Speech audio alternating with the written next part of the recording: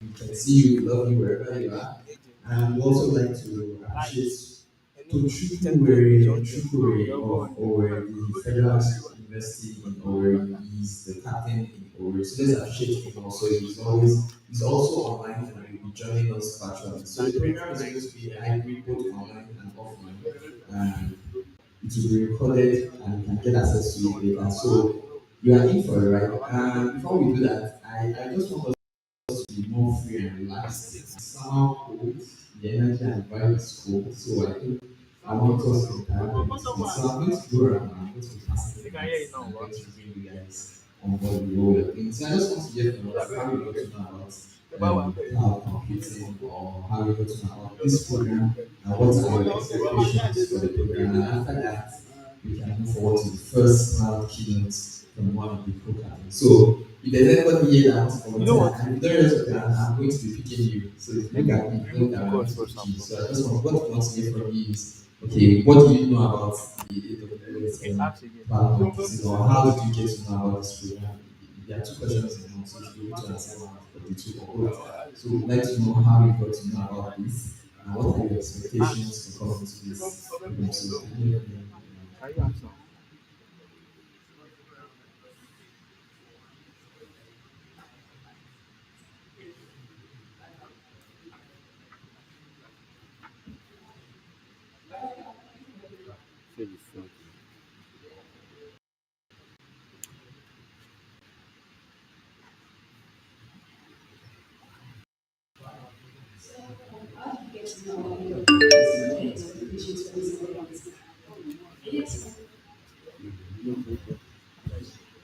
hey everyone, my name is Bob.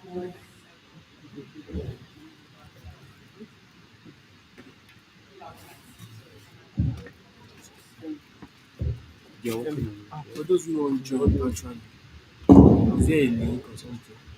Ask them. Yeah, you can send it. Hey everyone, my name is Bob.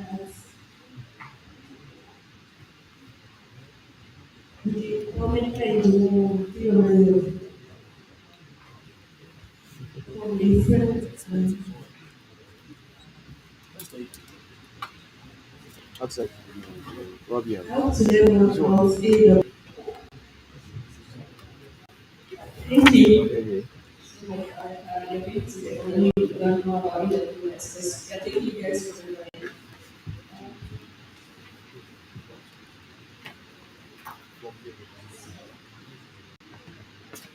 Why the light don't go now?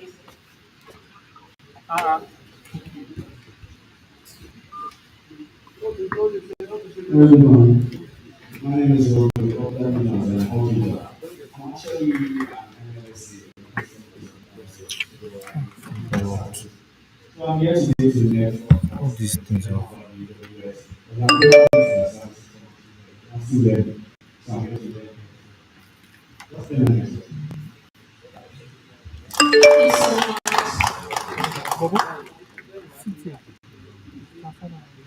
Okay, Manage and provide that. my name is Bill. So, I'm actually this is mostly this is what so I say wow. I'm looking for this kind of so my possibly AWS and clouds. Maybe we should just ask Also, there was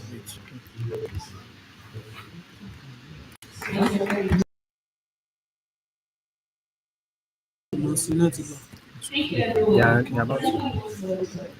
So, if you ask now, maybe call.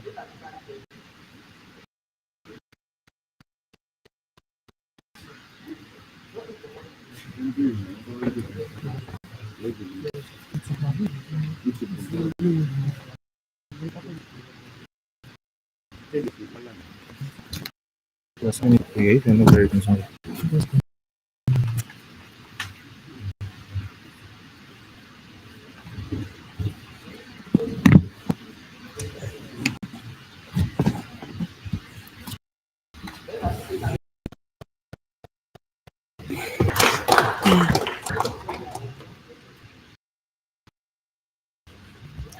What do you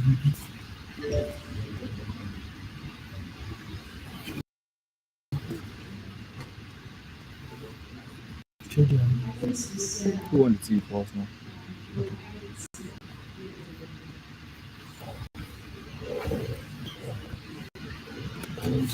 What sound is coming? Sure. No, it's very loud. Do you have any? Yeah, yeah. Get earpiece. Get earpiece in my bag. And that's not one. Yeah.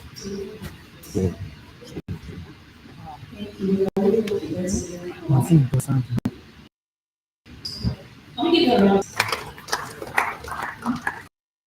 Control. It's still here. It's about going.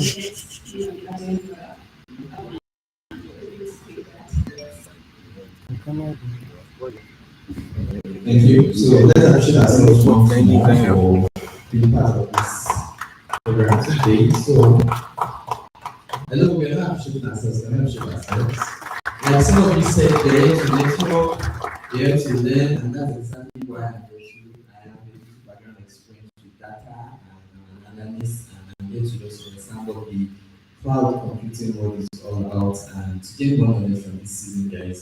And these guys are not, they are not novices, they've been into this for a while. So rest assured that you are in for right? So it's not too late to still post on the status to still you can take a selfie and just post that this is where you are right now, and anybody can come and join us.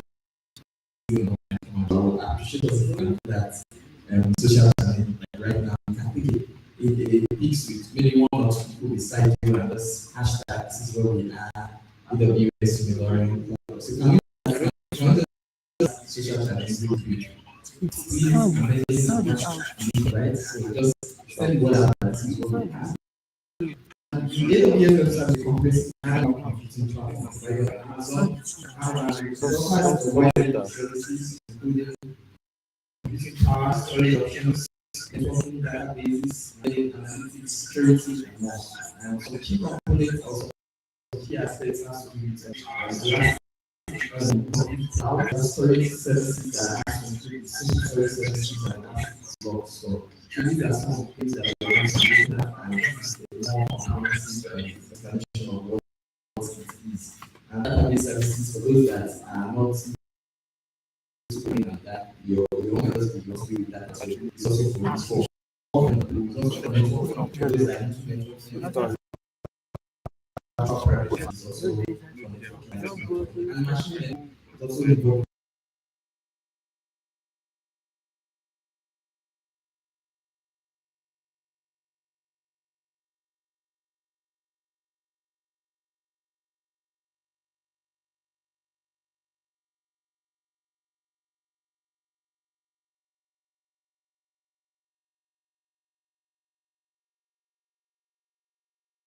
Computing. So the AWS is very comprehensive and involves different branches of tech. So let's just think of tech like a big tree, and it has branches, and one of the branches is the AWS, and on that branch it has different forms of stems and leaves and fruit. So everybody has a part to play somehow. So it doesn't matter if you're a novice or you're a pro or you're an average, there's something for you to learn. So let's appreciate ourselves once more for coming.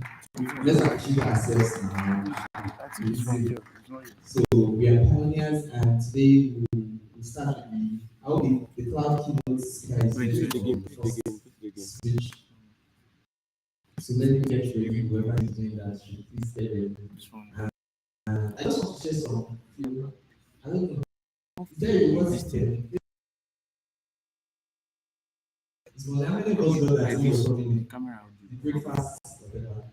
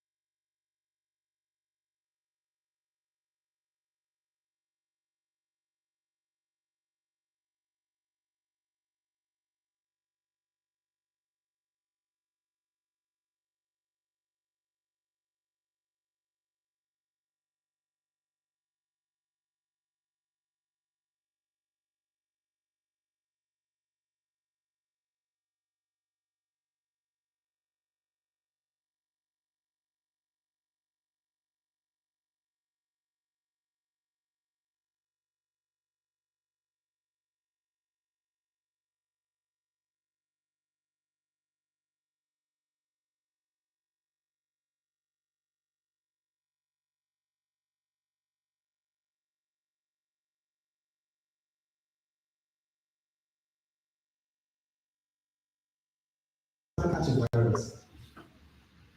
How did the computer catch a virus? Very simple now. How did the computer catch a virus? Nobody. I'll just look for one person. Tell you that it's not going to. How did you know that it's going to answer?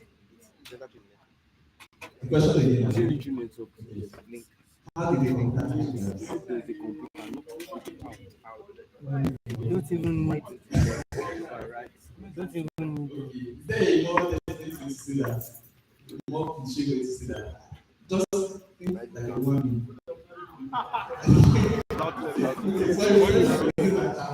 Something else.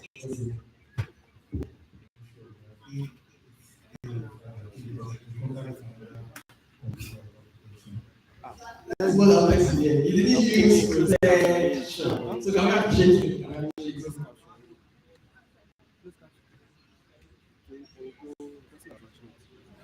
So when they have to contact the STDs from parents, so I think we should take time to just analyze some of these things as much as you do sense of our minds. And all those things, I expect that 70% of the people here makes use of ChatGPT in one form or the other. It has made life easier for a lot of people, especially we are. Many of us actually make use of that AI software. Don't lie, don't worry, because it's this one. Yeah, so that's the problem, and that everything is integrated in itself because the AI itself uses a platform data and uses the time.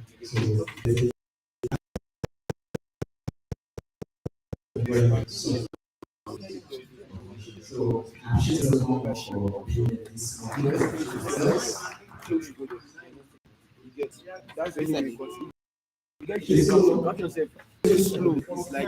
it's like buffering. Um, some of our participants that we are compared to, because we have online moderators that will also be moderating and they will introduce some keynote speakers. So for the first keynote speaker, I'll just have a quick background there. Okay, so the first skills we are going to be evaluating Nigeria. And evaluate is a pioneer across Africa. Stands as the first AWS property hero on the continent. As a citizen site reliability engineer and AWS cloud engineer, Emery brings a wealth of experience to the table.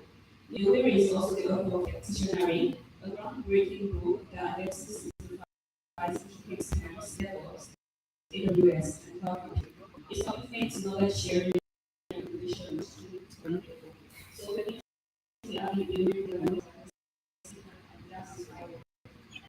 that's how many people It's a quick information that I said the other time. But they also want us to do something really important for them.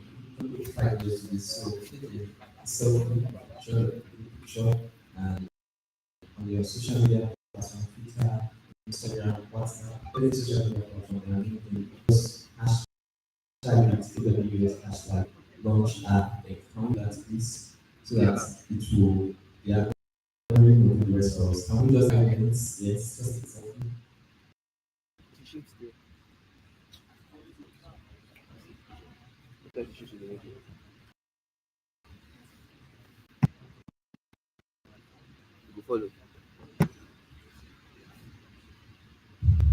Okay, so I'm giving that this everybody. Let's say yes. Like we can take pictures of us. We can take pictures of us.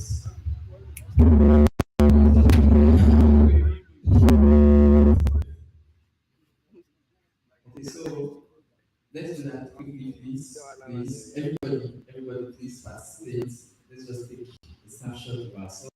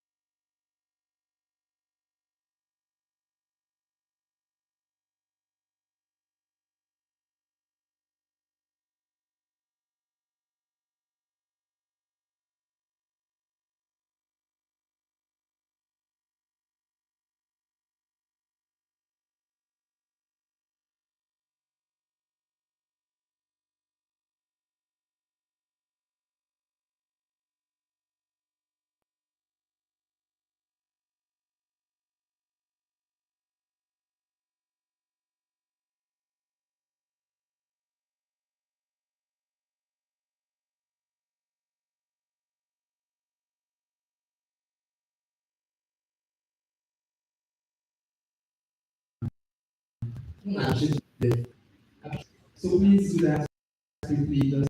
Just hashtag AWS and launch article. It's a snapshot of yourself on all your social media platforms. Thank you as you do that. So if the key the cloud the keynotes is ready. Okay, good morning, sir. Can you hear us? Good morning. Thank you for joining Thanks, us. Okay, thank you very, very much. It's a pleasure to be here. Hello, everyone at Ilori. Sorry I couldn't get there physically, but Thank you very, I'm very really much. glad It's a to pleasure to talk be to here. everyone. Hello. Sir, can you also say, Yeah. can you see us?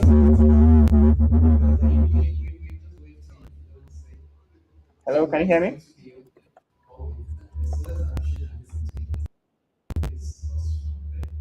Please go ahead. All right. Yes, we can. Hello, everyone. Thank you very much for this opportunity. Um, this is going to be my first talk here, and I'm glad I will be talking in a student community, somewhere I'm very about. I'll be talking a little bit about myself and why I'm passionate about the student community also. But let me just dive deep into what I'll be starting with, and then I'll talk a bit about my story and I'll explain how I'm very passionate about the student community because there's a lot that happens there. And your life can start there. You can do a lot of beautiful and great things over there at your university. So I'll be going into that. But this conversation is going to be a bit open and flexible. So there are no slides here. To just be me talking about my experiences and some basic things you need to know when you want to start a cloud career or you want to get to the cloud space. Some other speakers are going to come and drive deeper into talking about what it is to join a community and why you should be in a community and Cloud 101, the basics and in-depth knowledge. But I'll be talking about a little bit of overview around all these concepts. So first of all, I will start with what is cloud. I'm sure a lot of people have heard about cloud before. They don't know the meaning of cloud. And during the introduction, they talked about my book dictionary, which breaks down the meaning of cloud. So I'll be talking about the meaning of cloud basically, which stems from my book basically. So what does cloud and AWS talk about? So cloud basically is a way of having a computer in a remote location that runs 24 hours and you do not have to manage it yourself. Okay, that's the basic definition of cloud. Cloud is just a group of computers in a remote location that you do not have to manage yourself. That's the most simple explanation of cloud. And cloud comes in different flavors, but everything around the definition of cloud is about having a computer or set of computers in a remote location managed by someone else. Now, that person managing that cloud environment or that computer for you is called the cloud provider, and AWS is number one globally in that space. AWS has dominated that space for years, and they continue to be number one by Gartner rating on the IaaS infrastructure part of cloud computing. Now, what this means is that if you want to join cloud computing, work with a cloud provider, and who else to work with than AWS, which is number one in that space. Now, why would you want to have computers located in a remote location and someone else manage it for you? Now, the reasons are very simple. When you are running a business or a business, basically, you build applications, and these applications need to run in an environment or in a server. And having to set up your own server, manage your own server yourself can cost a lot of money, okay? Both what we call operational expense and capital expense. These two things put together can be headache for businesses. So instead of having to carry this load on your own, you can actually sublet it to a third party to say, you know what, take care of the infrastructure, take care of the networking, take care of the power, take care of the take care of everything, and then I can manage just the application myself. And that's what the cloud providers do for you. They help you manage the infrastructure, manage the servers, secure the servers, ensure that nothing happens to them. At the same time, giving you these computers at a fee.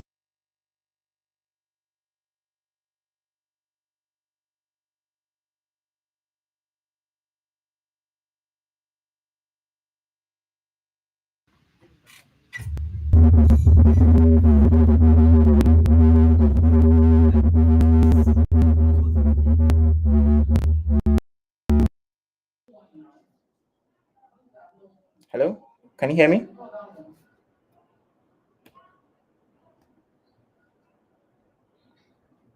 Okay, so I just wanted to be sure the audio was okay. All right, so as I was saying, that is basically what the cloud provider does for you. They ensure that you don't spend money and time and resources having to do that.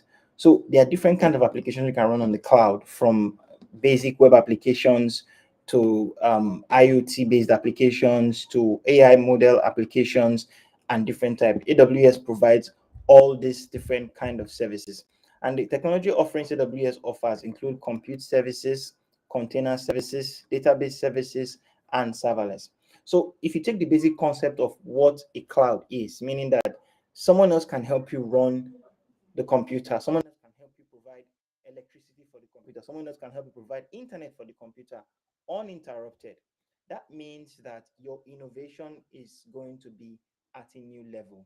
You don't have to worry about power, you don't have to worry about internet speed, because that computer is handled and managed by someone else. This leads to newer possibilities, and that is why I mentioned some of the product offerings which AWS has, like databases, like serverless. These services are they can offer these services because of the backbone of the fact that they have stability in terms of infrastructure delivery and giving you servers. Apart from just offering you servers, they give you alternatives and options. So you can create any kind of, it could be a Linux computer, it could be a Windows computer, it could be different types of operating systems with different capacity. So apart from the computer being in a remote location,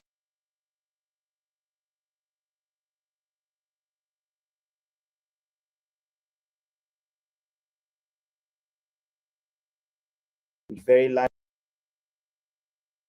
want a computer, small memory, the cloud has your back.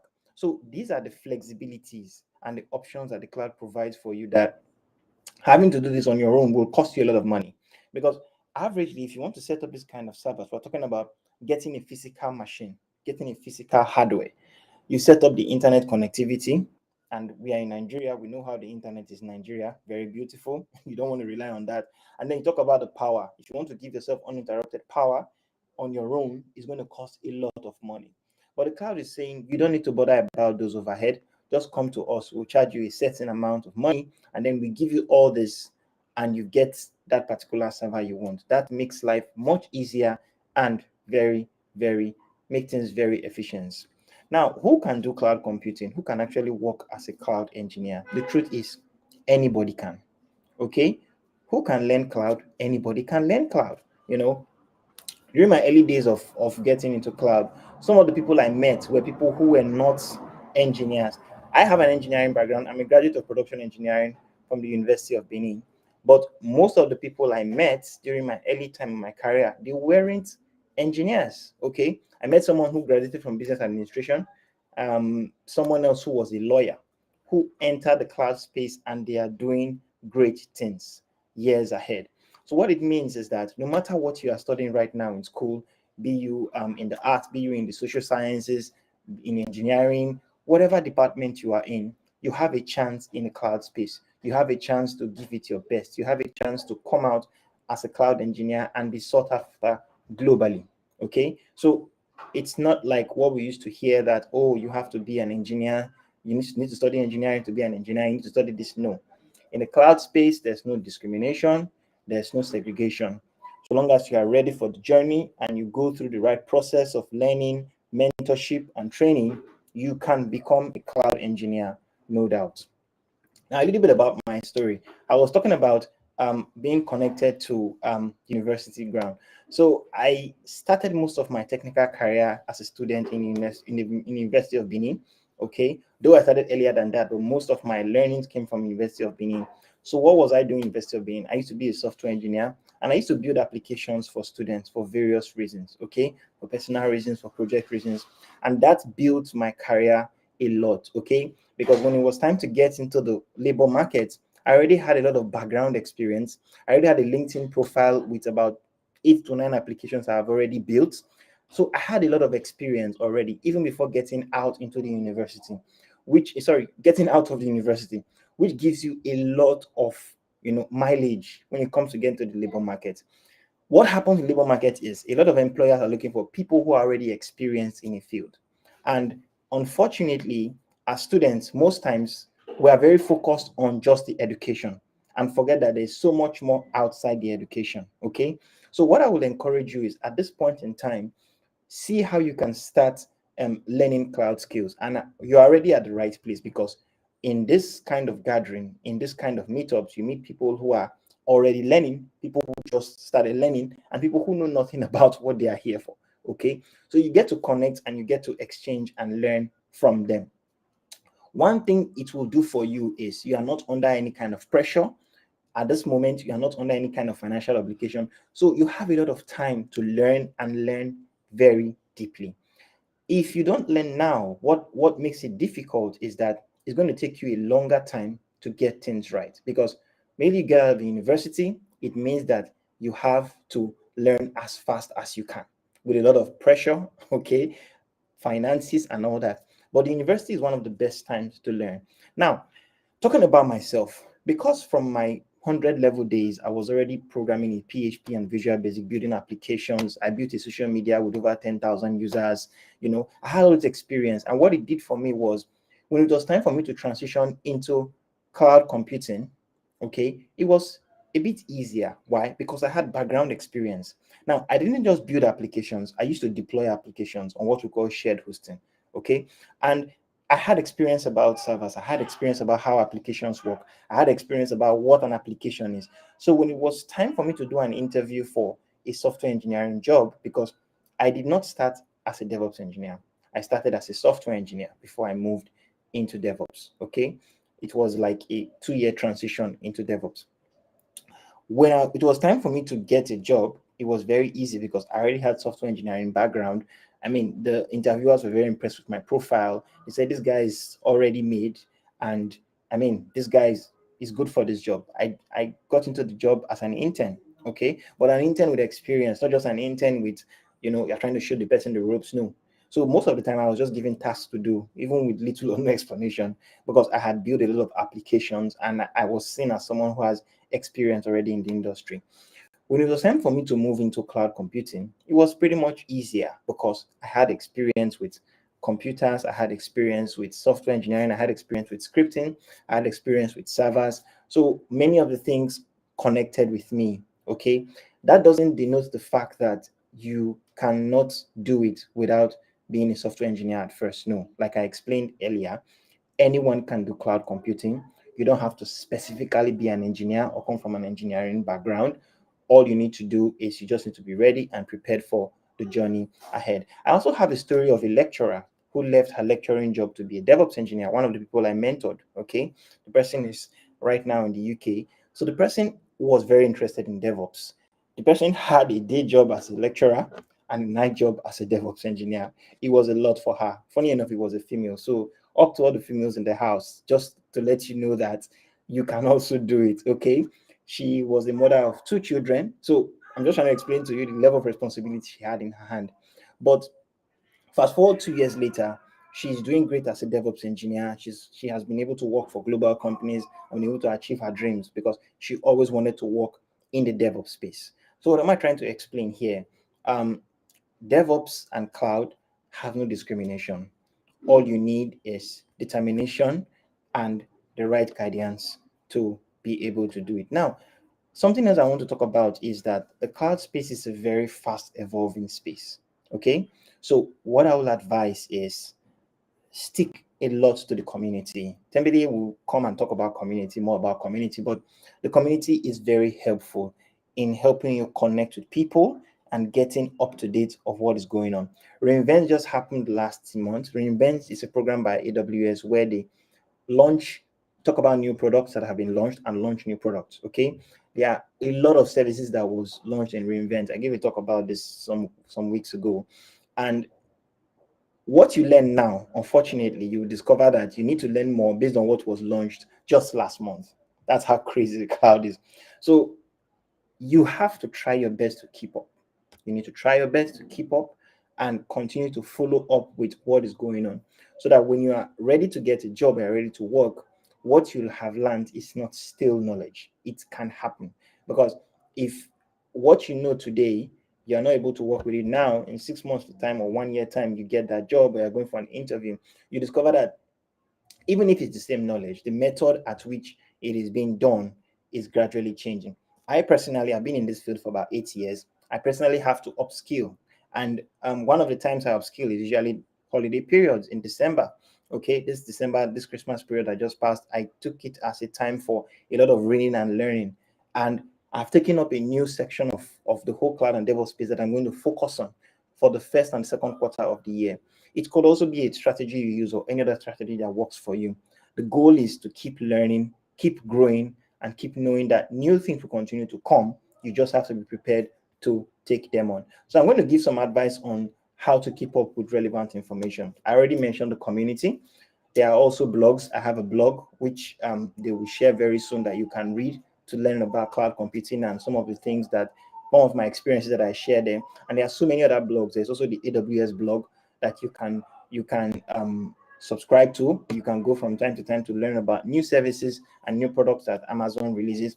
There are also many other communities apart from the one you are in. There's the general AWS user group community, which has much more people and people with more experience and are very international that you can connect with and be there with them and learn more about cloud computing. Okay, so that's all I have for us. Thank you very much and have a wonderful session today with other speakers. Thank you.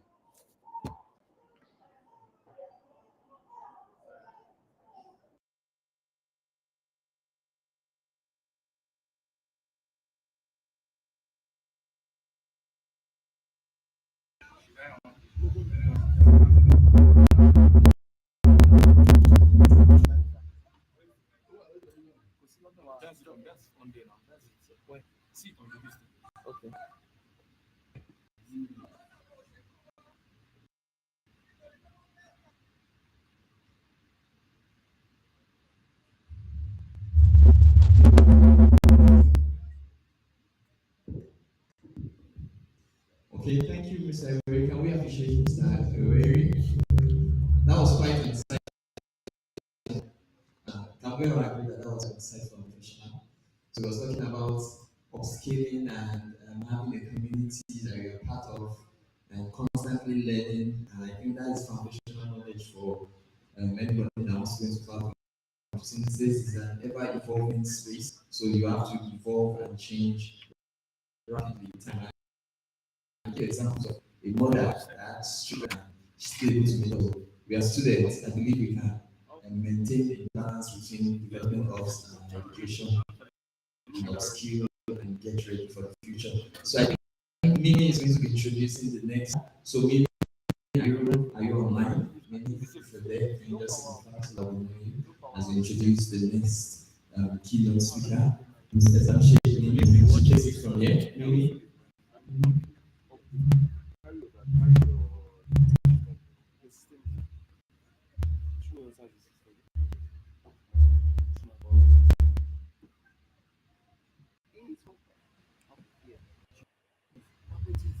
Can everyone hear me?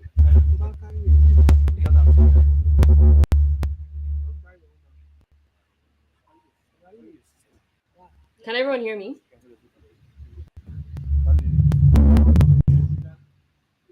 Yes, we can hear you. Yes, we can hear you. Okay. Hello, everyone from Uni Ilorin. Hope we're all doing fine. Hope we're enjoying ourselves. Hope we're really, really having a good time. If you're having a good time, let me hear you give a resounding round of applause from where you are. I'll hear you. A resounding round of applause. Beautiful, beautiful, beautiful. So, ladies and gentlemen, our next speaker is a wonderful speaker because we have the Amazon Web Service Community Manager for Africa and the Middle East. She is under the developers relations team, and she supports builders who are students, developers, IT pros, DevOps, data engineers, architects, and data scientists from across the AWS community programs as they develop and grow their technical skills and network. She also engages the builders in order to scale, inspire, innovate, drive, and ensure all round productivity. So, ladies and gentlemen, join me in welcoming Tembele Indolovu. A round of applause for her, please. A round of applause for her. Amazing. Hello, hello, hello. Can you hear me? Can you see me?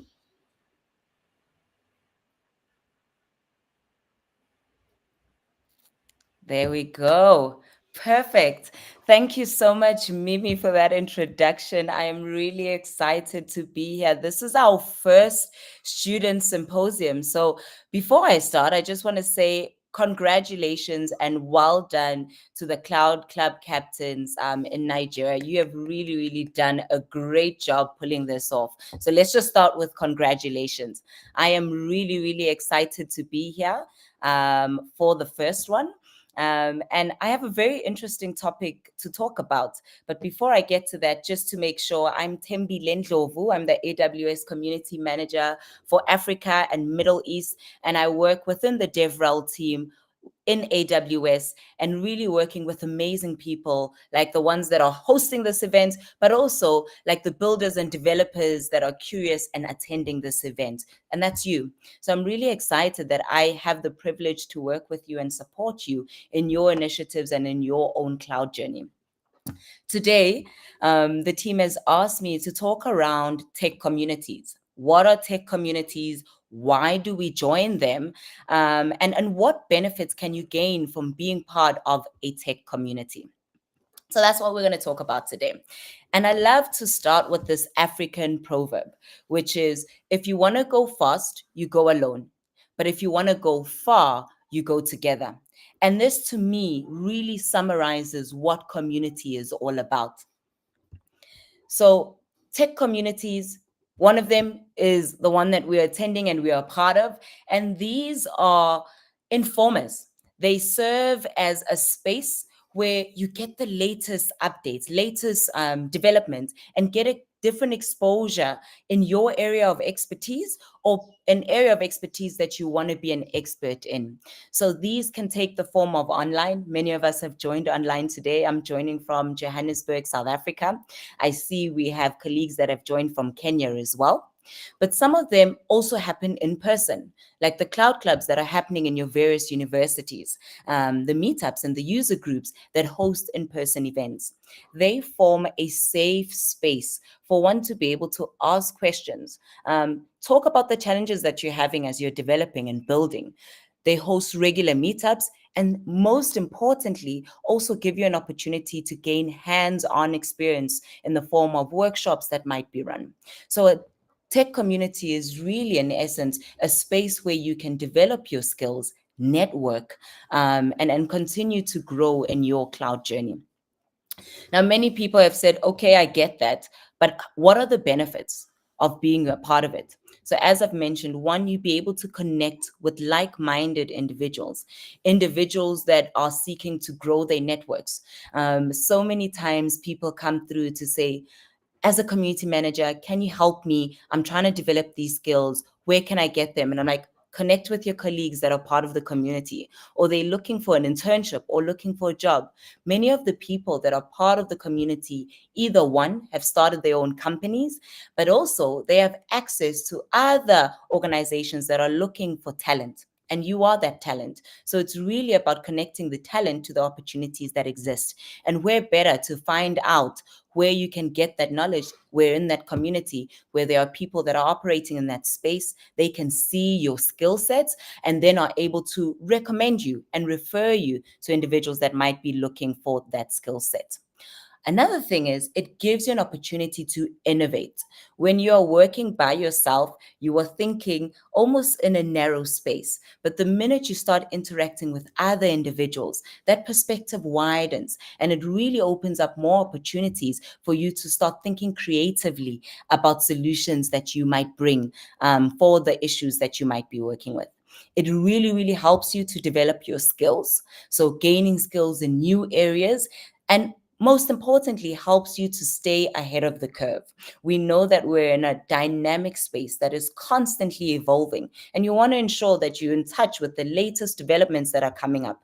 So, being in that community keeps you alert of any updates or releases that you may have missed that might be beneficial to your work. All right. Now, within AWS, we have 4 communities, and I'm going to touch on this in case there's someone that doesn't know it, but I know that many of you might already be privy to them. We have our AWS heroes. Now, our previous speaker, Iwere, is one of the AWS heroes in Africa. These are a group of individuals that are called in and nominated into the program for the great work that they are doing in their region and in their respective space. You've heard what Iwere is doing, and I'm pretty sure that you can confirm that it is really great work and great impact that he's been able to drive in his space, but also in Nigeria. Then we have our AWS community builders. These are individuals that are creating technical content. So they are either writing blogs, they're doing vlogs, but they are contributing to the knowledge that is available, sharing their technical expertise. We have intakes for these that happens on a yearly basis. There will be an intake that is coming up. So if you are interested and you are creating technical content, look at the AWS community builders and be able to apply. There will be an application that is opening up really soon. So do look out for that. Then we have our user group programs. These are individuals that want to network and collaborate, and they attend weekly, monthly sessions, quarterly sessions organized by the group where they're able to really, as I mentioned, interact, gain more knowledge around AWS technology. And then lastly, we have our cloud clubs. And you know the cloud clubs because they are hosting us today.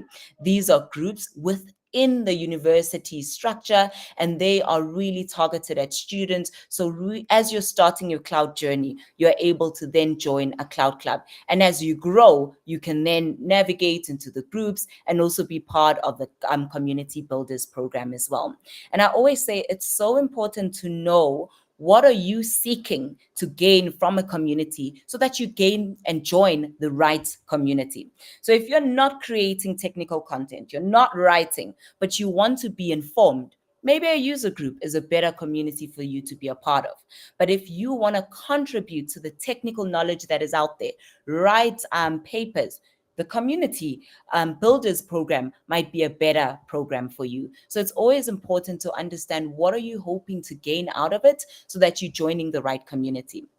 And what does it take? If you are enthusiastic about technology, you can be a part of a community. If you're looking to train and upskill yourself, get certified, you are the right person to join. If you're already building on AWS platforms or you want to continue to build, you can join. If you're creating content, you're running workshops, or simply you just want to learn more about AWS. Maybe you haven't even started building or you haven't started writing, but you want to learn more about AWS. Joining a tech community, our user group programs will be beneficial to you.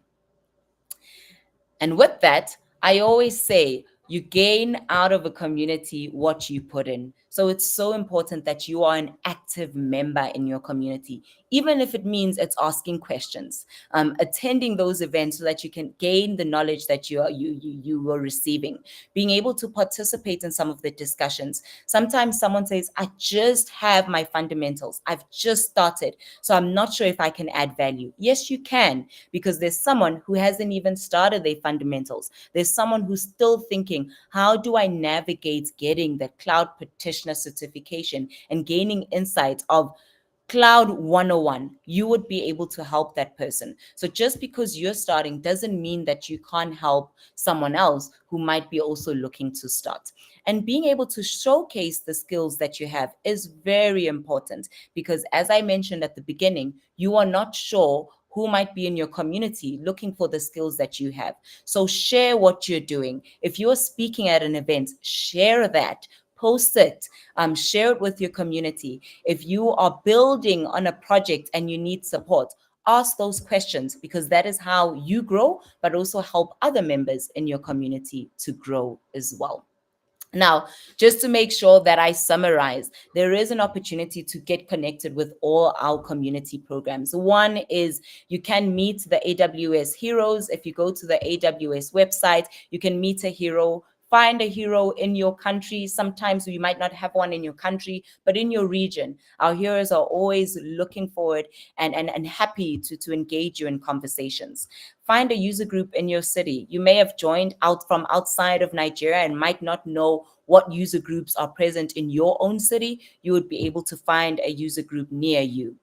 If you are interested in creating technical content, you can add your name to the waiting list for the Community Builders Program so that when the intake does open, you are notified and can apply. And then lastly, you can join a cloud club like you are doing in your city, in your region, but also you can apply to lead one in your institution.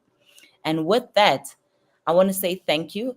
I will allow the team to guide us with questions, but I also want to encourage you as you go through the sessions and the speakers today to complete the survey, complete the form. We really want to hear back from you so that we can improve such events and such sessions, but also really hear what are the topics that you want to learn more from. Thank you so much for engaging me and inviting me to this session. I'm excited to hear the other speakers that will be coming up and enjoy the rest of the day.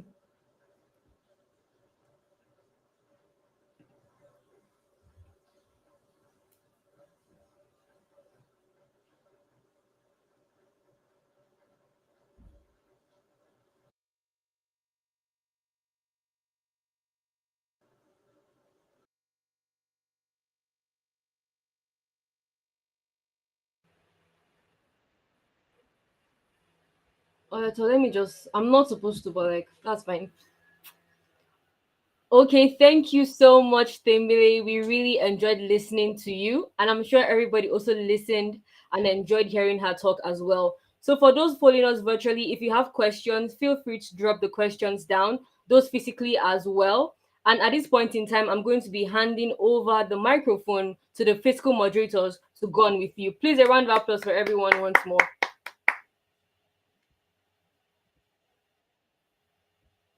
Speaker, we have Promise Okoye. And Promise is a seasoned senior consultant with a remarkable decade-long journey crafting groundbreaking solutions for the financial services and IT sectors. His expertise lies in pioneering innovative strategies that revolutionize operations within these industries. Outside his professional realm, Promise belongs to the mantle of user group AWS Cloud Security User Group in West Africa. Through his leadership, he orchestrates and spearheads numerous community events, fostering knowledge sharing and collaboration among industry professionals. Please let's give a round of applause for Promise Uche as he comes to the stage.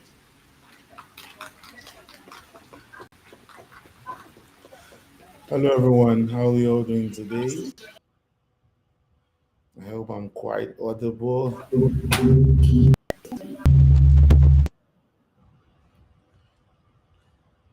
Yes, I do hope I'm quite audible and everyone can hear me at this point. So I am happy to be here today, speaking to every one of us. I'm glad. I think this would also be my first event for the year. And what would I say? I'm happy about that. That's the word I would use. Okay, so uh, just a moment. Let me share my slide, and hopefully you all can See my slide just a moment.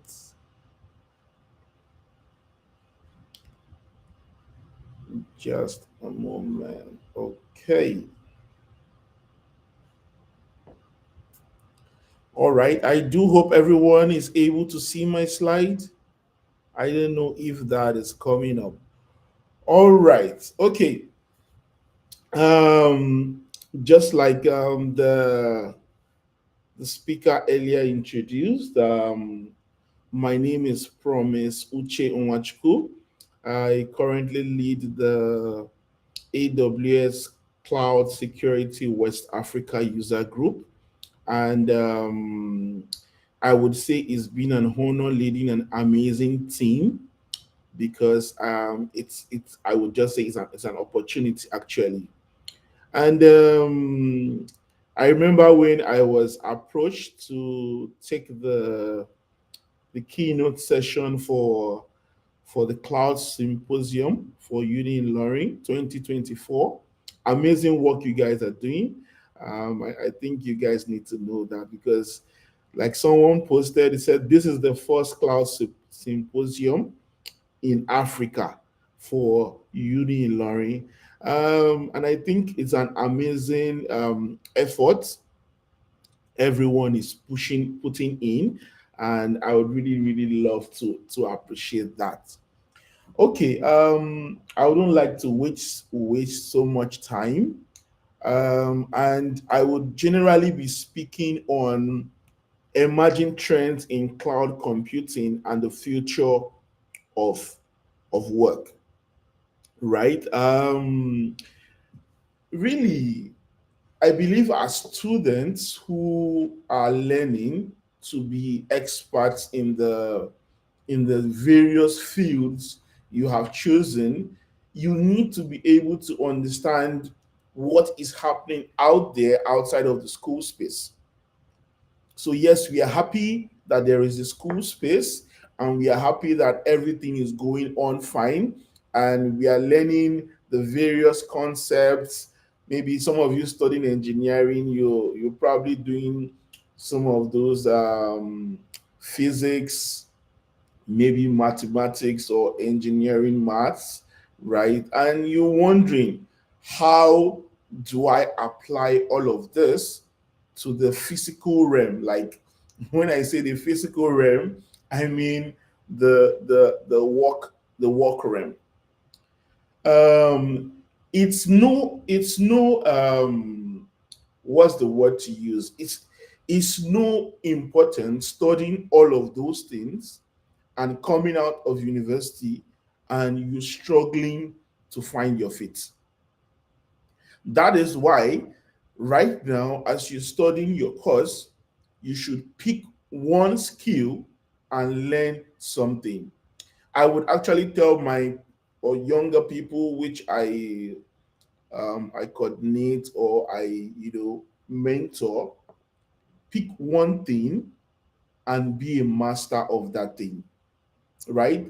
Um, from my experience, when I was in school, I finished school as a graduate of electrical electronics engineering, and then coming out, I realized I don't know anything in the physical world. Like all of those things I learned in school, I was struggling to see how I could apply them.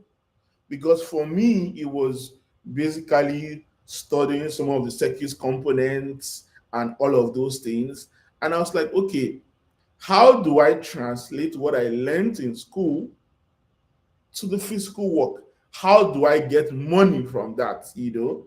And it was a tough one for me because I had to go back to learn a skill, right? So after I graduated school, I had to go back to learn about networking.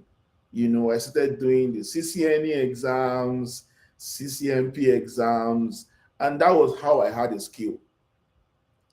But I'm here to speak to you today because I don't want you to go through that hassle I went through. I want you to understand the reality of things and start learning a skill right from this moment. Now I'm in the cloud space. I'm a senior DevOps engineer, but I didn't start that way. You understand? I started off from a network engineer, and then I became a technical support engineer. I became a subject matter expert. I became a DevOps engineer, and now I'm a senior DevOps engineer. I'm also a consultant, right? But all of these things, right, did not just kick off after school. So I'm hoping that with the few minutes I'm going to spend talking about the emerging trends in cloud computing and the future of work, that you gain one thing.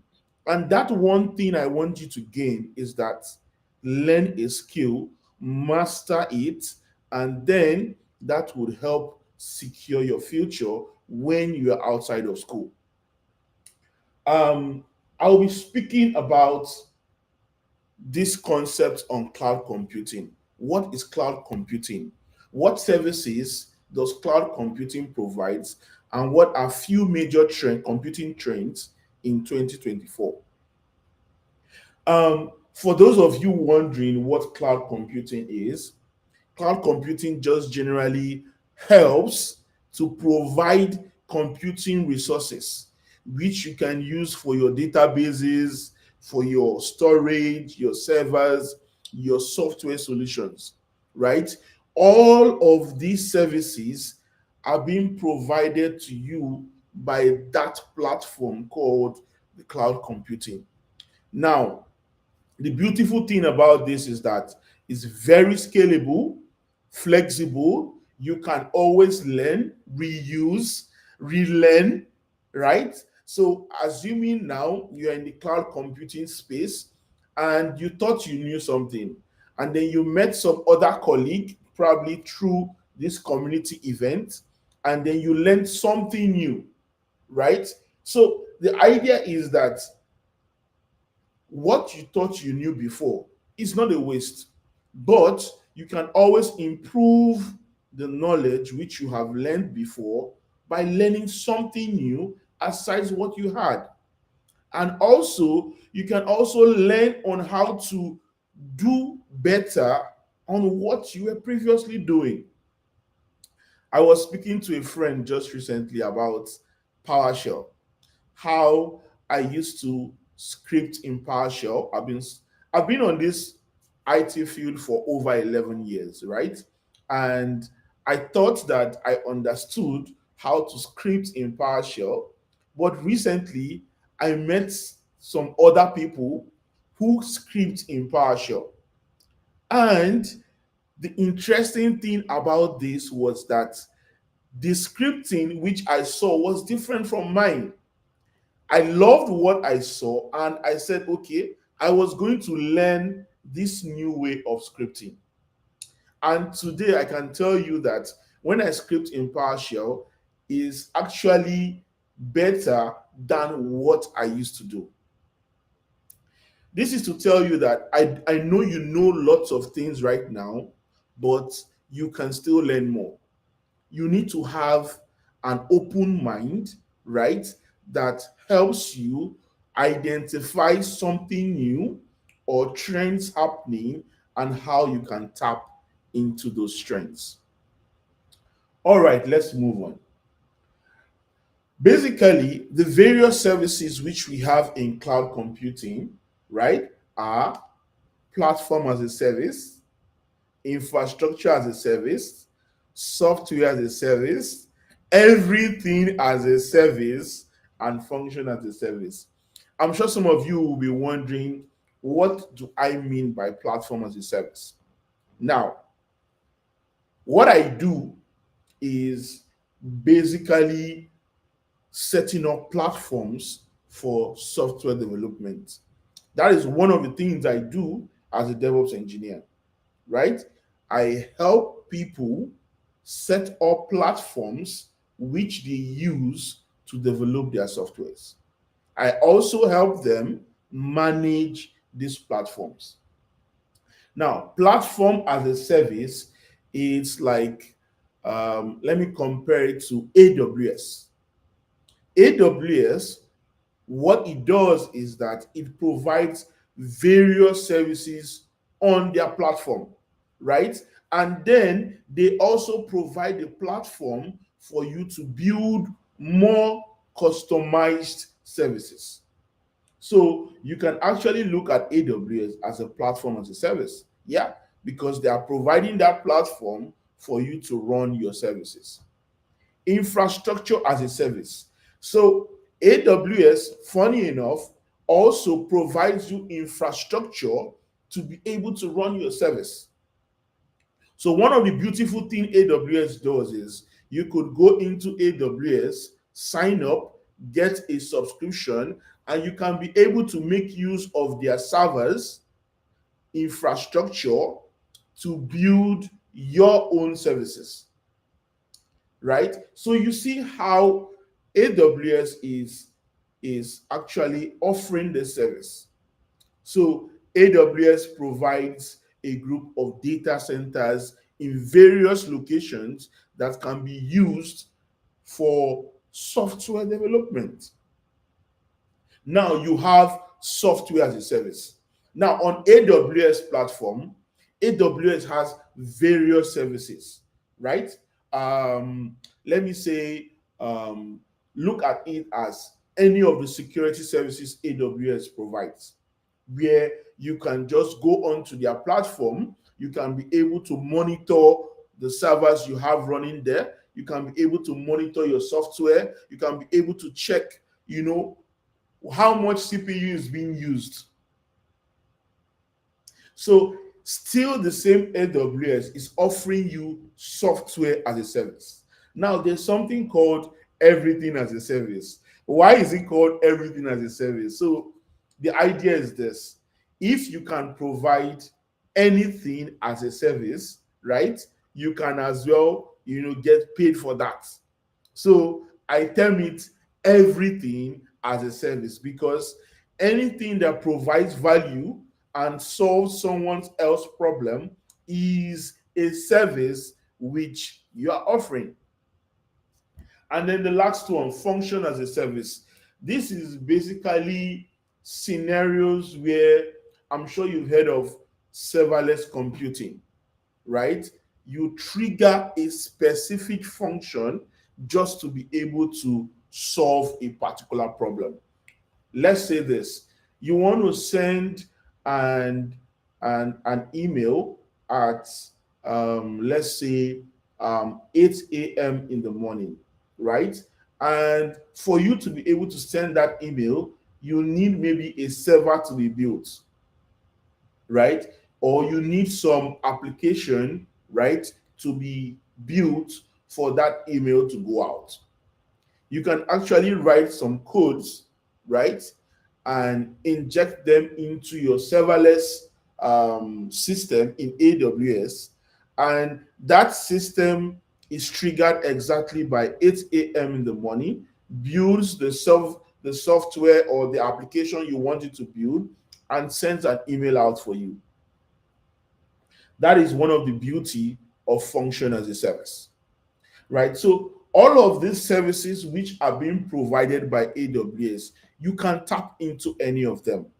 Specifically, what I do is within the range of infrastructure as a service, platform as a service, and software as a service, right? This means that as students, you can pick any of these skills and start learning them right now. Start learning how to make money from them right now. The idea is this: at this stage of your lives, don't focus on how much you get. Focus on what value are you getting. Are you getting the required skills you need to be able to compete with the market out there? That is what you should look at. I remember telling someone a story that as a graduate, right, as a graduate of electrical engineering, some of you may be thinking you graduate and then you start earning maybe 500,000 naira or 700,000 naira or stuff like that. Sometimes it doesn't happen that way. I would tell you that as a graduate of engineering, the first job I got paid me 26,600 naira. That was the very first job I got. But the truth was, I did not allow that to limit me. I wasn't really focused about that money. What I was focused on was, what value am I getting from this money?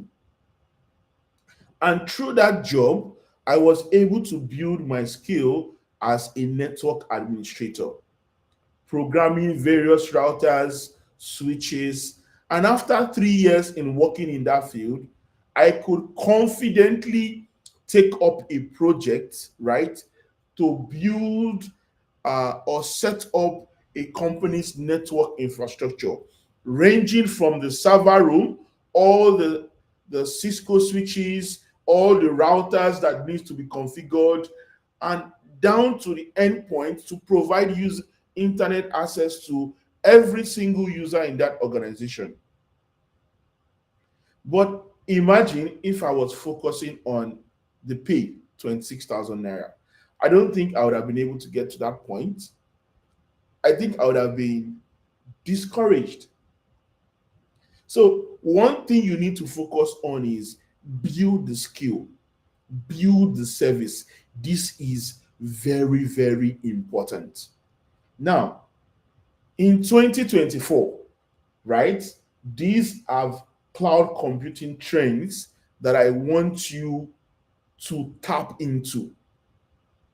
And I'm giving you this because I want you to know that even as a student, you are not limited. The knowledge you acquire as a student is not limited to only what you do in school, right? But you can gain this knowledge. Now, I have just basic 5 computing trends happening in 2024. And I would like to challenge each and every one of you in this hall today to pick up one of these skills and learn something about one of the skill. I just need you, right, to learn only one. Pick one, just one, and be a master of it.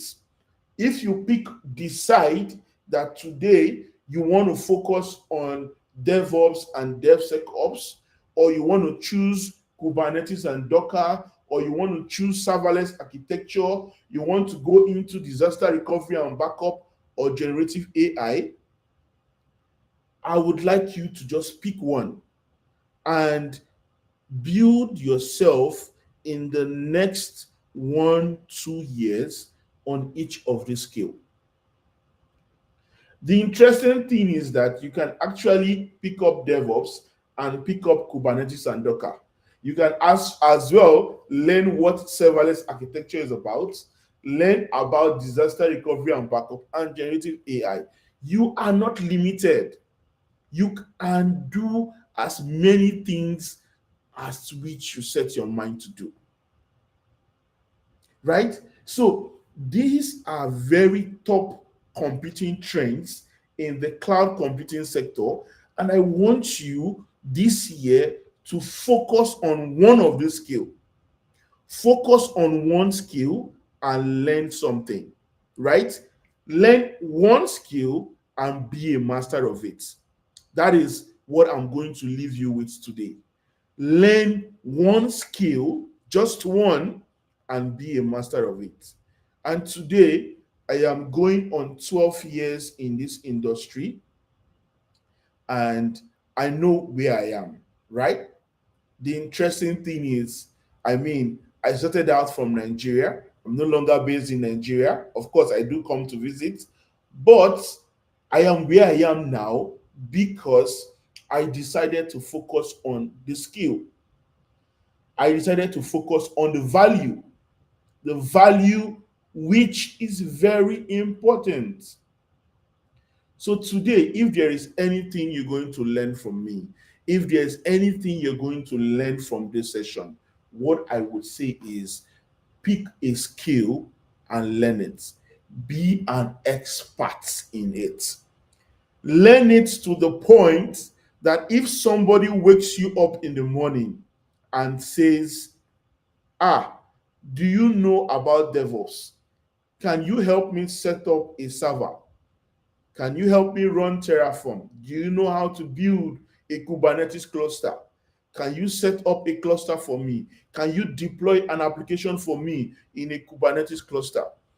Um, I have some software I want to build. Can you help me develop that software?" I want you to pick this skill and learn it to the very best which you can. And on that note, I'll be rounding up the session for today, and I'll be leaving you with just one word: pick a skill and learn it to the very best at which you can. Thank you, everyone. It was a pleasure speaking with you all today. I do hope that sometime in the future we can as well have another gathering. So at this point, I'd like to say thank you all for having me, and goodbye.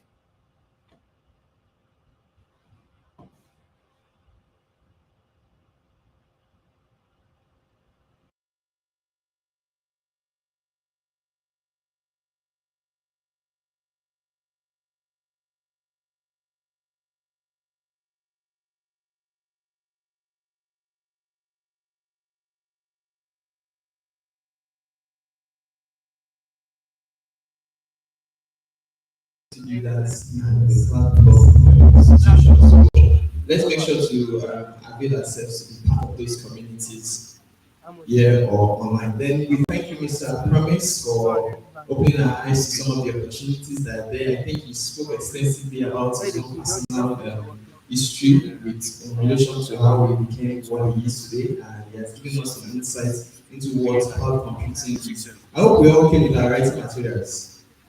Please, you're with your laptop, you're writing materials. You can't just come and not write. It's not possible for you to add all the knowledge of friends. So please get your writing materials. At least you should have your phone.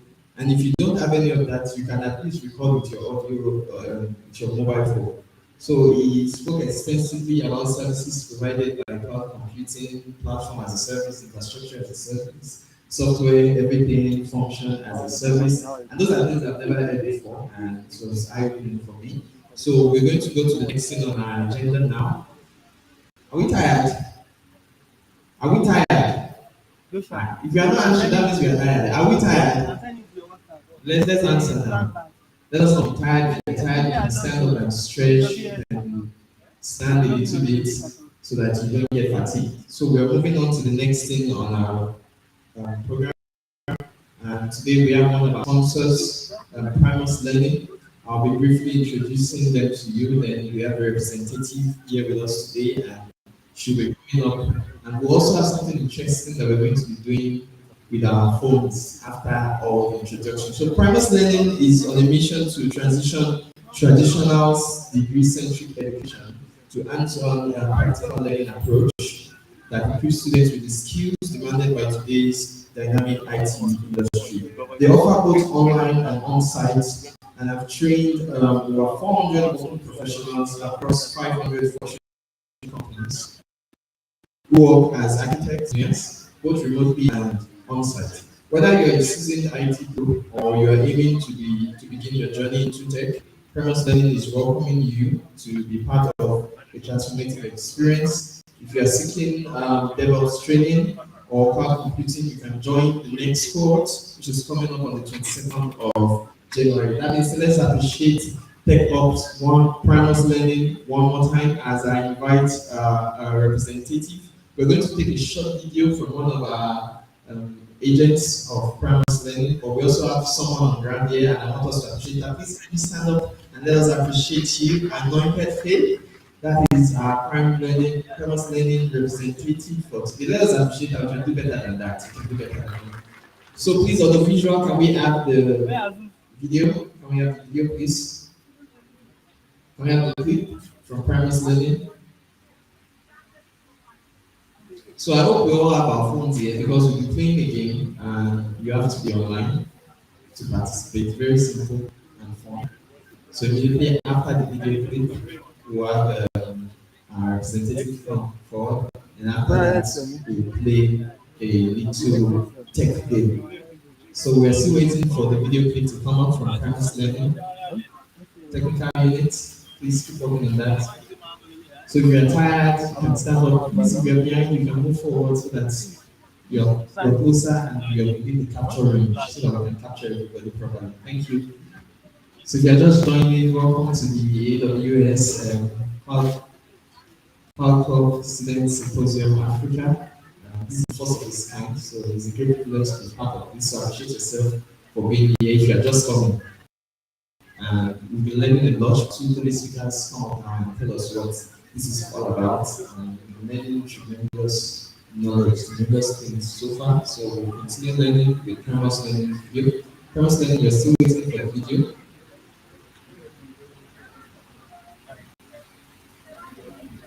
So while that is going on, maybe I should just do a quick check. Seeing what he meant by when he was talking about function as a service. Who remembers that? Function as a service. Anybody? Okay, someone's raising up my hand. Can you please pass on the mic?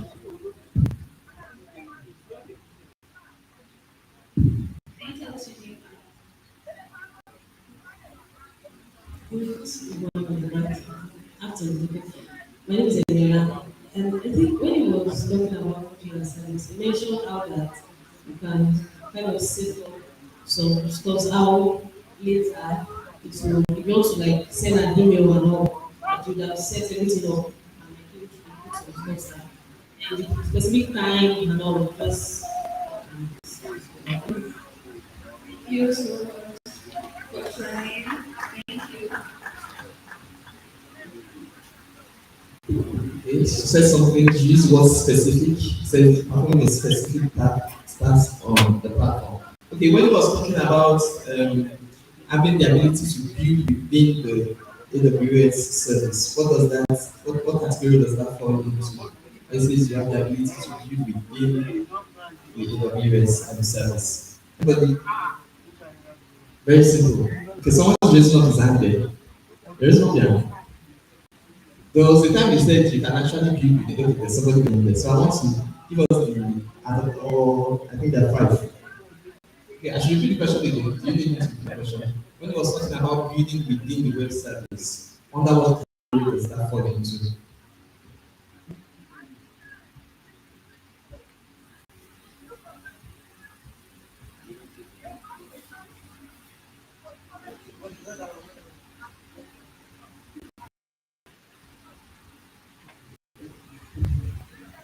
All right, good afternoon, everyone. My name is Emmanuel from Telecommunications Service. That one falls under everything as a service. So much more.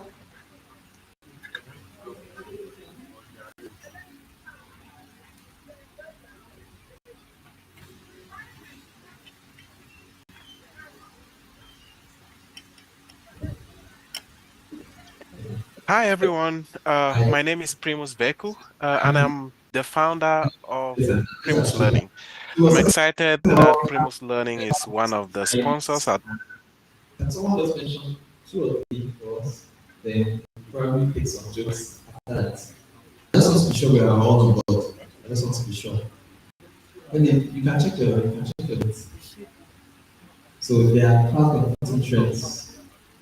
By now you're not thinking about one cloud computing trend. Okay. Can you help me pass the mic to me? One of the trends. So what I want from you is you're going to tell us the trend and what you think it's about and why you're interested in that. Do you understand?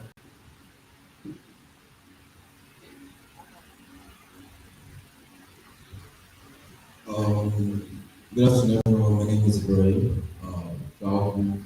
My answer to that would be the generative AI. The way I choose that is the fact that I'm looking at the way the world is going now.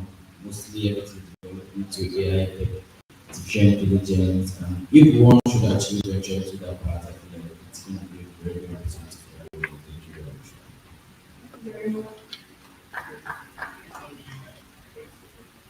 Is our video ready? Famous learning. Okay, so thank you for those that have spoken.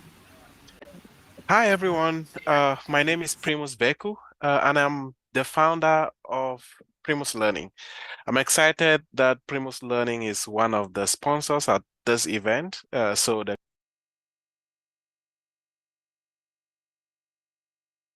Cloud Symposium at the University of Ilorin, Nigeria. And it's been an exciting journey for me, right, as a cloud implementation specialist and also a cloud enthusiast. I became very excited about, the possibilities since I came in contact with the idea of cloud, right?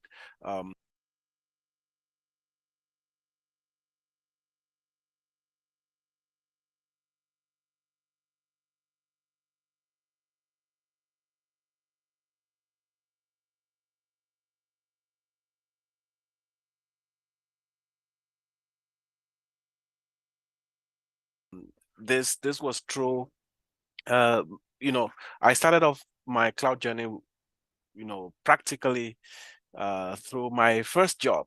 And the first job I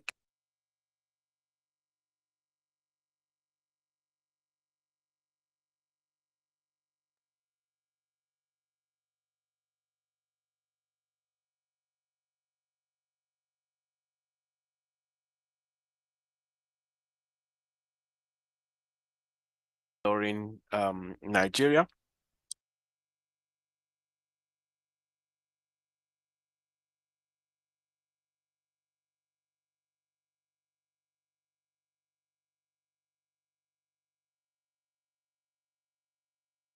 And it's been an exciting journey for me, right? As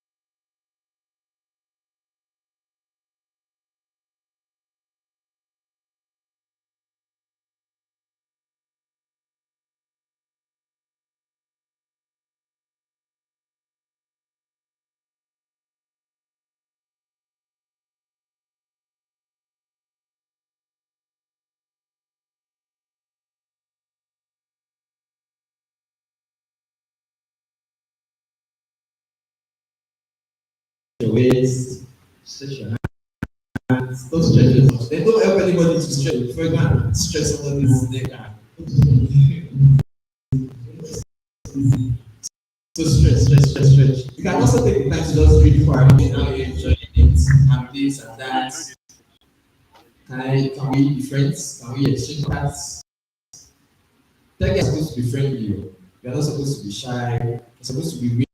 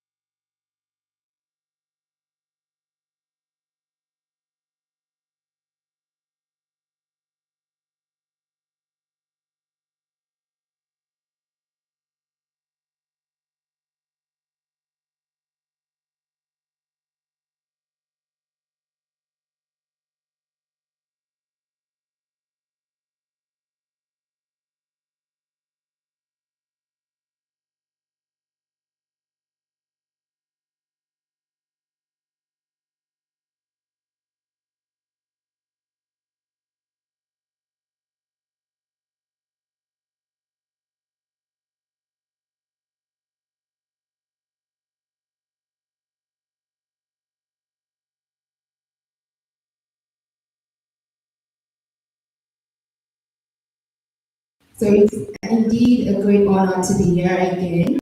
I said again because let's say, great Uni student. Are you in the building? You know, I'm a proud alumni of this university, and it's a privilege to be in this auditorium again. It's not, it brings back memory.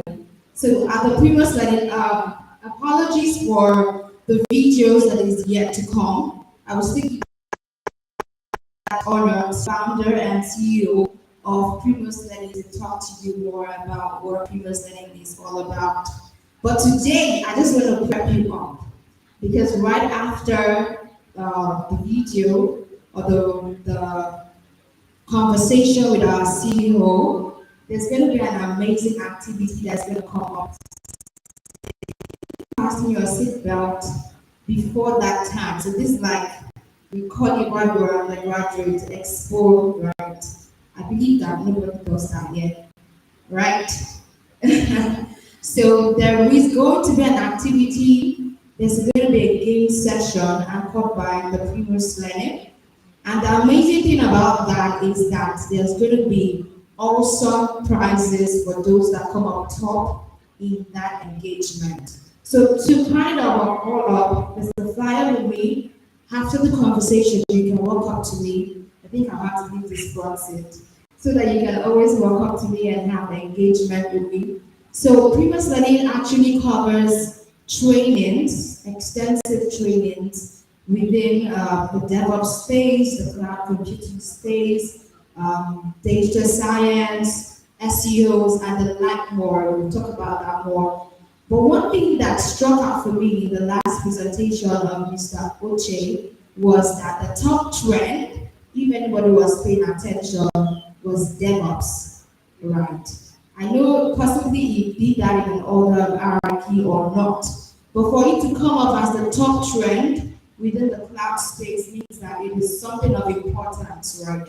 And I believe that as we're all looking towards one aspect of cloud or DevOps that we're looking to develop in, that should be a game changer for you. That should be something you should look forward to exploring. For the games that are going to be coming up, right, please participate actively.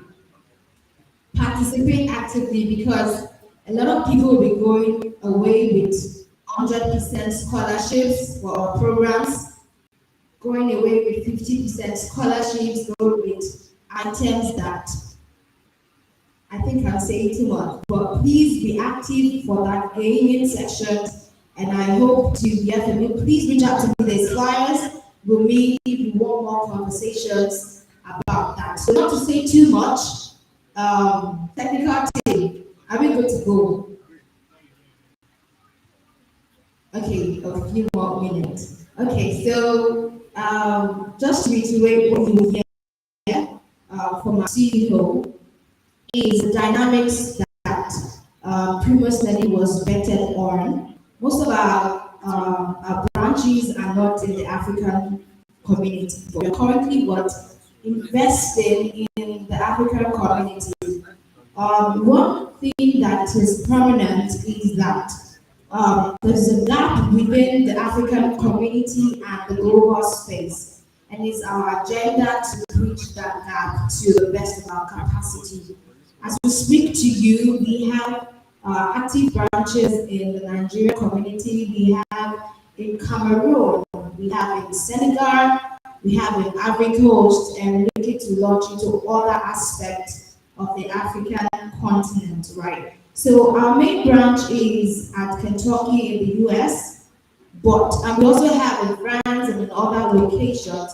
But the thing is that people studying and understood that we Africans are kind of, let me use the word, disconnected to a certain amount or level from technology and how to thrive in it, right?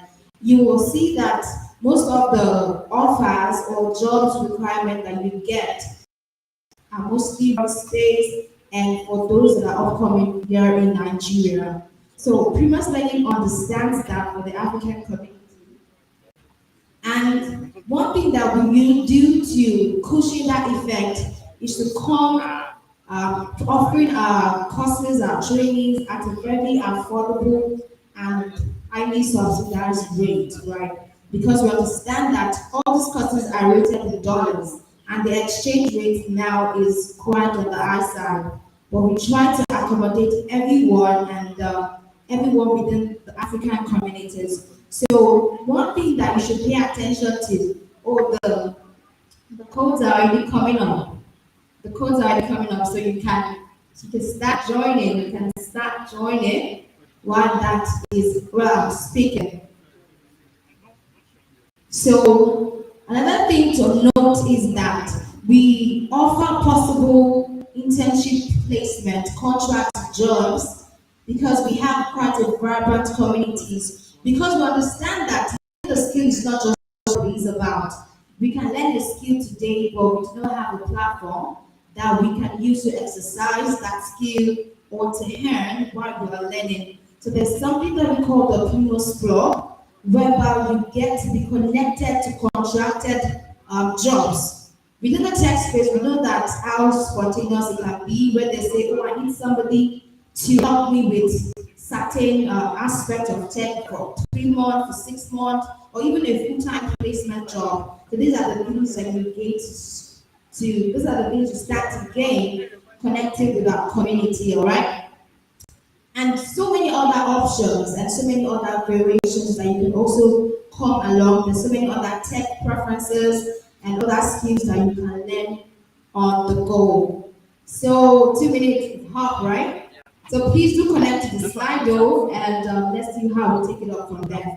Thank you very much, and I look forward to hearing from all of you. Thank you. And better than that, let's appreciate her. So please, everybody, if you're with your mobile phone and you're online, can you just go to slido.com? Go to slido.com. Some people are already there and they're already asking questions. What are the courses you offer? What are you now? So on the screen here, we have a code. Immediately you log into slido.com, you see a place asking you for a code. It's highlighted in blue. Just put in this code in and it will give you access to the site. So I want as many of us that are here as possible. I can just see about 16 people. Definitely more than 16 here. So let us join. You see join as a participant. The hashtag is already there. So you just need to just input the figures, the numbers there, and press the arrow button, and it will give you access. And if we have enough people, I'm giving us 2 minutes to join. Yeah, let's say we're more than 50 here, or up to 50, we're up to 40 or 35, then I think we can begin. And like she said, like she mentioned earlier, we are in for amazing prices. So do your best to answer the questions. It's like a questionnaire, and you have to answer, and there will be people that will show us who answered most of the answers correctly. So please just log in and wait for the questions. So you see Primus as an individual there with questions. Are we there?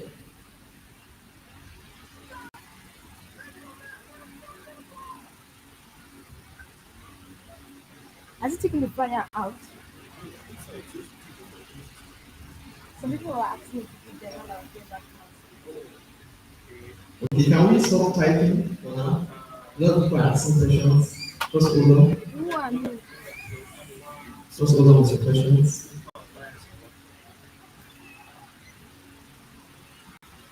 I want as many of us that are here as possible to join.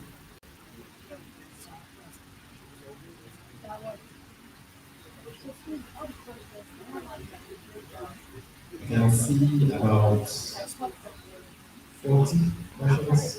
So I'm not sure if that's a reflection of 40 people or just about 15 people asking 40 questions. So let's try as much as possible. If you're already a part of this, can you signify by raising your hand? Please above your head so that I can know the figures correctly. Okay, I think we have about 80%. Technical unit, can we have the questions, please? I think majority of us. So join the quiz.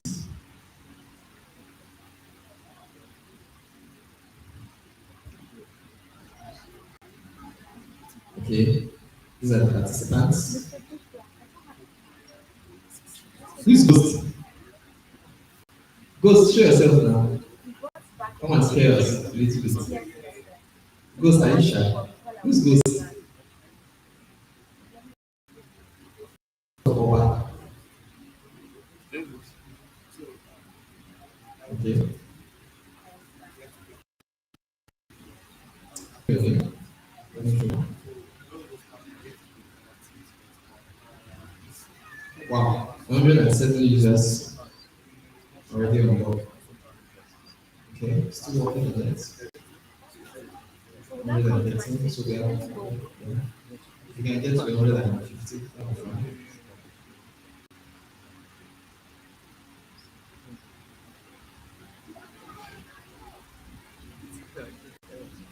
So get ready. 120. Good. Right. Numbers are increasing rapidly.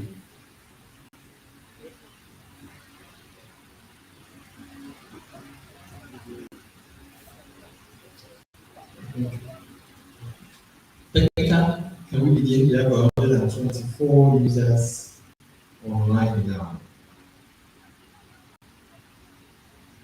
Okay, so it's on the screen. You go to polls and you select your answer. It's time, so you have seconds to answer each question. You have about 10 seconds.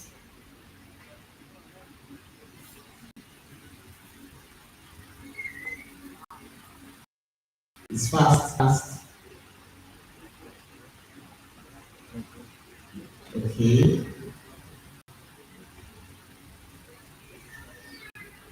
What does HTML stand for? Hypertext Markup Language. About 70% of the people participating got that right. Let's appreciate ourselves. Sir, who is your sir? Record time. Can you rise up? Can we appreciate him? Can you just stand up? Can you stand for recognition? So my co-host, please take note of him. Take note of him and his name. So we're still going next question. So concentrate.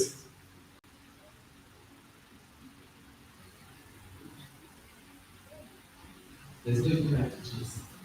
So concentrate. Wow. What did you do?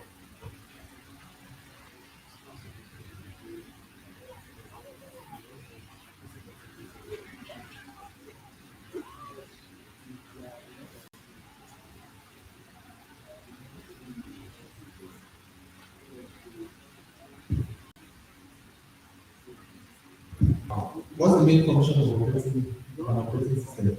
It's 2%. Very sense that you. I'll try. Okay. Shows you're taking time. So I'm ready for the next one. So I want it to be that after the open, after the question before we now choose the collective winner. So if you miss two, you still have the opportunity to get it. Bros, now you are happy. Okay, so next one is up. Which of these countries does Paris learning have active branches except and she gave the exclude that time. She gave the exclude except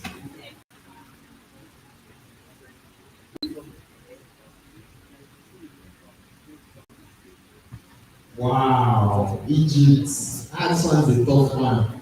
Some people even believe that it's learning in Nigeria. No, wow. The country where they brought when you said Nigeria, people are just so pessimistic. Nigeria will be great eventually. So 3 out of 10. Okay. It's not even in the top 5. Nice one. Okay, next question is up. What is the main advantage of using serverless computing? This is tricky. Serverless computing.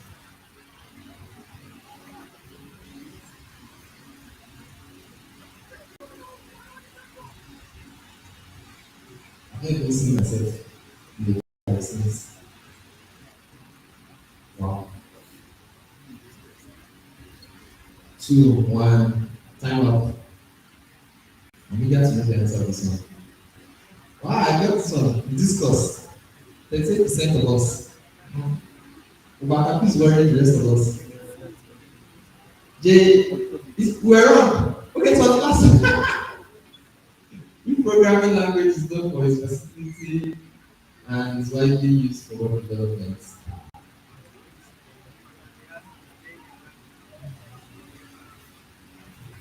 I want to give you a score.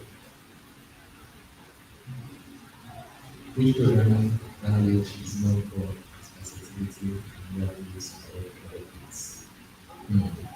This way we separate the geeks from the novices.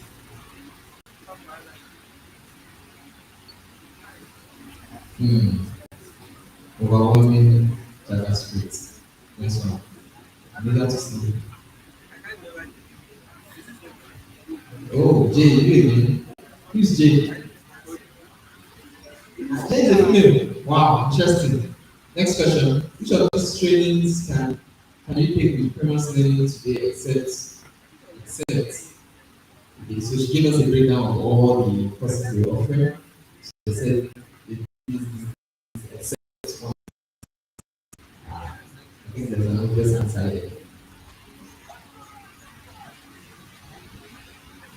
And intentionally not choosing correctly so that I give you guys the opportunity to make your own. You get obviously. Now, this wow, what's going on? What does the acronym URL stand for?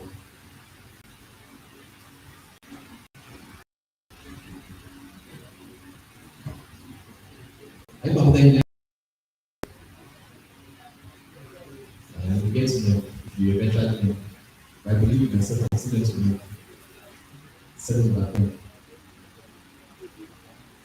Wow, a lot of people got it wrong. Wait, is this a glitch? Interesting.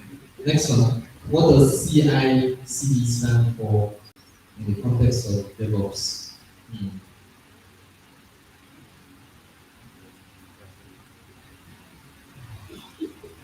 Okay. This one is a bit technical too. You got to know the answer. Wow, because it's I hope you know what it is. A bit of pressure. Now we are talking. AIK. Who's AIK? Who's AIK? Bro, so I think that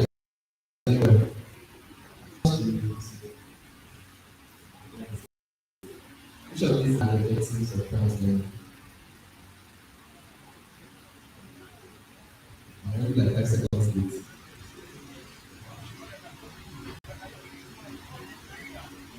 There's two more of them. Okay, there is. I can't give you an answer. You can follow me. You are your own.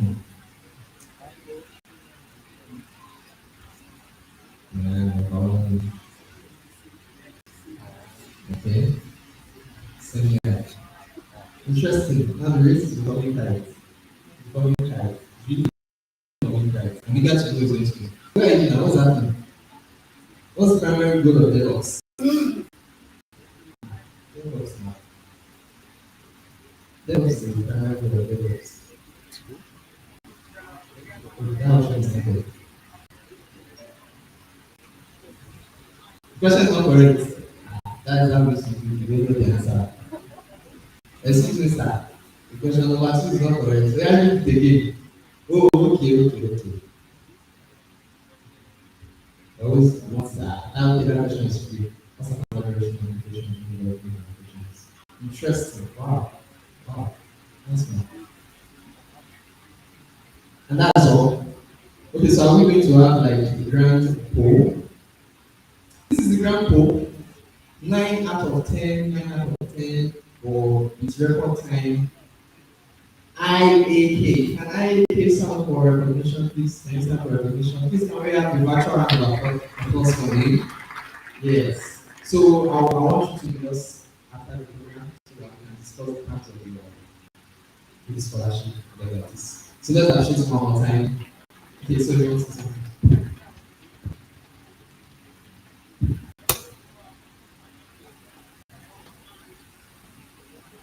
Okay, so for second place we have Kamanza Code and what are you called? That was a tight one. Everyone died by 10 right? Amazing. That stands to record me learning that you always show up anyway. That's good, that's good.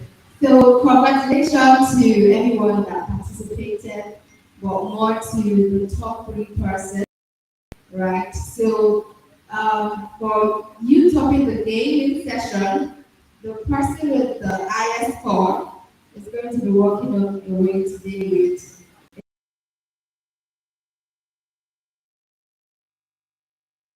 it's a 6 to 8 month intensive training that's going to be done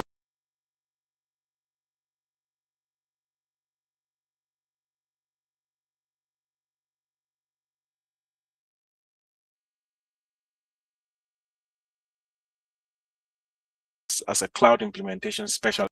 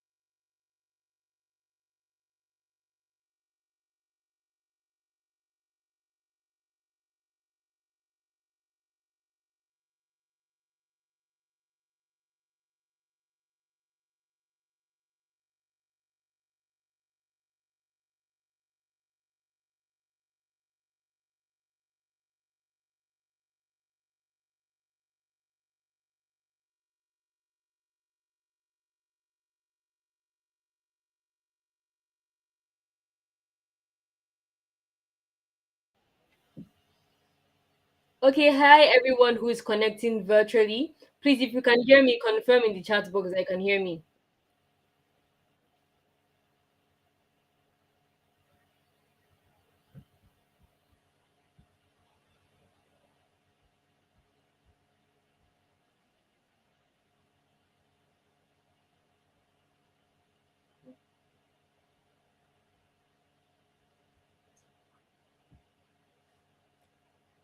Okay, if you can hear me, please confirm that you can hear me. Okay, perfect, perfect.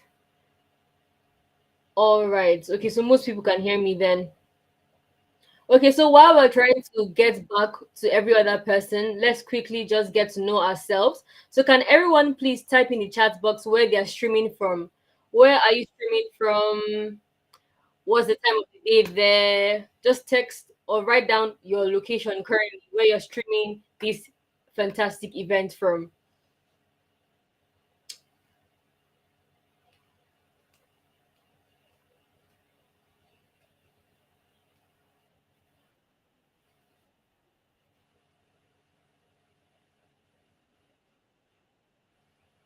Okay, so where are we streaming from? Where are we streaming from? Are we in Nigeria? If you're in Nigeria, what state in Nigeria are you streaming from?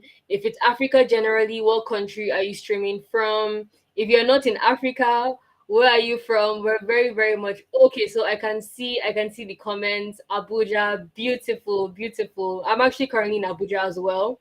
So hello, my Abuja person. Oh, I'm seeing too. Oh, that's nice. That's really nice as well. I hope we're all really, really enjoying the session so far. So I would love to know what our favorite section has been so far. So maybe drop down the chat box what you've loved the most so far. What segment of our entire show have you or has inspired you the most? What have you loved the most? So let's just quickly see what we're saying. Okay, I'm seeing Uyo. That's beautiful. Akwa Ibom.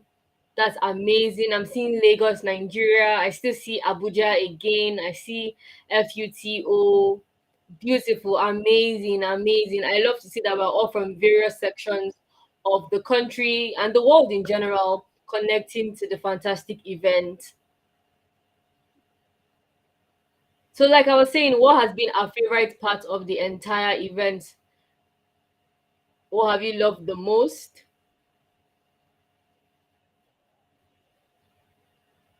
Okay, I'm guessing we're probably still typing, so I'm going to give it time. What have we loved the most? What segment of the entire event thus far have we enjoyed the most?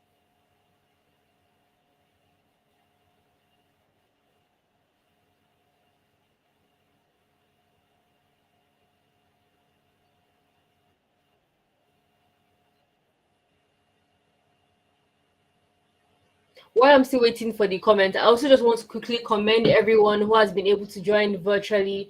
It really goes to show how much commitment you put into the things that are important to you, how much you put into the things that add up to your self development, and I think it's very commendable. And we're very sure that everything we're doing is tailored towards ensuring that that self development goal, that self development objective, that career development objective as well is being met. So, I want to really, really, really appreciate every single person who is following virtually. It's good to know that even if you couldn't be present physically, you still took a step ahead to be part of us virtually, and we really, really appreciate that so so much. Okay, so I'm seeing some of the comments. The keynote speaker from SAP Promise. Oh, that's lovely. That's lovely. The keynote addresses. I'm sure Emedion means every keynote address. That's also really, really lovely. I've enjoyed all those sessions as well. So maybe now we can comment on one word. Maybe you could put up one word or a sentence on what you've learned so far. I'm still okay. So Abdul Fattah said, I joined the keynote address at the concluding part, but the game was interesting. Yes, the game was quite interesting. And the beautiful thing is, since we're directly streaming, you can always rewatch every single thing that has been done. So even after the entire event, you can still go to our channel and then watch all the things you missed out on. So I'm really happy to know that you are still able to join Abdul, and we hope that you end up enjoying even more aspects of the entire event as well. So I'm still waiting for more of our comments. Okay, so someone says the talk on the need to be part of a community. Very, very true. Timbele really did justice to the talk on community building and community in a whole. I think it's really, really important that you understand the importance of community, because the thing about community is you can really be the best person in whatever you're doing, but then having to see someone who is like you, having to see someone, for instance, who is into cloud developments like yourself, is going to hit differently. So community is very, very, very important. And for those who missed the talk on what community involves, you can always look up the events, because it has been recorded. So you can look up the channel after this entire thing and still be able to catch up on all the juicy information that was shared by our amazing speakers. So someone also said, so picked one skill and learn it the best you can. Beautiful. Exactly the words of Sir Promise. I'm sure he really spoke about the importance of skill building. He even shared his experiences. He's been in the game for 12 years. So we're really, our speakers are not people to joke with. They are really, really people who very much understand the craft and have honed their skills to the maximum levels. And there's experience to back that up. There's years of learning, there's years of implementation. So I'm really, really happy to say that we all have been able to pick up on things that we've understood from the entire session. I'm still looking forward to more responses. I'm actually really excited to hear everything, because it is proof that we are following, we are learning, and we are enjoying the session altogether. So I look forward to more of your responses. Even if you said something before, you can still always say more. There is never a limit to how much you can say. We're always excited to hear all you have to say, to hear your thoughts on what we're doing and how we're doing what we're doing. So please keep on commenting on what you love about the event, what you've picked up so far, your favorite speakers, and then the general thrill of the entire event.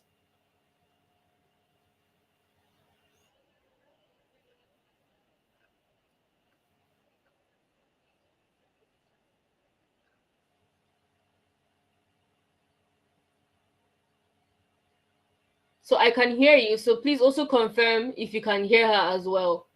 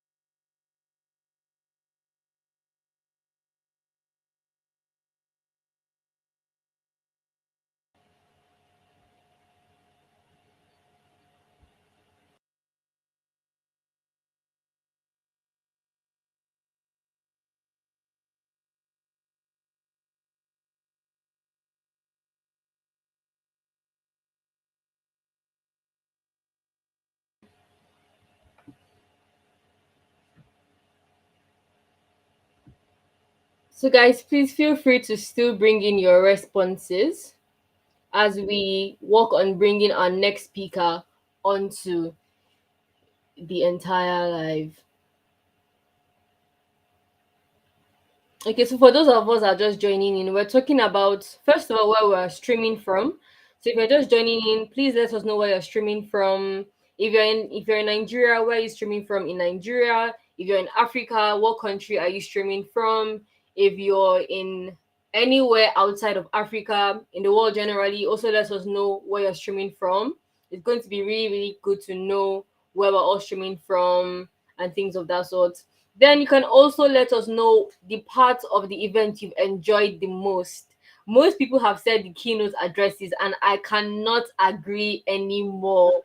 They were very, very, very amazing. Amazing sessions, amazing speakers with so much experience, so much to offer. And so tell us what you've enjoyed so far, and then you can also tell us what you've learned generally. So someone said they've come to understand what Promise said about picking up a skill and learning it the best that you can. So you can tell us whatever you feel in respect to the entire event, what you've, like I said, what you've picked up the most, what you've enjoyed the most, and just basically give us an understanding of how you feel about the event. Like I said, we're always excited to hear your responses, and everybody out there as well is excited to hear all about your experience throughout the course of this event. So please drop in your comments so we can all share more knowledge and we can all share our experiences all together. So I'm going to give you time. I'm guessing most of us are probably typing now, so that we can finally look at all the comments together and give our opinions on everything.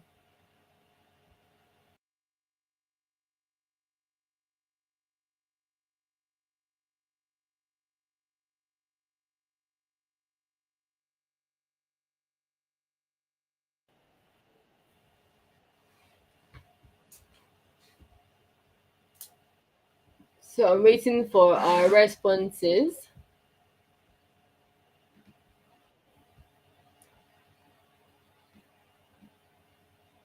So while that is going on, so I'm about to drop something in the chat box, and it's a link to a Google form.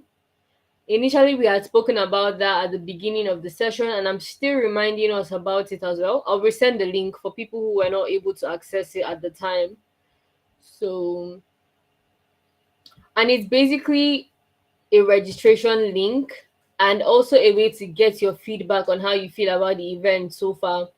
We've had amazing, amazing, amazing speakers. I can't keep on saying this. I can't even say anymore because it's nothing short of the truth.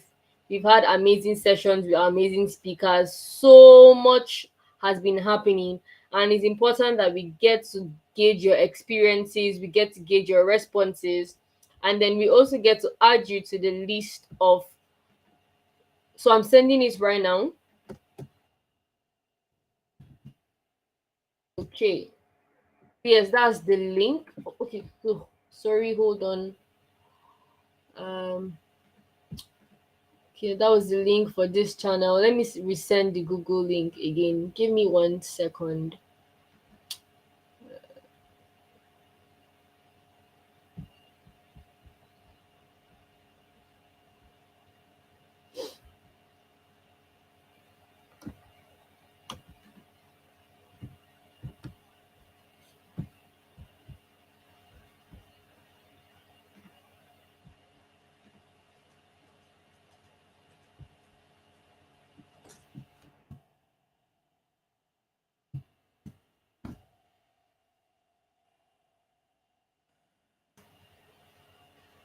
Okay, so that's the link. So please click on the link.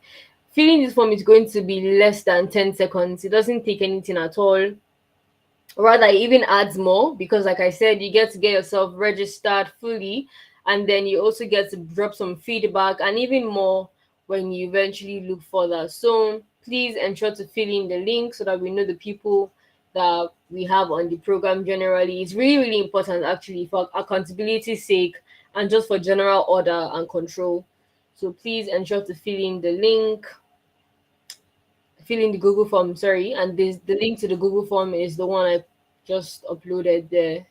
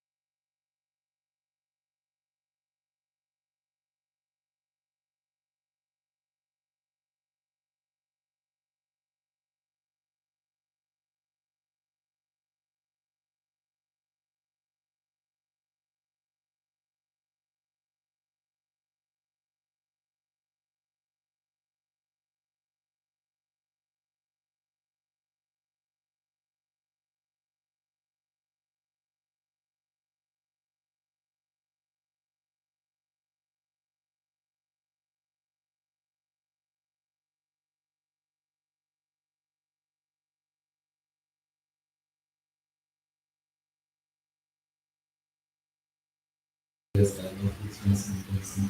So like now many of us have been learning something new, we've learned something new so far. This lesson is that okay, so transferring to our online community now. So and I online and we introducing the next 2 minutes to try for us. And from there we will have somebody online who will take us for the next session. So and are you with us? Technically Alice is now with us.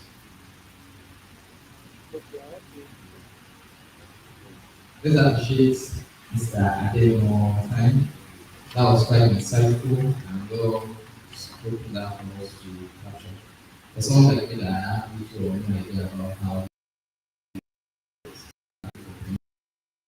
work captures, and with that guy, so there's a part of it that really resonates with me. So if you're with us, can you so that we can move forward with the next program. If you're tired, you're feeling sleepy, feel free to stand up, feel free to stretch, and ask questions as we go on. If you have any questions, you can just signify close to the end or you can use the opportunity to do that. So, and you can just get it down because there's a session where we have the opportunity to ask as many questions as you can. So you can keep noting them down if you have some series of questions. And if our speakers are still with us online or on site, so Anne, are you with us? Jessica, who Dario online watching, and Dario Laboratory will be taking us to the next set of activity.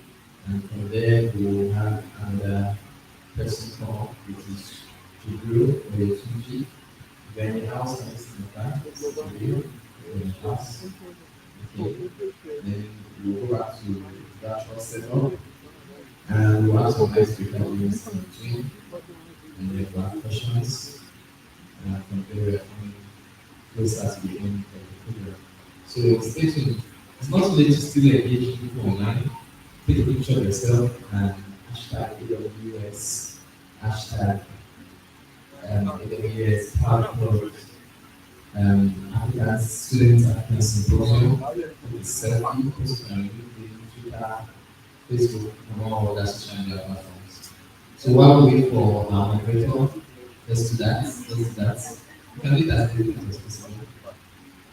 You can keep posting so that you reach the father. So how many of us have been enjoying it so far? How many of us have been enjoying it? Been enjoying it. Okay. Few hands. Only those at the back. If you've been enjoying what you've heard and it's been high, can you just signify? Can you just signify? Yeah, thank you. Like I said, this is the first of this time, so we are part of something special and we're moving on to other segments. I think that's a good time to do this. Let me take this opportunity to ask a question. So, who knows what BBC stands for in its use? Okay. Yes, my assistants. Hello, Miriam. Please, I want to pass the mic to someone here. Someone else to talk about the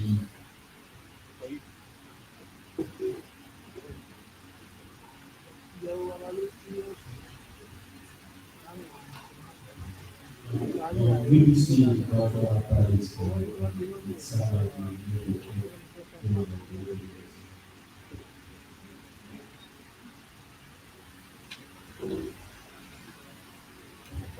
who can mention the two other things. Okay, I think Hannah is with us. Hannah, are you with us?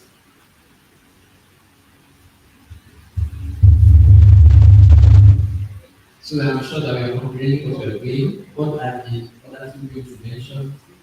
Anybody? Okay, somebody at the back there. Who me? Someone at the back there wants to just give us.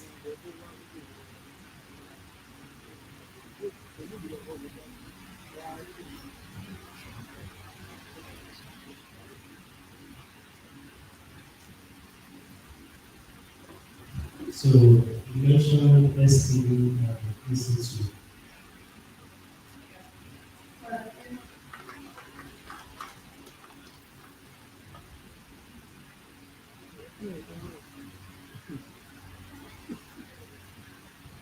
Okay, so we have Anne. Anne, are you with us? Can you hear us loud and clear? Hello? Yes, I'm here. Can you hear me? Okay, so over to you. You can pick up from here. All right. So thank you very much. Thank you very much to all the physical moderators. You're doing really amazing. I really hope that everyone right there in Uniloring, you guys are having a very beautiful time because over here I'm having a very good time. So without wasting, I'm going to bring up our next speaker. And our next speaker is Oludare Olarewaju. He is the founder and CEO of Roatech. His team has trained over 10,000 African youths, preschools, kindergarten 12, higher institutions, professionals, and has also trained them on different skills, from fourth industrial revolutions tech skills, which include software engineering and coding, STEM-based robotics, Internet of Things, data science, amongst many others. And he has trained them in different parts of Nigeria and the United Kingdom in the last 8 years. He has also employed and mentored over 50 Nigerian graduates who are currently in Nigeria, US, Canada, and some countries in Europe. He has over 15 years of experience in management of design, development, testing, and other aspects of enterprise solution and other aspects of enterprise software solutions life cycles. With a clap of engine, a round of applause, let's put our hands together as we welcome Oludare Olorewaju to the stage. Hi, everyone. Good afternoon. It's a great pleasure to be part of this great program. First and foremost, I would like to commend the organizer of this program for the fantastic work they have done in making this program a reality. It's a great privilege to also join you all in this program. Just as the speaker said, the person that anchored the program mentioned, Oludare Olarewaju. I happen to be founder and CEO of Realtech. We focus on software design and development, IT-based trainings. I'll be speaking. Let me share my screen for us to be able to have understanding of what I'll be speaking on. Entire screen. Okay, great. Just a minute. So I'll be speaking on the topic. I hope you can see my screen, right? Hello, can we see my screen? Hello, can we see my screen?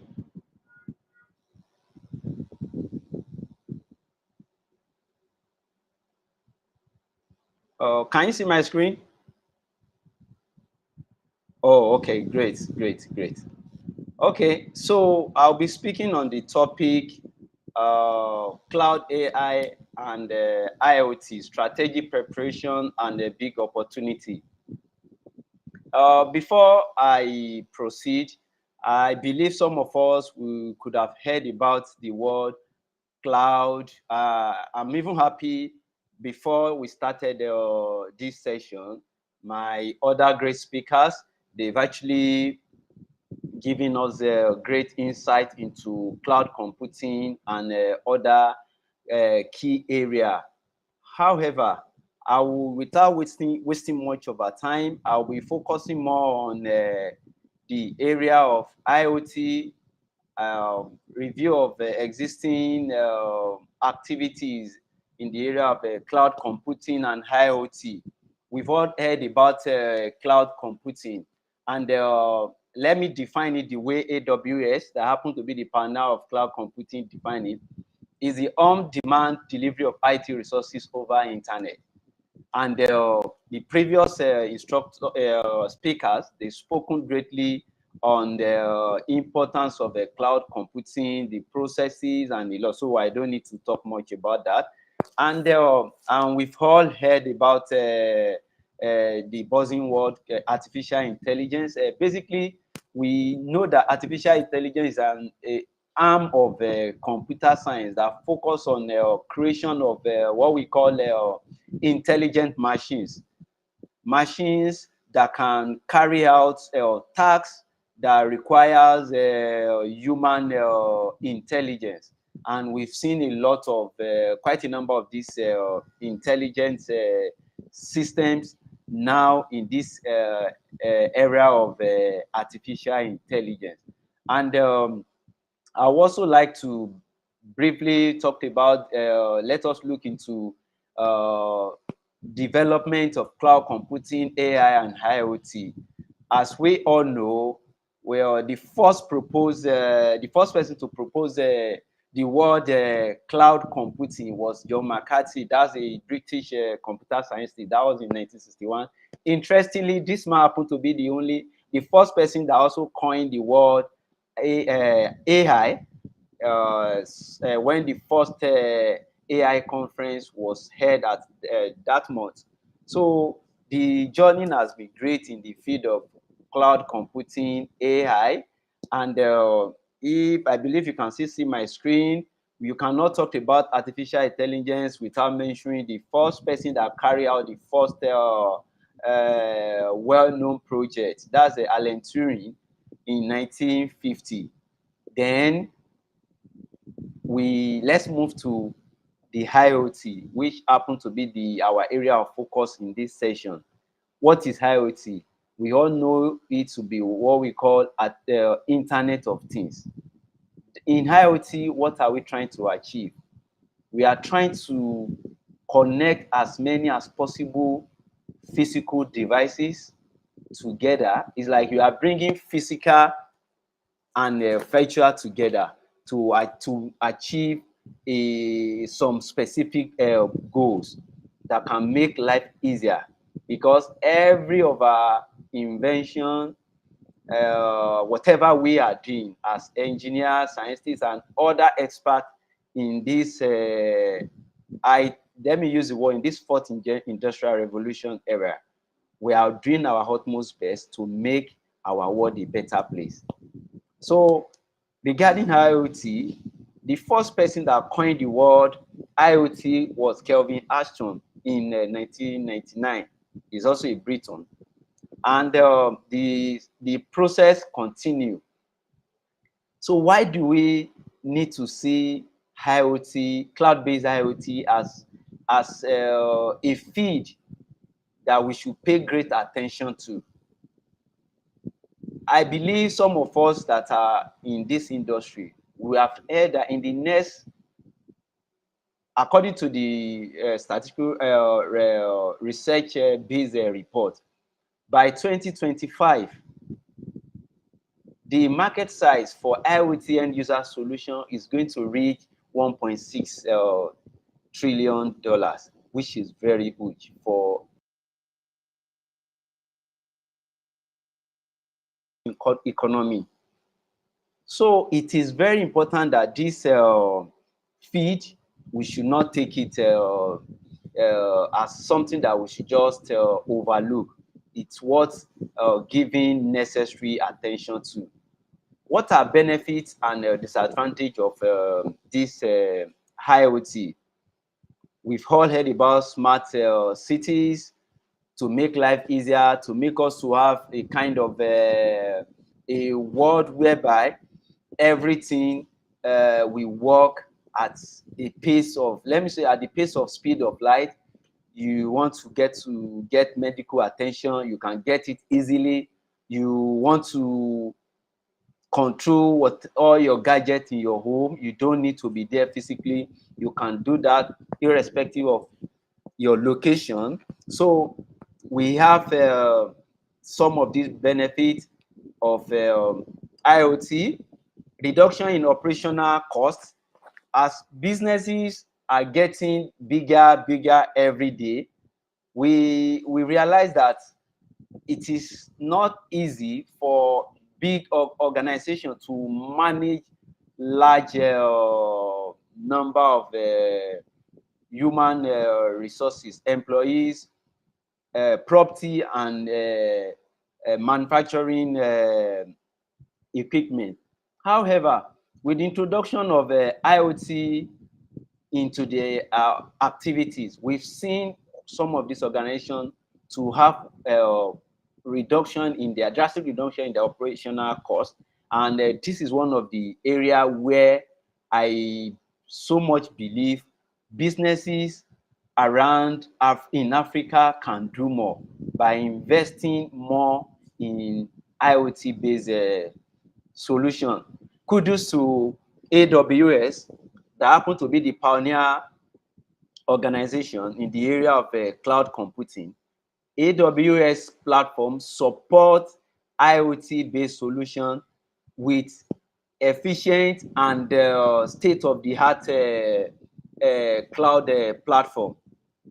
So it is very important that we start looking at this IoT-based solution for our organization.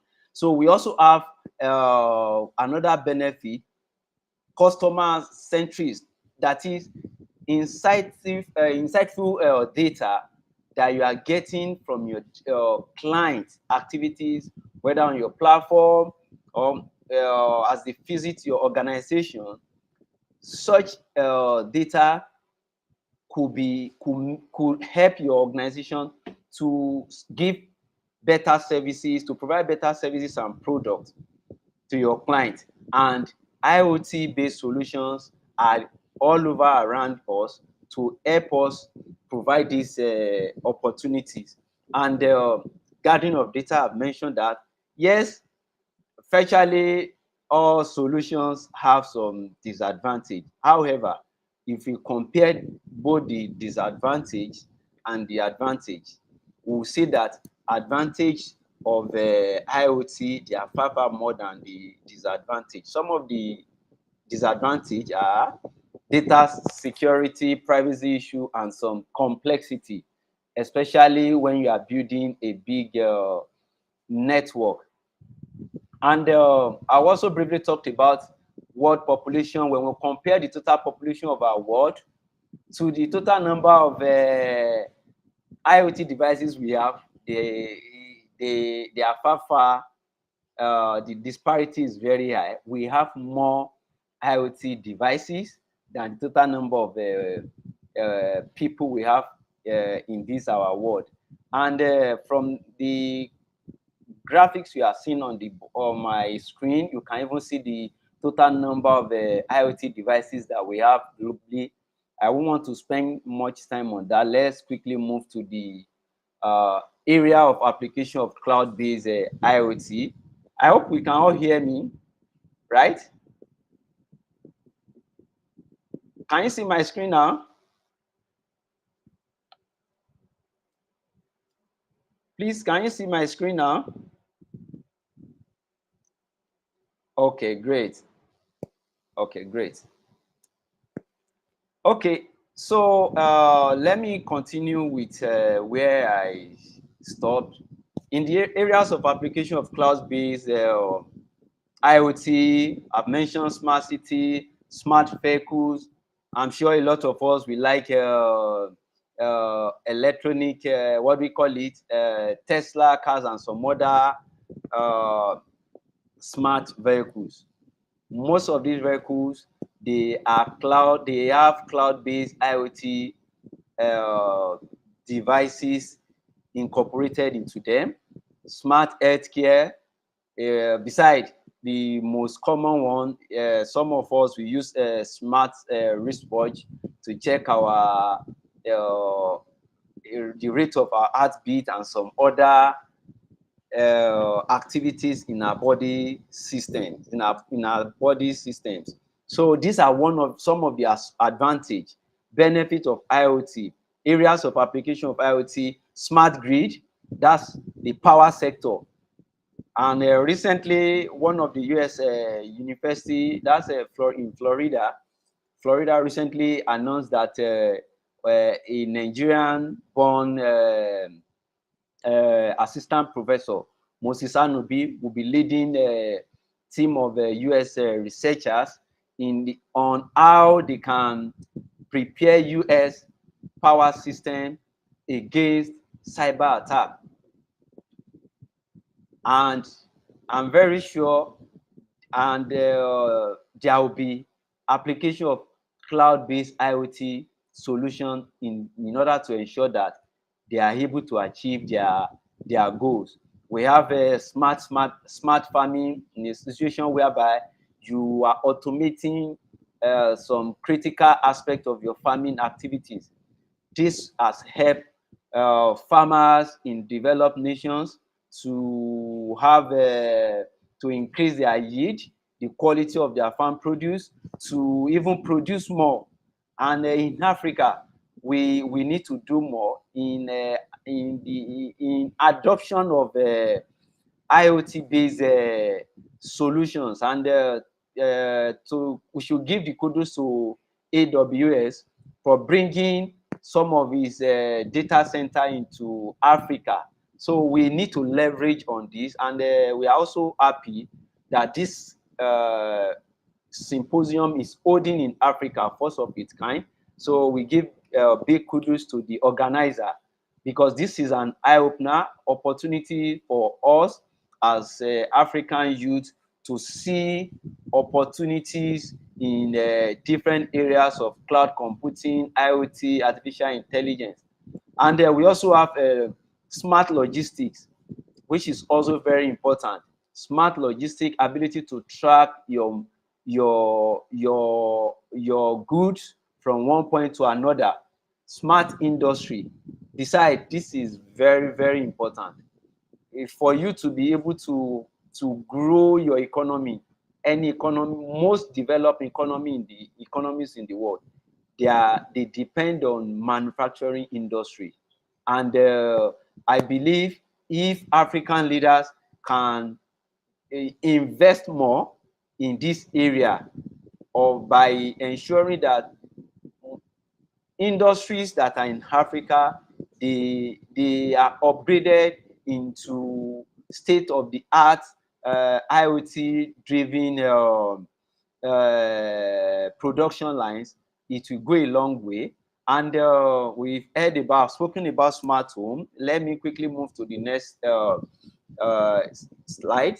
We have area of some of the area of application. I will briefly speak on some of them. Healthcare, medical intake tracking, especially for our old people. We can track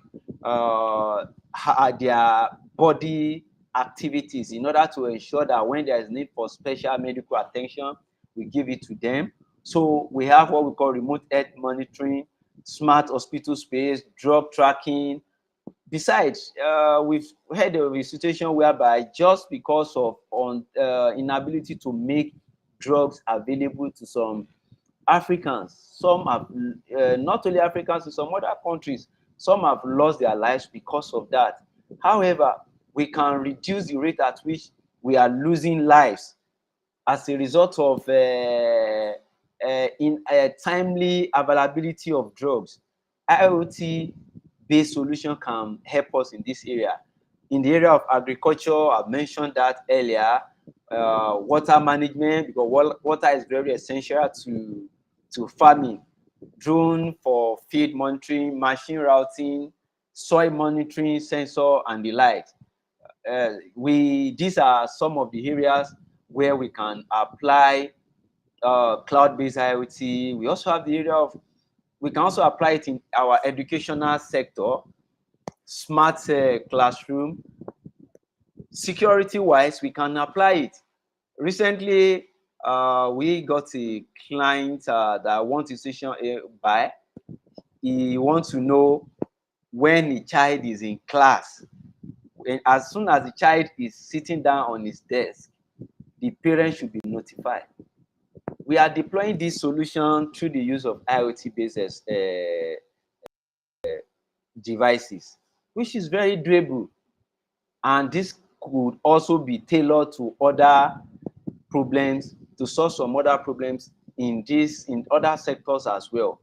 So I've mentioned application of IoT in the area of power, real estate. For the real estate is a very big sector in Africa, even globally.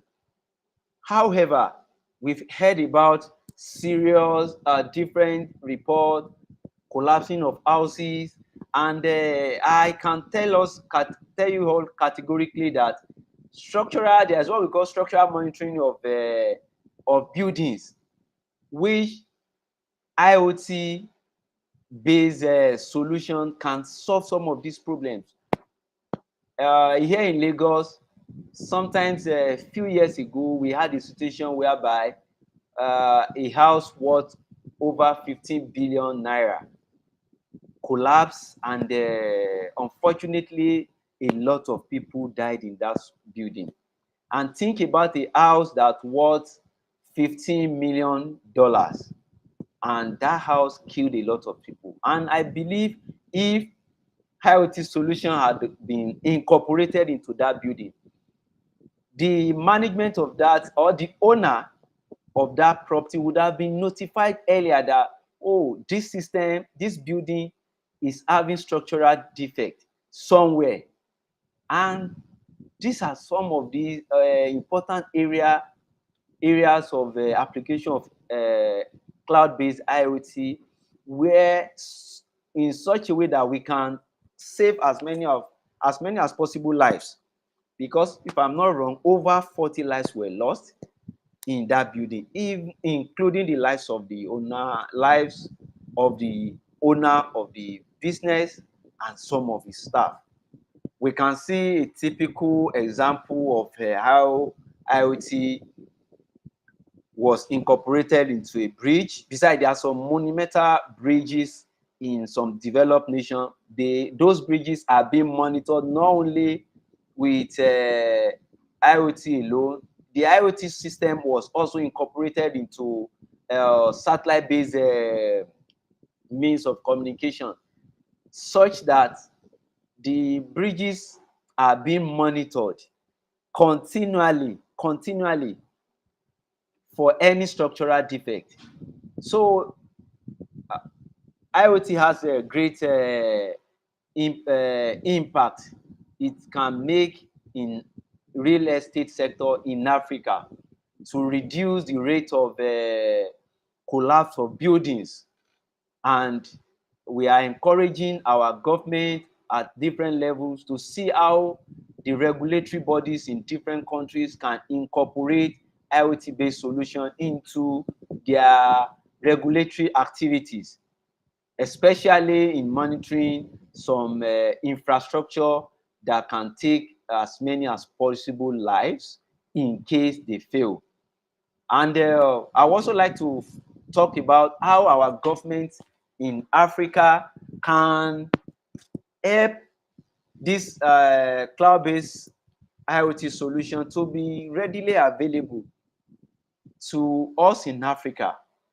Some of the inputs that we believe they can provide are provision of constant power supply. We all know that power is very important to humanity. It's a very important social amenity to us. So power is very important. Even though most of the IoT-based devices, they consume low power, but it is still very important. Yes, we can use hybrid power source. Provision of relevant law to protect the investment of businesses that are investing in IoT-based solutions. It is very important. Provision of appropriate and business-friendly regulations. This is very important. We need to ensure that there is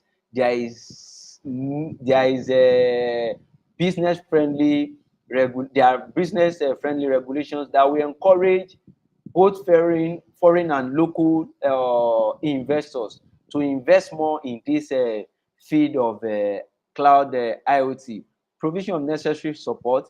Communication networks are very critical to IoT solutions. So government need to support all those communication network, communication services providers, especially in the area of 5G and the like, so that including satellite-based means of communication as well.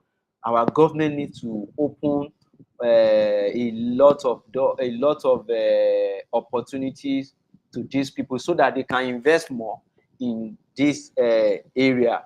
I have a list of top 10 companies that are doing fantastic work in the area of IoT. We have Siemens, we have ABB, and the likes. And let me quickly go to the next slide. Job opportunities in cloud IoT.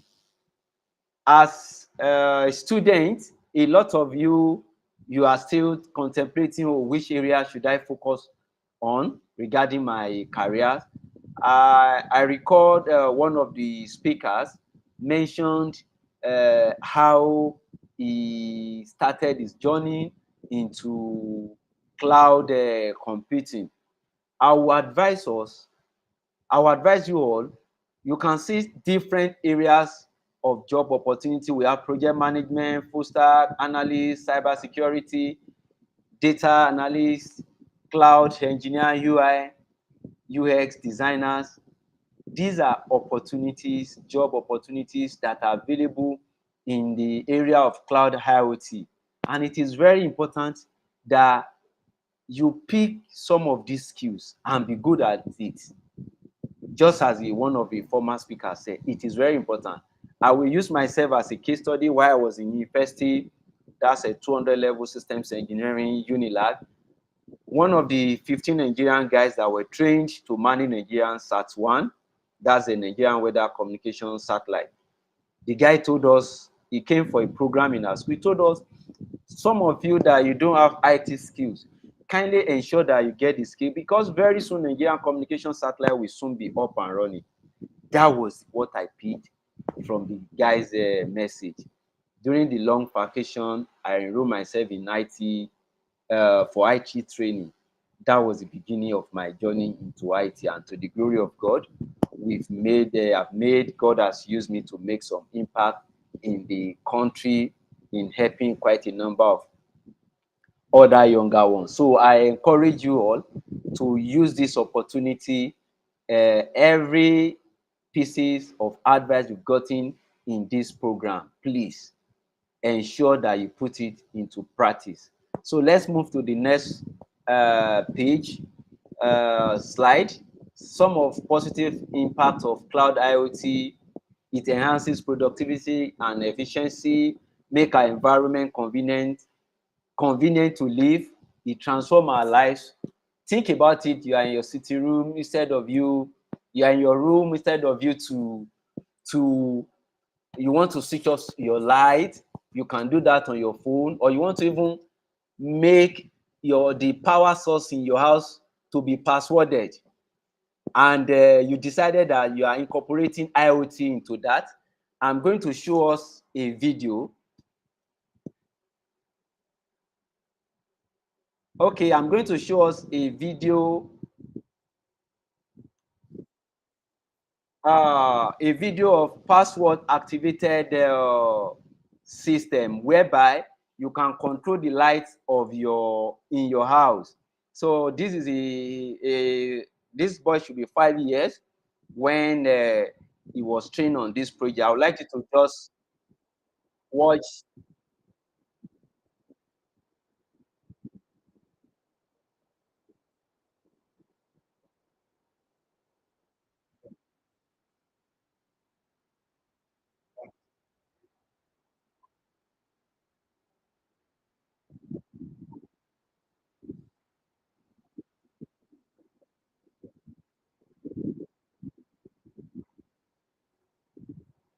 So now they've connected different IoT devices along with bulb together. Now the boy will press like 4 numbers to switch on the bulb. Please, let's watch together.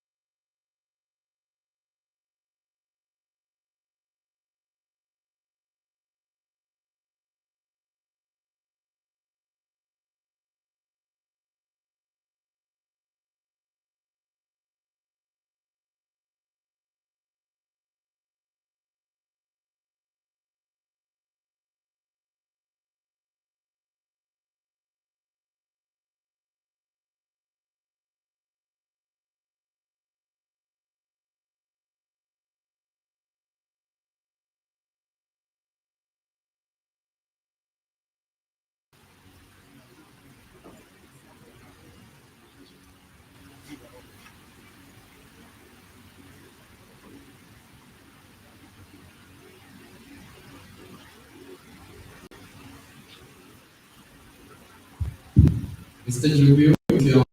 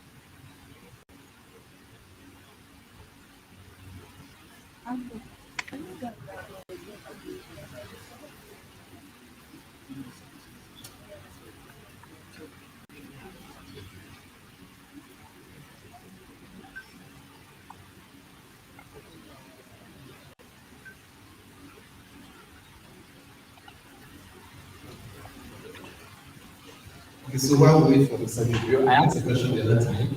Is there anybody that is willing to share their experience?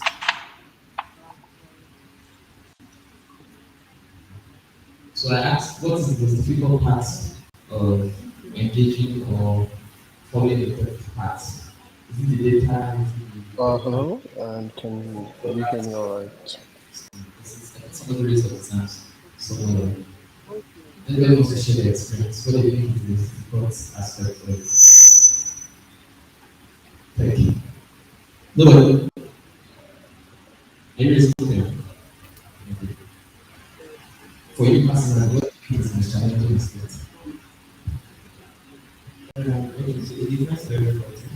And I would say it's probably the time I put in to it, the sacrifice, and try to do what where we are to choose priorities and most times we are people take over some stuff. So that's it. The time is time consuming. Can you specific what exactly are you into? You mentioned front end as there, front end as there. You want to say something? Okay.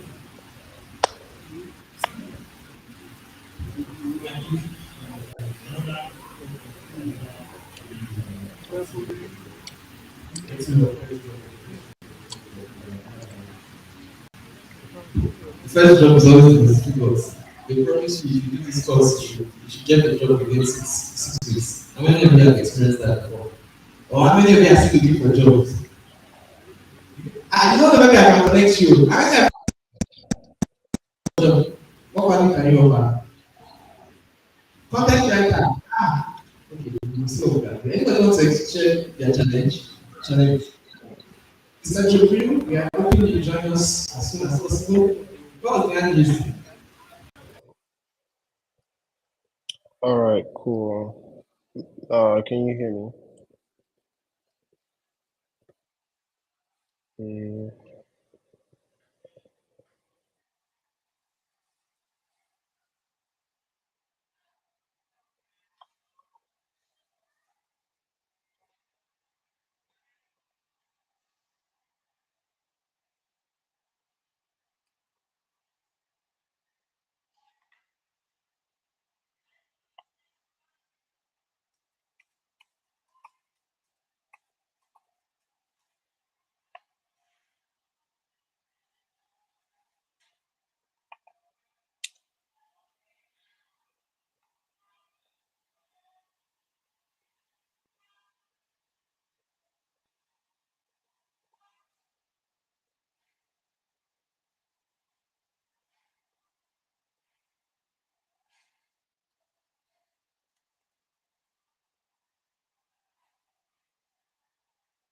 all right, cool. Good day, everyone, or good afternoon. Uh, First of all, thank you to the organizers, Joshua and the team, for doing this. This is like the first of its kind.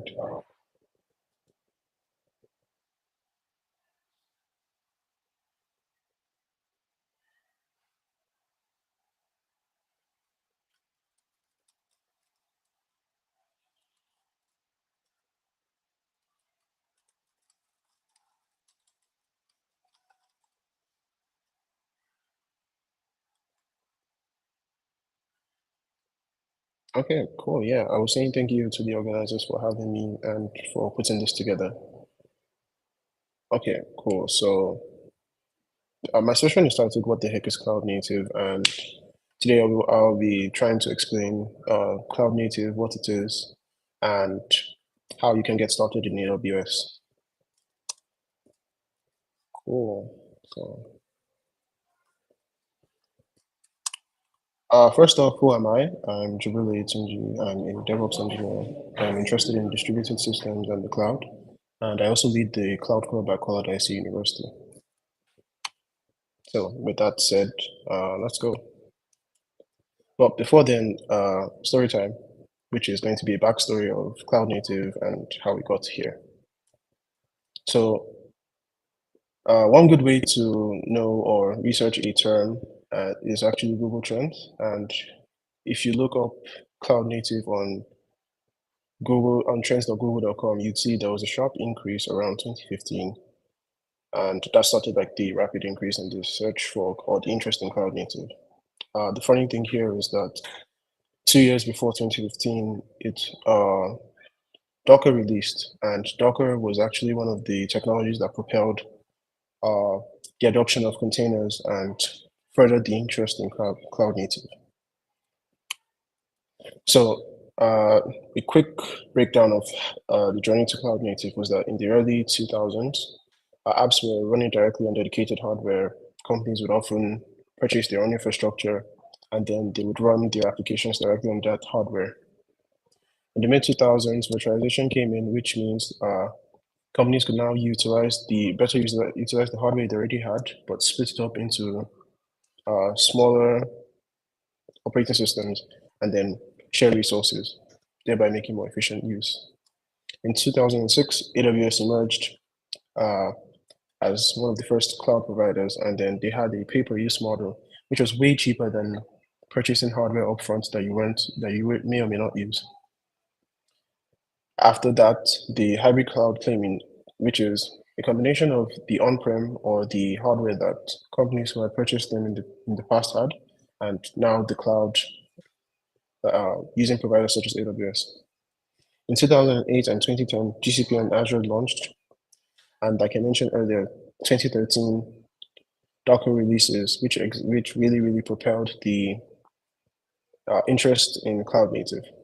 And then from 2015 onwards, it's safe to say that cloud native was now a thing, and people were interested in utilizing the cloud a lot more. So I've said a little bit about how we got to the term cloud native, but not exactly what cloud native is. In a few words, cloud native is an approach to building and running applications that fully utilizes cloud computing and principles for increased agility. Cool. So some of the benefits of cloud native includes increased scalability and flexibility. Unlike traditional setups where if you purchased hardware that was too small for your application, you need to buy more, or if you purchase too much hardware and you're not utilizing it enough, you had spent money on hardware upfront that you weren't even going to use. With providers like AWS and the other cloud providers, you can easily scale up and down and provision resources as needed. Another benefit of cloud native is developer productivity. One of the main things or main goals of cloud native is to abstract the underlying infrastructure so you can focus on deploying your applications or code. So that's one way cloud native really helps developer productivity. And the third is consistency, which is standardizing environment definitions and compliance, which is why I think Docker really propelled the term cloud native, because Docker made it easy for developers to describe how the application is going to run, and almost all the time it was guaranteed to run. So, of course, I have to mention Kubernetes. And does this mean that Kubernetes is the same thing as cloud native? If you're familiar with Kubernetes, you might also be thinking the same thing, but I'm here to tell you that it's not. So, if for those that are unfamiliar, Kubernetes is a workload orchestrator, which basically means you can describe how you want your app to run, and Kubernetes would make the magic happen behind the scenes to ensure that your application is always running in the desired state. And like I've just described, Kubernetes simply facilitates cloud native architectures through its container orchestration platform, and is not exactly is while it uses the principles of cloud native, Kubernetes by itself does not equals cloud native. Cloud native is centered on principles like automation and abstraction from the underlying infrastructure and not specific products. Specific products like Kubernetes and Docker might help you in your cloud native journey or help you adopt cloud native mindset or principles, but it's less about the technologies and the principles behind it.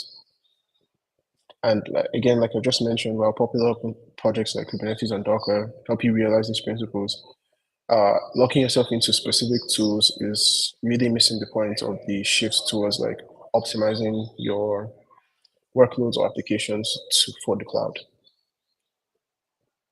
So with a good understanding of cloud native in mind, I thought it would be beneficial to talk about some of the best ways, I think, or some of the easiest ways to get hands-on with AWS. So the first one is Terraform. For if you're unfamiliar, Terraform is a tool that can help you provision infrastructure across different clouds. I think it's a really good thing for cloud native, as Terraform would work regardless of the cloud you're in, as long as you're doing the right things. So Terraform is a great way to get hands-on with AWS and start playing around with infrastructure as well as some of the cloud native principles. Of course, playing around with containers, like playing around with containers and Docker. So specifically using ECR, which is Amazon's Elastic Container Registry, can really help you get familiar with containers and how it works in the cloud.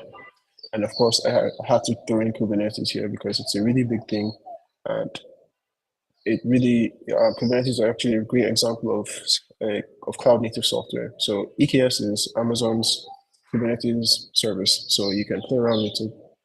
This does cost money, but you can start locally, and then as you gain more confidence, you can start playing around with EKS in the cloud. With that said, thank you very much for having me. And if there are any questions, I'll be looking around.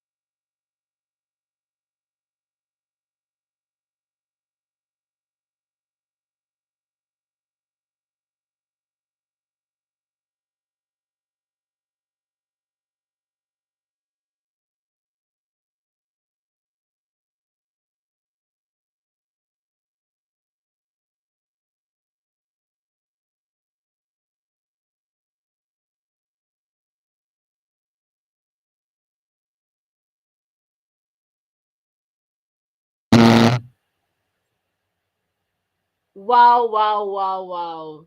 Amazing, amazing, amazing. Please just quickly confirm that you can hear me virtually.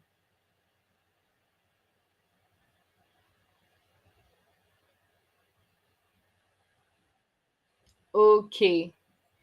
Alrighty. So I want to really, really appreciate our speaker, Jubril. He did an amazing work talking about the cloud native and things of that sort. Jubril is one of our personal cloud captains here, and he's doing an amazing job in his university. So let's give a round of applause for him right from our rooms. I'm sure he will definitely still receive it. All right, so guys, we've been learning a lot. We've been impacting ourselves with so much knowledge. And just like the saying goes, too much work and no play makes our virtual cloud bodies dull. So we're going to be going on a quick 20 minutes, 15 minutes break instead.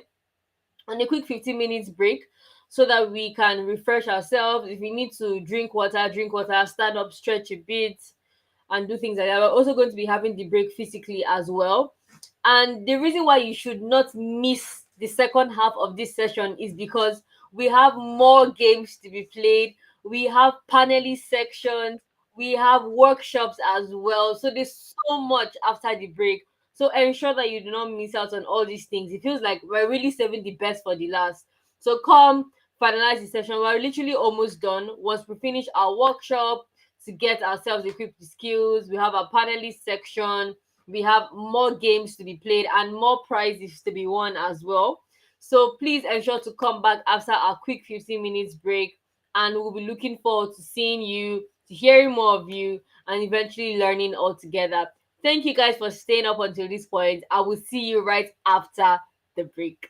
See you guys.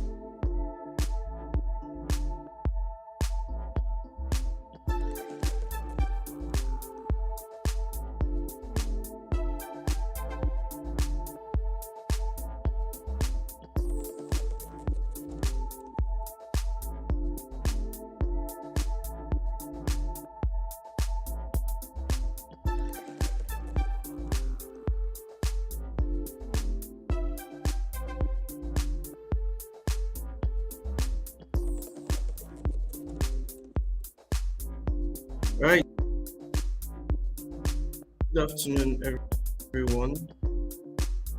So we're going to be having the next session, and I'll be doing the honors of introducing the speaker. His name is Destiny Ehabo, and he is majorly focused in software development, technical writing, cloud computing, and building tech communities. His experiences include developing scalable and fast applications while still applying and implementing more efficient algorithms with JavaScript and its technologies or frameworks. He has also worked with technologies like Golang and Python. Destiny Apple is also a DevOps engineer with experience using cloud platforms like Microsoft Azure and Amazon Web Services. He has over 3 years experience working remotely and working with diverse teams. He has also contributed to a range of projects and programs of all sizes. So if your hands are not too busy, please help me welcome Destiny Bravo. Hi Destiny, the stage is yours.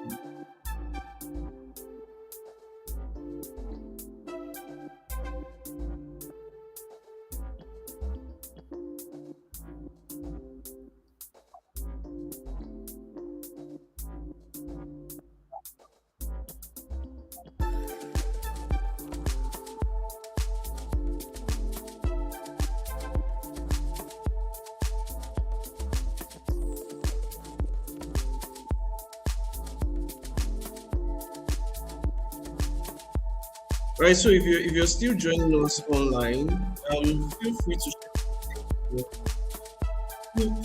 share some of the things you have gained from the previous sessions.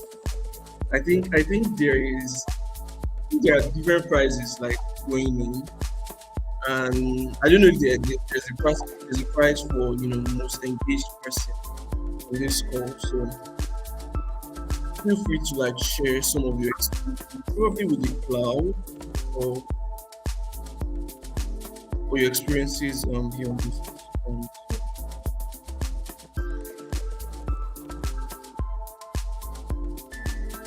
Right, so I think Destiny is ready. So we'll be,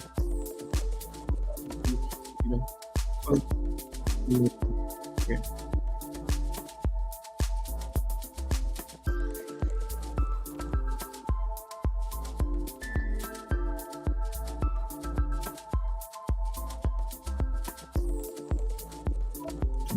Oh, okay. Am I live now?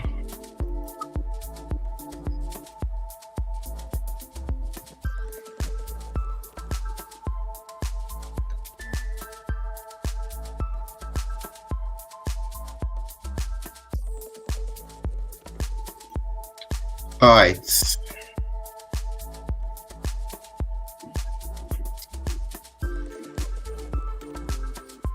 Can everybody hear me? Let me just confirm that now.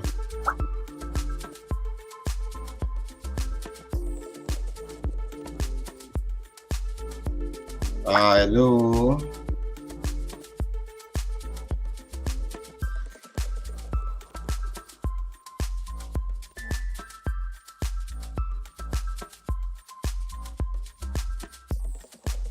I think Tobishiku, can you let me confirm if I'm? I think I'm alive.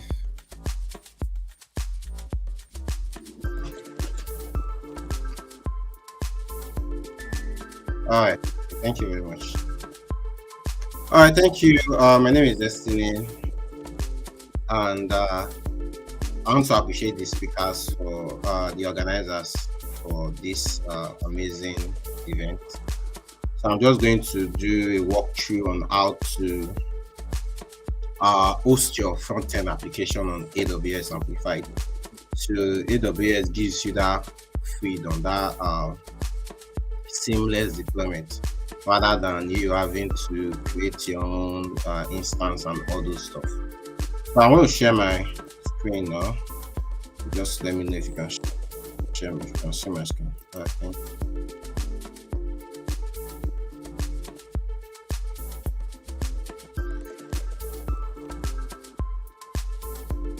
All right, no problem.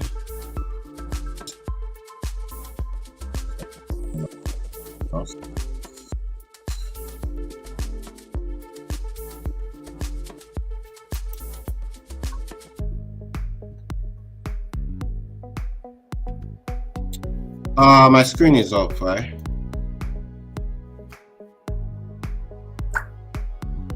Let me join you YouTube so I can get up there.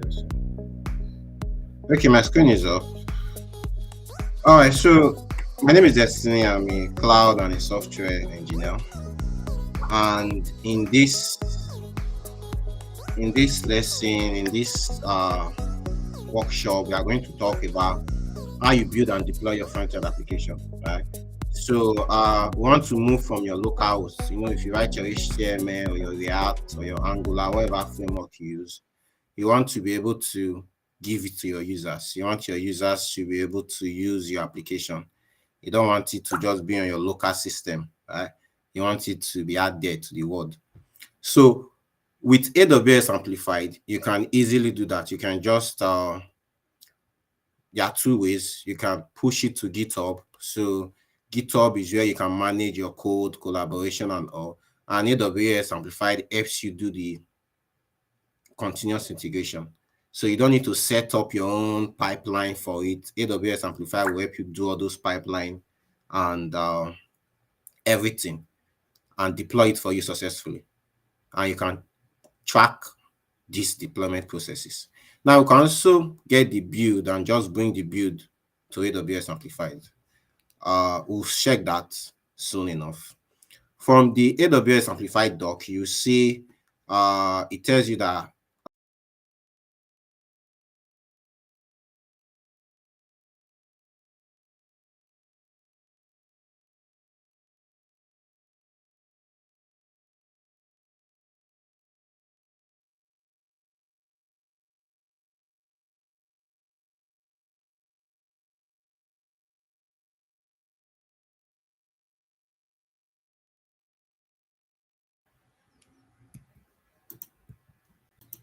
I can't see this. Oh, okay. Guess I'm seeing the code. All right, so we are going to check how we can use AWS Amplify to host our front-end application. We are going to use a simple React application as an example. And I will just show you the three different steps we need.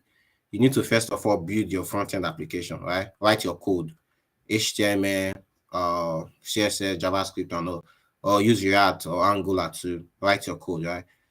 Then if you write your code, you can build it. If you want to locally deploy it to Amplify, you can build it first and just drag and drop it. But if you use the continuous integration with GitHub, Amplify can help you do all that. So let's see how this works. Let me stop. Let me close this and open AWS Amplify. I think my screen is still here. So this is AWS Amplify. So basically, you should have an AWS account. You can create one, and you get credit for 12 months that you can use to test everything we're going to do now.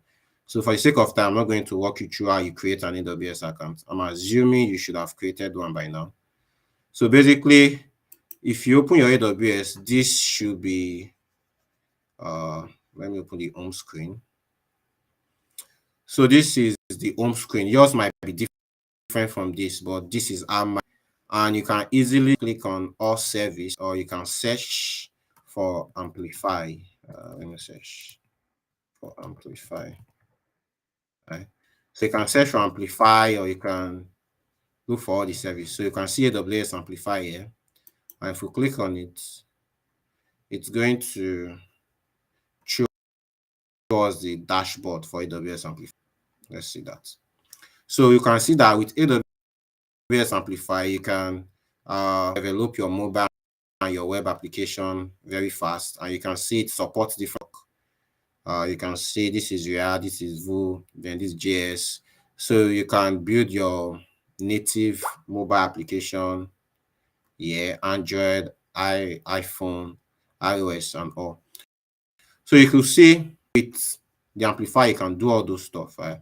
You can ship your application, you can scale it, you can add more team members. So you can build it on different environments. You can say before application usually go live, before you see the changes that have been made to maybe your WhatsApp, your Facebook, there's always a testing environment, right? So you can amplify it to push to different environments. So if you are ready to go live for the users, for everybody to see, you can push it to production. So AWS Amplify can help you do all those stuff without you having to do much configuration. So you just need to do little configuration and all these things to be added for you. So we are going to use this first one, this second one, which is the Amplify hosting. Now, in cases you want to build your own backend, custom URI and the storage and all, you can use the studio. It's more like it provides you with a dashboard where you can just do basic drag and drop and integration. So this will help you build the application from the ground up, right? You don't need to write much code on this. But what we want to check today is how we host our application with Amplify. We are going to build the code from our VS Code. So I'm going to build the code our VS Code here. So we are going to use a simple React application. So this is a simple React application. We just increase my screen. So this is a simple React application. It's very easy to start. You just to do, if I put my terminal, let me just show you how I got here. So it's just for you to do nps create React app, then the name of the app. So mine is my Amplify app. So this will create the app for us. I've already done that. And if you do this successfully, you are going to see this. You are going to have everything here. So everything here is what is going to be created for you. You see your package or JSON and your deploy this application. Right now, we can start this application on our local machine. We can go to localhost and start this, and we'll see Learn React application. Let's try that. So if I go to, I think PM one start, right? So this is how we start the application locally. So no much change. So the application is running. Before come back to our Amplify, the way we host it, right? We have to do the building first, writing the application. That's why we're here with the React. So let's check this, right? Let me go to localhost 5,000. That is where the application should be running at. React application. Taking some time to start. But if the application finished running successfully, it's going to run at localhost. Let me give it time. So localhost 5,000. So it's starting the development saver, and it should automatically bring up the web page. I think this is it. So let's just wait a bit to build this application. Okay, yeah, it has successfully built.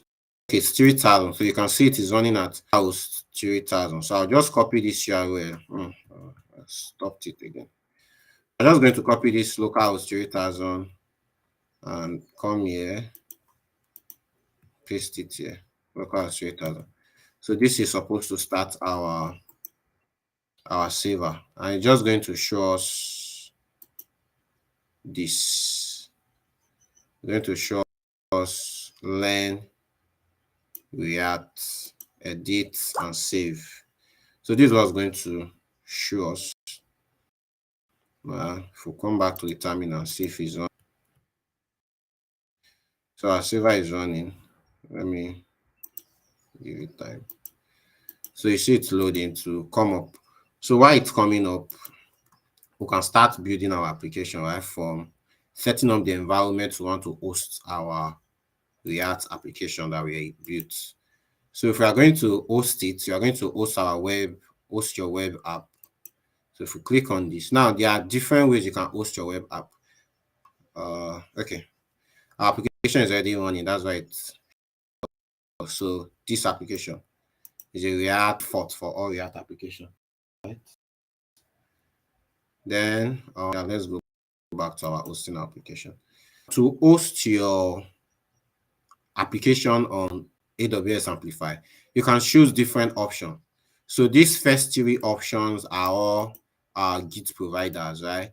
They help you for collaboration with your team. So these are the ones that you popularly use, either GitHub, Bitbucket, or GitLab. Depends on what your team is using, right? So if your team is using GitHub for their collaboration, for writing their code, you are going to use GitHub. If your team is using Bitbucket, you use Bitbucket. If they are using GitLab, you use GitLab. Or if they're using AWS Code Commit. So AWS Code Commit is more like this also Git providers, right? You can also manage your code base there. Or you can deploy it without any Git providers. So without any of these four. You can deploy it to any of without this. This means that you have to be dragging and dropping it at each time. Now let's see how this will work as against this, right? We're going to use this to GitHub and without Git provider, and we'll see which one is preferable. So if we deploy with this first, let's say without Git providers, right? We have our application running already on this. So to deploy this, we have to first of all continue. Let's give it a name. Let's say my web app, right? Web app or web app, my web app. So you can give it an environment. You can see it's in the development stage. You are still building. Now, it depends on how the method you want to put your code. How do you want to submit your code? Do you want to drag and drop it from your folder, or you want to get it from S3 bucket? So S3 bucket is like a storage where you can store files, you can store folders, you can store images and all. Or if you have a URL already, like a package URL, maybe like a zip file, so you can just put it here and save and deploy. But what we want to do, a drag and drop, because we already have our application here. This is our application. We have it in my local system, this place. But before we do a drag and drop, we don't want to drag everything here. You don't want to drag your public file, your source file, your node module, because your node modules is a lot of files, right? You have to first of all build it. So you have to manually build it here. I can close this. You have to manually build this application so the building will help us package it for Amplify to easily deploy. Right, so we'll go back here. So to build this code, you can check it from your package file, which is just on AWS, just on npm-run build. So basically, just do npm-run build. Right. So just on npm-run build. npm-run build is going to build and package a file for us. So if you do that, press enter. It's going to build it and create a folder and put it inside a folder for us. So it is that folder we are now going to drag and drop inside our AWS deploy process, right? Now this process, it's manual. These are all manual deployments. But if we use a Git provider like we saw in the previous screen before this, if we use any of the Git provider, whether GitHub, Bitbucket, all this is going to be done for us, right? And we are going to see how that will work. So if there's any change, it will be automatically done for us. But this we have to manually drag and drop our files and our directory here. So let's see if it has finished building. Yeah, it's a finished building. You see, it created a build file for us, a build folder rather. So this build folder is going to have everything here. It's going to have your source file, just that it's going to uh, reduce most of the content that is here. So you're just going to put it inside, package it here for you to drag and drop. So it's still building. So while it's building, you can come here and say we want to use, you can select the file, right? We want to choose a file from our directory. So I'm just going to navigate to where the file is, which is my amplified, and this is the build file. So let me check if it has finished building. So it has finished building. The build file is here, the static file with our CSS, our JS. So it have converted it to have packaged it for us. So basically we can, let me cancel this and do this again.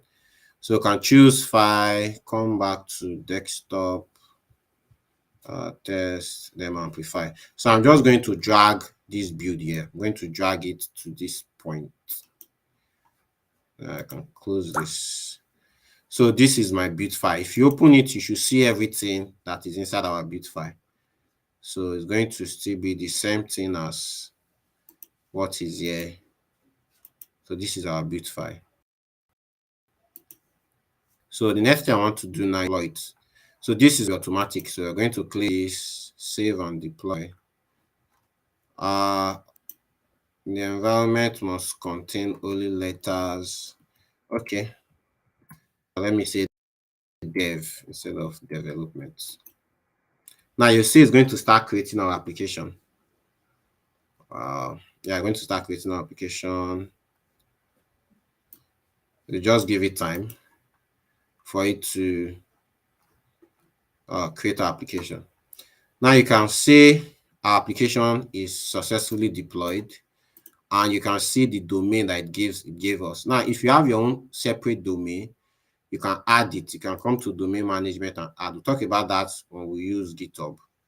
But now you can come to the general and you can copy this URL that it gives you. You can just click on it, and this will be where your application will be hosted. So you see, it's no longer on localhost like we had before, like localhost that we are using. Now it is now live. So if I share this to anybody, the person can go and see my application. So let's assume we built something, you built the next Twitter or the next Google. So you can see by clicking on this URL, you can easily come here. So you don't have to be the one to set up the whole build and the whole process. But with this manual one, we were the one that did the build, right? We had to come to our terminal and run npm build. So we did this build ourselves. But with a Git provider, we don't need to do the build. Let me close this stuff. So we had to do the build ourselves because we were doing a drag and drop. But if we take this to a GitHub, let's say we use a Git provider, it's going to do the automatic deployment for us, and we are going to see every process deploying. So for this, you can manage the domain. Basically, you can add a domain. So if you have a domain registered somewhere, or even on AWS, right, you can register your domain on AWS, and you can put the domain here, caesar.org.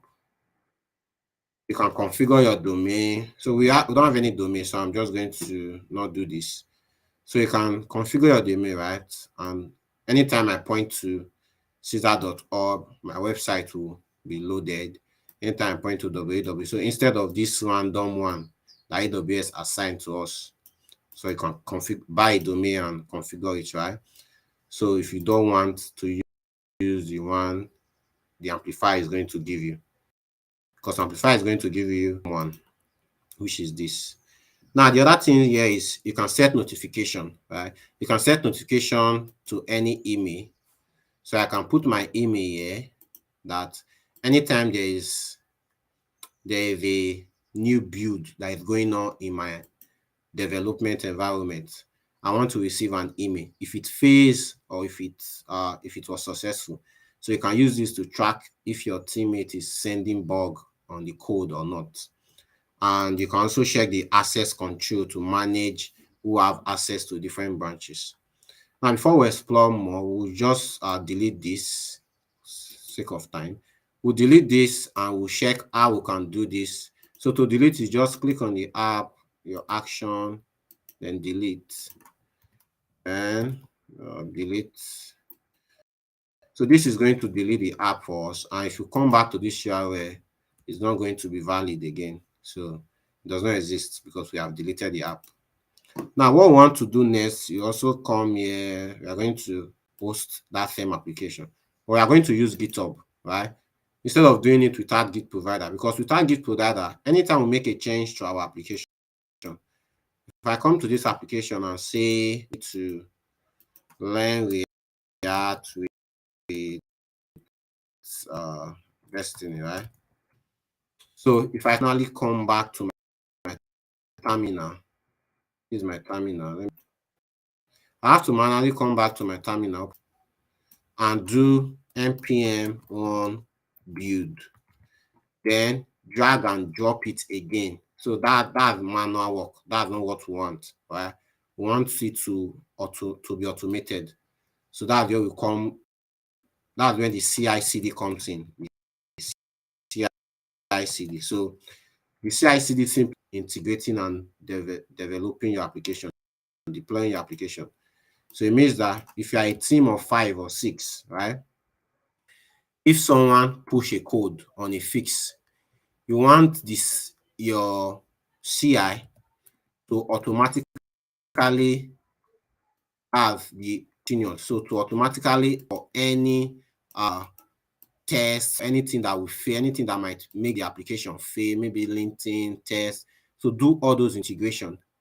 Then after it's done with that integration, it will now come to CD. So CD is where you will now do so it's sure that, okay, nothing is failing in the CI. So the CD is the deployment. So we can now deploy it and give you your URL or your domain and deploy it on your domain. So that's what we want, and that's what we want GitHub to help us do with. How we are going to do that, we'll need a GitHub account. So again, everybody have a GitHub account, right? So I've already created a GitHub account and a repository for it. So the repository is AWS Amplify demo talk. So I can share this after the end of the call. So just create a GitHub account, a GitHub repository, and we are going to push our code here. So everything here. So you could just copy everything here to push your code. So I'm going to do that now. I'm going to do git. I already initiated git. I'm just going to add everything. Git add. Then I'm going to do git commit. First update, right? So let's say this is the first update. Then I'm going to push it to the GitHub. So GitHub push. So this is going to push our code to GitHub. So it's going to take some time. But yeah, I finished pushing it to GitHub. So the next thing we have to do is to check GitHub. So we'll just come back to GitHub and I'm going to refresh this page and you're going to see all the code here, the file structure and everything, just the way it is here, build and all. Okay, maybe the build won't go. So you see it here, right? You see our public folder, our source file, our git ignore, just everything that was created here for us. So ideally, we don't need to we don't push our build to GitHub. Neither do we push our node modules, right? So because we are going to do continuous integration from GitHub, so GitHub is going to run its own build and create its own build for us if we use Amplify. So we don't really need to be created by ourselves. So we can as well delete this. So I just delete that. So now we have our GitHub. This is where all uh, this is where all the developers in the company work, right? This is where they push their code. So you want to manage the deployment with Amplify. So this is very simple, and Amplify is going to help you with the CI/CD, like we explained. CI for checking the integration test and all. The CD will be for the deployment. So if we come back to Amplify, you are familiar with this screen already. Because we are using GitHub, you can use Bitbucket. Bitbucket is also similar to GitHub and GitLab also. But you are using GitHub on this workshop. So it means you are going to select GitHub. So if we come back to GitHub, we are going to continue. Now, if this is the first time you're using Amplify for GitHub, you might be asked to authenticate with GitHub, right? So you might be asked to log into your GitHub account and accept the. So you just do that, and it grants it permission to your. So now I'm going to look for this my repository. So you go back to GitHub. My repository was named AWS Amplify Demo talk demo, right? So I'm going to come here, look for, yeah, it's the first one. So it's a recent project. I'm going to click on this. And if you want to view the permissions, you can view the permissions. I've given it all the permission it needs. So the first time you're going to click here, you might have to sign in and give it all your permissions. So you can select the branch. Our GitHub have just one branch. You can create different branch. Let's say you have a perfect example will be having a development branch and a production branch, right?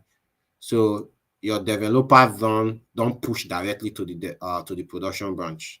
So they have to push to maybe a staging branch. Someone will review their code and see if there's any bug before pushing to either the production branch or the development branch. So, but in our case, we are just using one branch. We are going to use the main branch, and you can select a mono repo. That's if you are creating a microservice kind of architecture. But now this is just a normal, simple application. So we can go next. Now you see the name. The name will be the default name of your branch, which is this. But I'm going to change. You can change the name to. I'll just change it to my web app. So instead of the default name that they gave me, so it cannot contain period. I think I can use this, my web app, right? So now, this is the CI process, right? The CI/CD process. So this is Amplify writing it for us. And we are seeing that it's showing us the build process and the test settings. So what this is saying is that it's going to first of all run a pre-build. So meaning it's going to do npm install. So if you have any package, I can just click on this to edit. So you see, if you have any package that you need to install, so it's going to install it on this environment. Amplify is going to install it. That's what this npm CI means. So it's going to do the installation. Then it's going to build. It's going to run, you know, the npm run build we did manually. So the Amplify is going to run it for us and get that build package. So after you have seen the build package, it's going to save it. So this is going to be the artifact that I get from this build. So if you are using Yarn, if you are not using npm, you can change it to Yarn as your package manager or any other one you're using. So you're using npm, so npm is common. So this is the whole process is going to build our application. So this is the command it's going to use. It's going to run the installation and run all the build for us.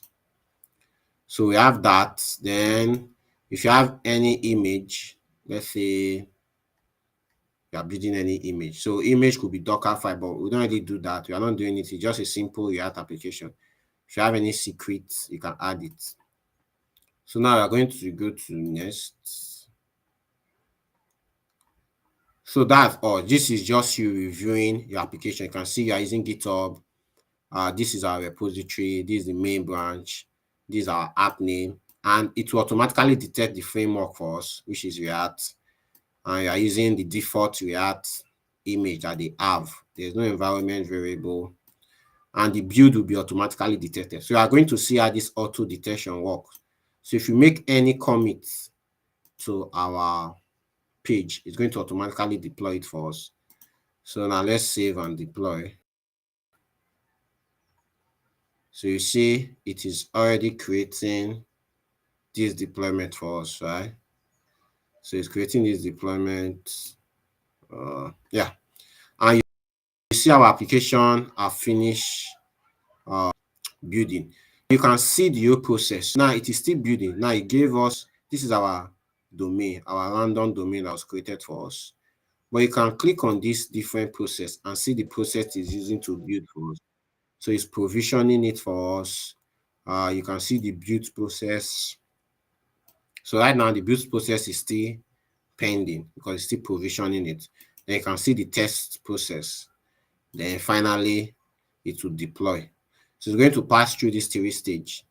It's going to provision the infrastructure that it needs to run our application for us. So it's going to set the environment. It's going to install AWS Amplify for us.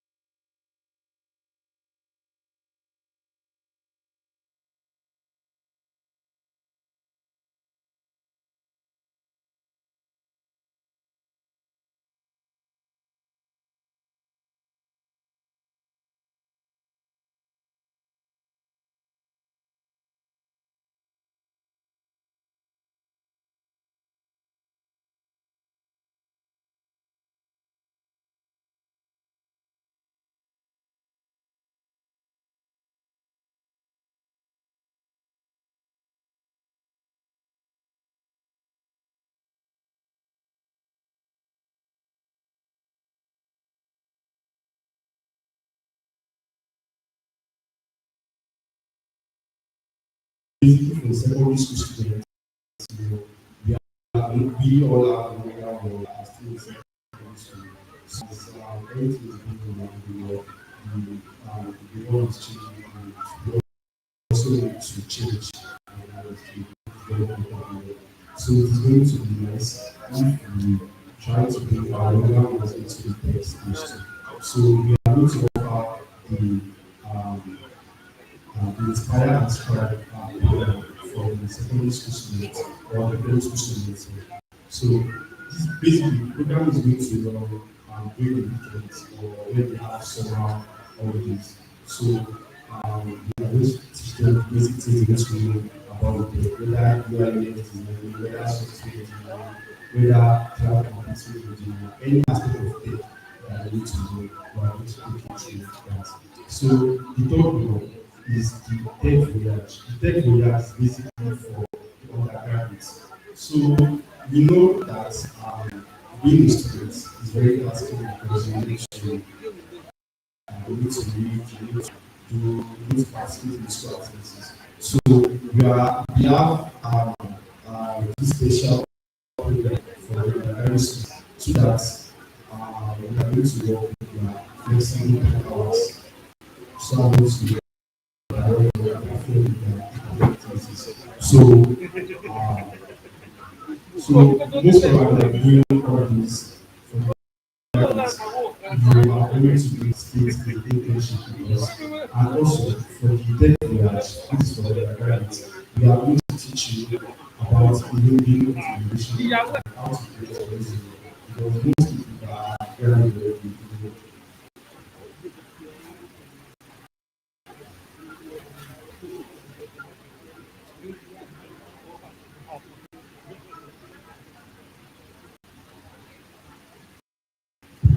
So we are going to teach you building automation and how to create some resume yourself.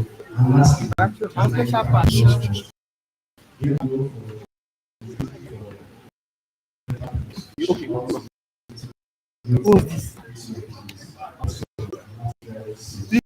What was this? I would like people to try. The programs are free. They are not charging anything. And we are going to Yeah, ask how many speakers go phone.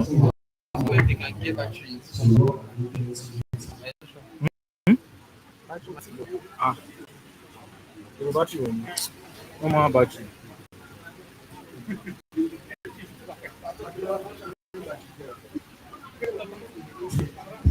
resources I can use the experience again to apply for job. So you want to just go to launch www.launchattech.org. So just visit the site and apply for scholarship. So I have about 6 gifts to share from Launch. So I'll be asking 6 questions. I have 2 shirts, 2 water bottles, and 2 clothes bag to share for before you all came for those that are registered us, we said you can participate in our Twitter class or hashtag that as well by taking a picture from the event and posting it in the social platform and the AWS blog.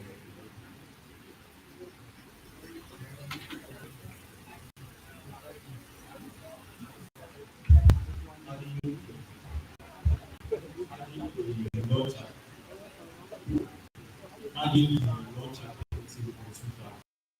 So you can see that so as to get maybe 1 or 2 from us. So for my question, I have 6 questions here. I'm just taking 6 question 1. What is the primary responsibility of a system administrator in an environment? What is the primary responsibility of a system administrator in an IT environment? A. Graphic design. B. Network security. C. Server maintenance. D. Software development. The guy in black hat. Server maintenance is correct. So we owe you again. All of us. So second question. What is the which role is responsible for designing and creating visually appealing elements on the website or application? A. System analyst. Front-end developer. C. Database administrator. D. Quality assurance engineer. This is the first person. You said? Alright, so the second is common scope. In the realm of cybersecurity, what does a penetration tester do? Hold on, sorry.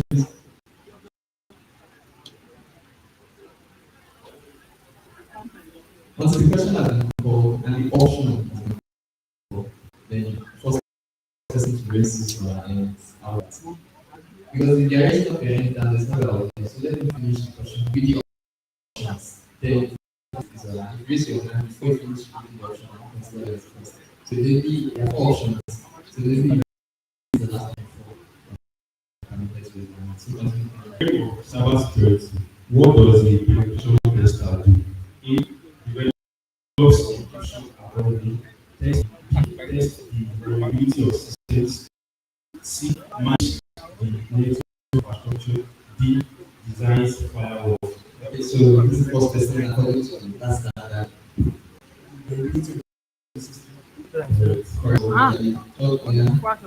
Fourth question.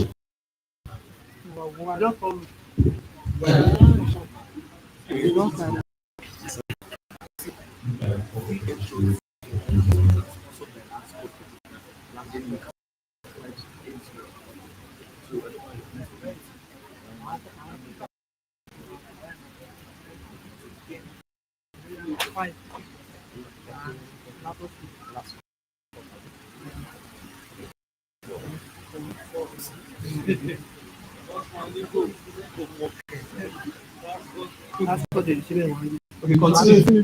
I will get the yes. So, which of the following is the which? A, tell this. A, go. B, lost. C, react.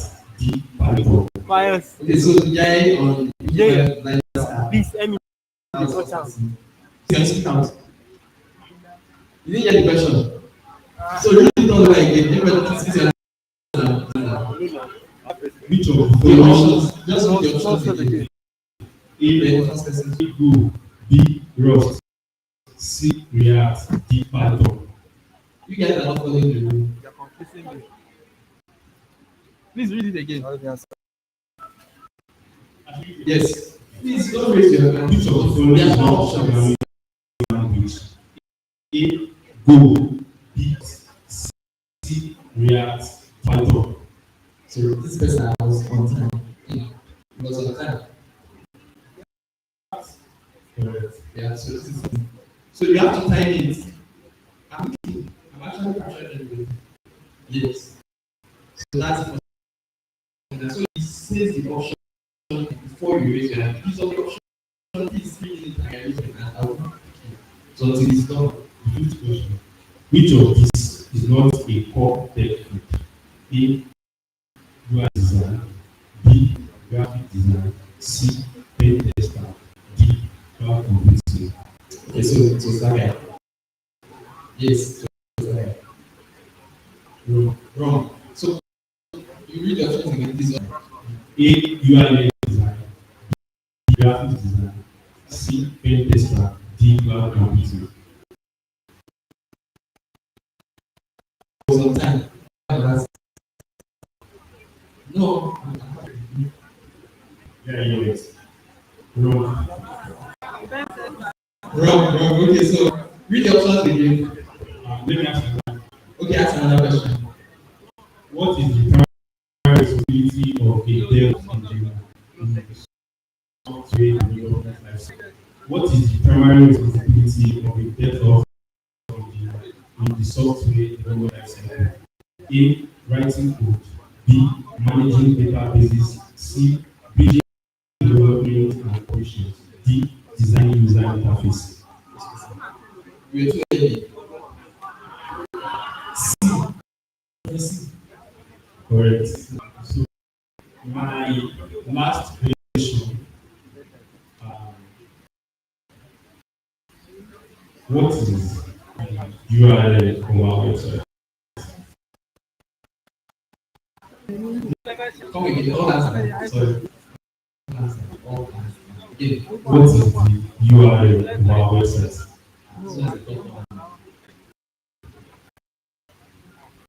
Okay. Let's email only. We've not had any email winners since, just me.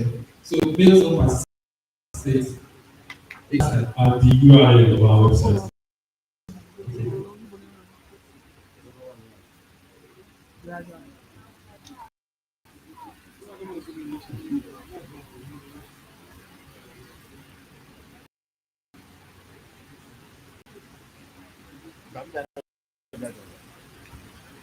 www.launchattech.com.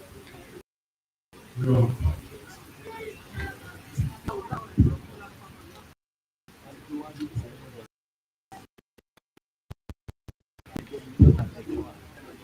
www.launchattech.org. This the bonus question for this going to be not really a question. The first video to follow us on Twitter, we should us the first one to follow us on Twitter. Launch underscore app was. They're going to do the process. Yeah, just keep going. Following us. That is basically you're following on Twitter. I think he goes to us. So let's actually launch app. So much for your gifts if you want. I know you guys.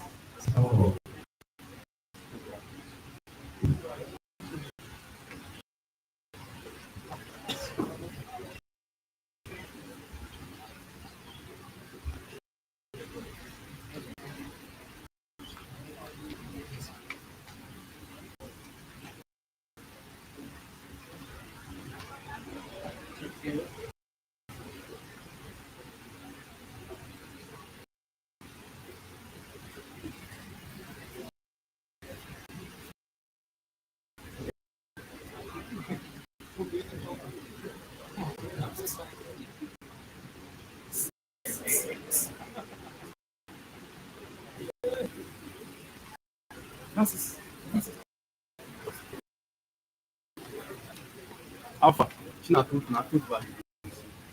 Yes, just come start now.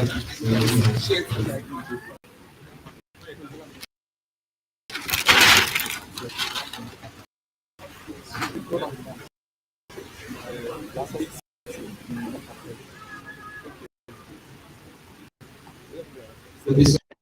Hi, everyone. My name is Primus Beku, and I'm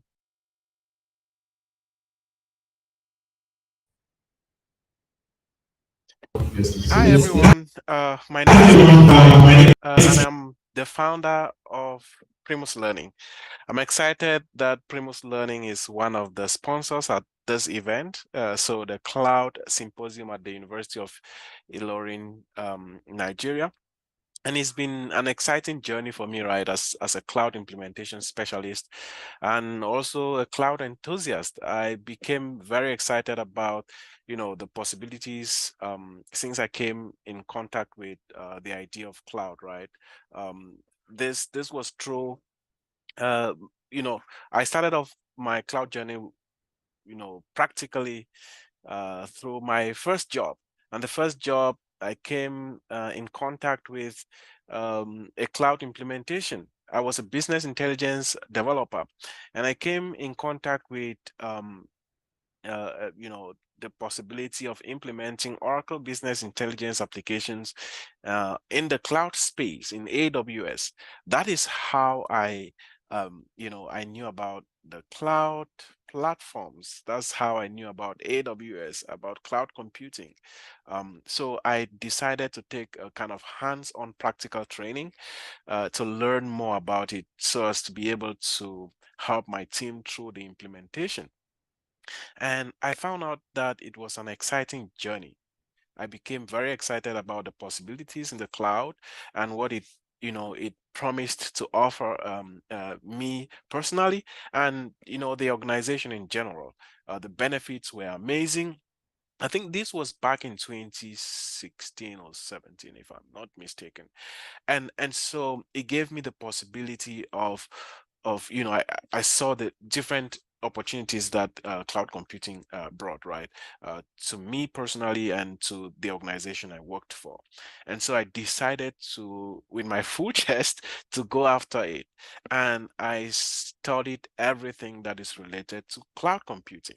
So I studied all these hands-on trainings. I took them online on YouTube, on sites like Udemy, Edureka, Simply Learn, and Pluralsight, Cloud Guru, and so on. So I took most of those trainings in DevOps engineering, in solutions architecting, in machine learning in the cloud, in business intelligence in the cloud. And so I became really very good when it comes to the cloud skills and cloud tools and cloud platforms. So I learned AWS first and then just transferred the knowledge to the other cloud platforms. So Azure and Google. I'm good in Azure and Google as well, but my really area of specialty is AWS. And so from there, I had so many opportunities. I moved into consulting. I was in consulting for a whole lot of years. I worked in different consulting companies from, a senior consultant. I moved over to a manager. From the manager, I moved over to senior manager and director. So I'm going to the director position this year.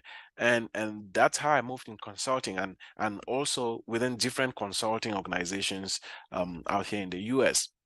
So the journey has been a good one for me. I went through different roles as I was moving through that path, right?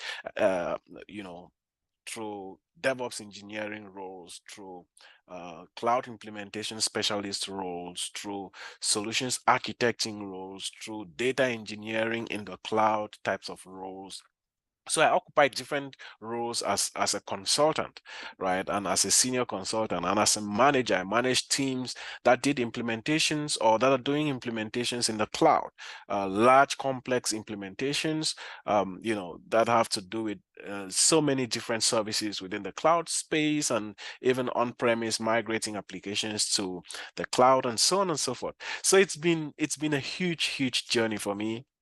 uh, and that's why I decided to found Primus Learning, right? Primus Learning is an organization that trains people in practical skill sets like those that I learned while struggling through my journey as a cloud enthusiast. So we at Primus Learning, we give those practical skill sets in a way that is more suited for people who are from no IT background and want to really get into IT and want to get started immediately and want to get running in the market.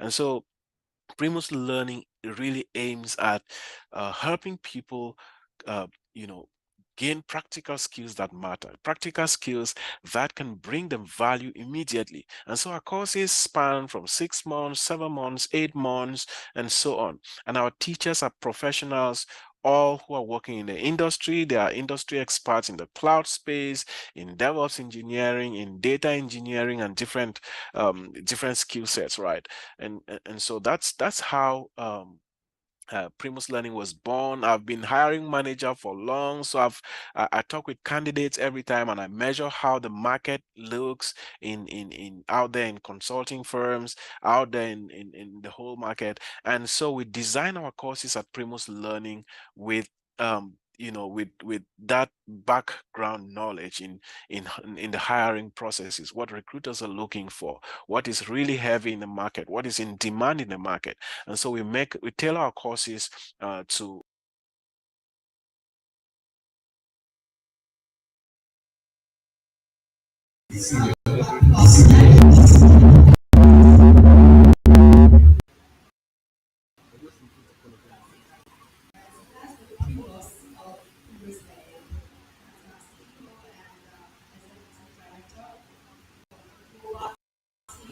across all countries.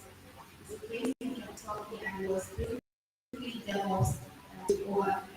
So just to go on, we'd like to make awards to those that had the top three in the game we did.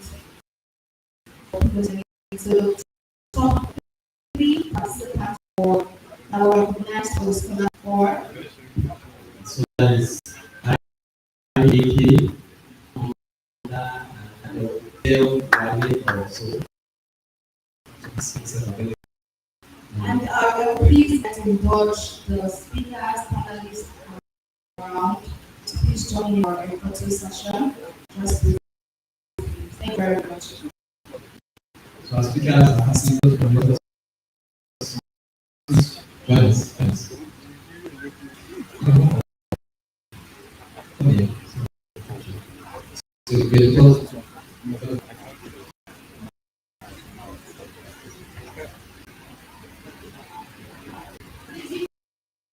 All the three persons can you come?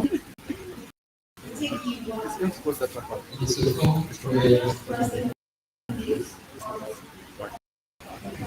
first. You are IAK, and you third person, and they'll okay. Photographers, join us up, join us up.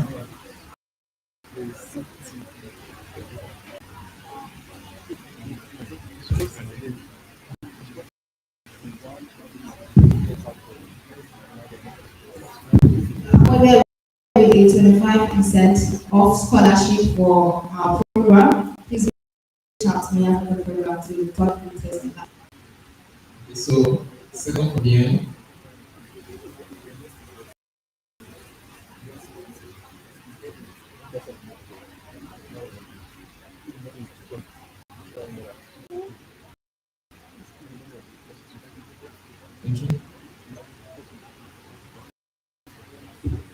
All right, person, thank you.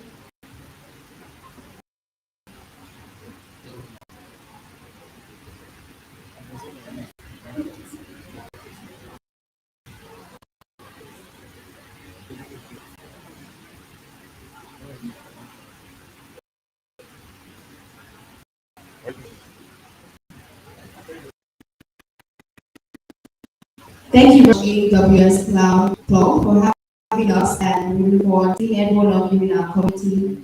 And God bless. Let's appreciate farmers. Let's appreciate farmers. Can do better than that. Let's appreciate them. So last course studio has some corporate details for us. So if you're a facilitator in the house and you want a shot, we have 5 slots that are free for our facilitation. So the first 5 people that shots earlier today, your headshots were for free, and the last course studio.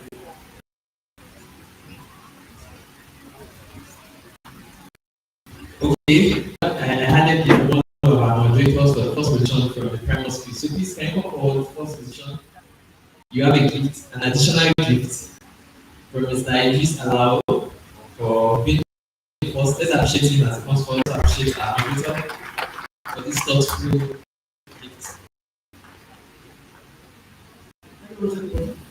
Student of Ufula Economic Science Universities. Those people that are going to space.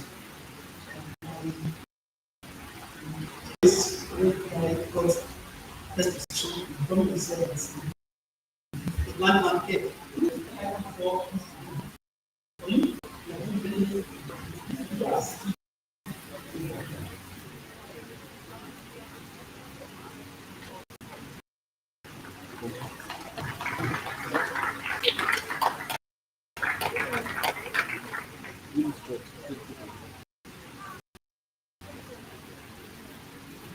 So we're almost done. We just have some. So the next time we'll be having our next it's a web developer, full stack developer, JavaScript,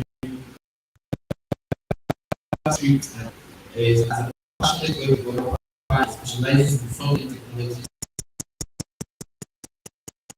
and frameworks. And his full stack capabilities is extended to JavaScript, where he needed to be in cases for both front and back end development. Previously, he served as a front-end instructor at Marvel, where he shared his expertise with modern developers. Currently, he contributes to PSR and Django, leveraging JavaScript MVC to create robust and scalable solutions. His commitment to growth and personal development is reflected not only in his professional pursuits, but also in his enthusiasm for open communication and collaboration. Let's give a round of applause for our next innovator, Mr. Adechi Onyemi. Let's appreciate the statistics and let's appreciate you. Let's keep clapping, please.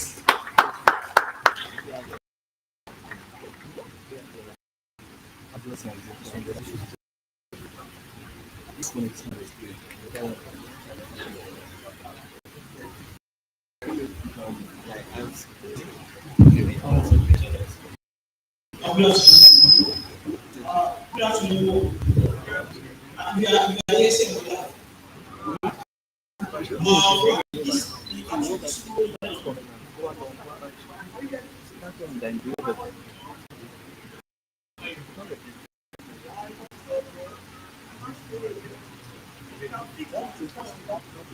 I'm trying. My name is Ajuji. I am the front-end. I can see this. Now I now use the Java I was from the children as model, whereby I was able to impart my knowledge on that. I believe that anything I know anybody, I want to know how to set up and then teach you how to set up. Okay, I'm so excited to be here.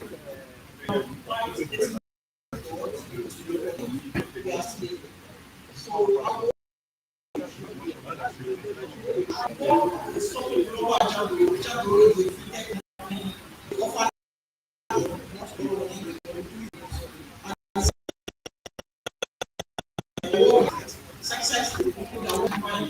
So we want to make sure that you have a good mental health. I want to do that.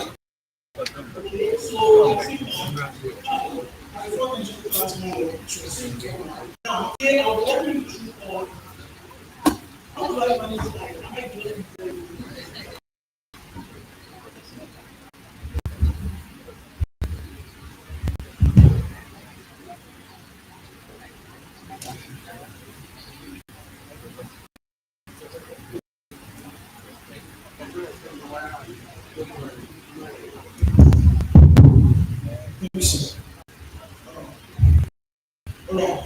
Alright. Please, okay, I'm walking through career development strategies. Okay, this topic sounds familiar. It sounds like I've asked it before. But trust me, I know what you're expecting. You're expecting to tell you sleep, you need to have perseverance, you need to keep pushing, don't give up. Trust me, that's what I'm going to tell you. So when we talk about career development, there are different concepts, and then different beliefs about career. So when we are talking development, it doesn't really special. It doesn't really focus on personal career alone. So when we talk about your career development, you start thinking, how do I develop my career to become a well developed programmer, so to say. You understand? Now, when you hear this topic, I know that I always believe that what the speaker is going to say is like, for you to become successful career, you need to be disciplined, you need to be intelligent, you need to have perseverance. That's what I'm going to tell you. So, I'm going to give you basic structure, actionable plan of individual looking for navigate and enhance their career. What am I trying to say? How can you actually move little by little, one after the other? What are the simple things you can actually do to get there? Okay? I can tell you for something. Let me use the word blow. Because that will actually so if you're a musician and you rap, you sing, people don't know you, but you must play to blow out. Now, you see, I blow within a year. However, the process has started a very long time ago, but people see the year, people see that 1 year. So what am I trying to do here is that the strategy to develop your career, instead that you blow in 3 months, you think you did it in 3 months. Are we together? Please give us this slide. Okay, now what comes to your mind is when you see the phrase career development. Okay, when you say career development, it refers to the ongoing. And that ongoing so ongoing is something you keep doing for the rest of your life. Are we together? President Putin, that's the United States president, is still developing his career. After Goodluck Jonathan was Nigerian former president. Right? Goodluck Jonathan became is he a chairman? Yeah, he became a chairman. Now, what I'm trying to say is that after being a president, he went ahead to develop his career to the next level. So what am I trying to say is that career development is something you keep doing for the rest of your life. Are we together? Okay. So what you say, the price of managing one's professional. Can you see? I intentionally cross for everybody needs. When we talk about career, it's only based on your professional. No. The kind of wife you want to be is the kind of husband you want to become is still and it's something you keep doing for the rest of your life. All together. So growth and advancement, we keep moving this way. Please give us the next slide. Am I watching because I have been now? Okay, now becoming the best version of yourself requires you to continuously teach your beliefs. From there, the writer of the habit, he said, for you to actually grow, you have to unlearn and learn. They used to tell you for you to achieve your dreams, you need to be disciplined, you need to write your goals down, you need to believe in your. It's good. Another thing like you need to start habits. You wake up every day, do your workout, you wake up every day, do your prayer, you wake up every day, you write your code. There was a time in my life sure I write at least 5 hours we together? Now, what am I trying to say is that at some point, you intentionally got to know so that you can take new things. That's one learning for you to actually move in your career. So when I say beliefs, becoming the best version of yourself requires continuously edit your beliefs. That's the ability to learn and learn. Okay? In that case, when you are you use it at some point, you go back. You go back to oh, you still learn again. That because you want to become better, you don't need to do it. Okay. Now it involves another the last slide. Okay, yeah, it involves applying skill continuously again. Now, gaining relevant experience. Over the years, I know someone that is a 15 years developer. They are the right things for this person told me one day, so I think you need to give me the word, said it's worth it. I know that's what it is. It's taking the fact that it's worth it. I said, over the years, they have been able to know that those code they have been written, thinking it's working well and not really working well because it has actually grown. Emphasis on the when I got the job and I was actually working with you, I went back to those projects I do and I checked the code and I was like, she knows what the nonsense. I've never felt like that before. Yeah. So what I would say is that you gain those things as a part of experience. I would together. I would say making strategic decisions to achieve personal and professional. Now, this takes us back to career development. Career development was like to personal plan. I would together. So now talk about networking and relationship building. Then we talk about something smart. I will explain it in the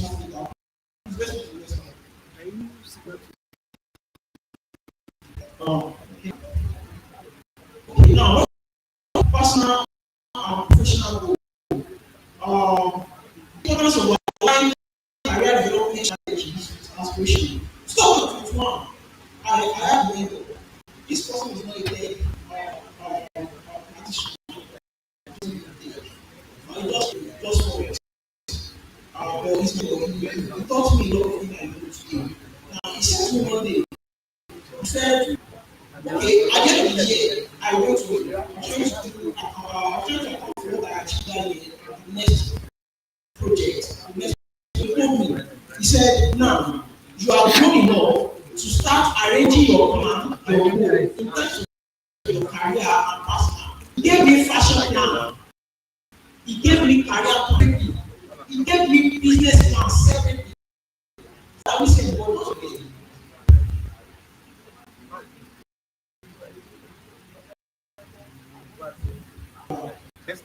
Okay, so he actually said I have a very thing. So let's go. What I would say is that we your plan, your professional and your personal plan they align together.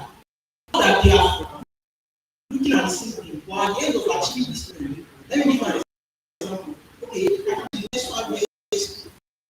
A friend of mine tweeted, he said he wants to become a developer. What was it today? Now, this guy is very good. He never switch. He can become a developer of Google in the next 5 years. You understand? Now, he has made that a plan, a kind of target.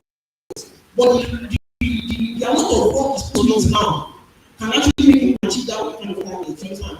So, personally, he's trying to grow and professionally wants to become something. However, at the end of the day, I want to get that. Okay, so the business is next slide.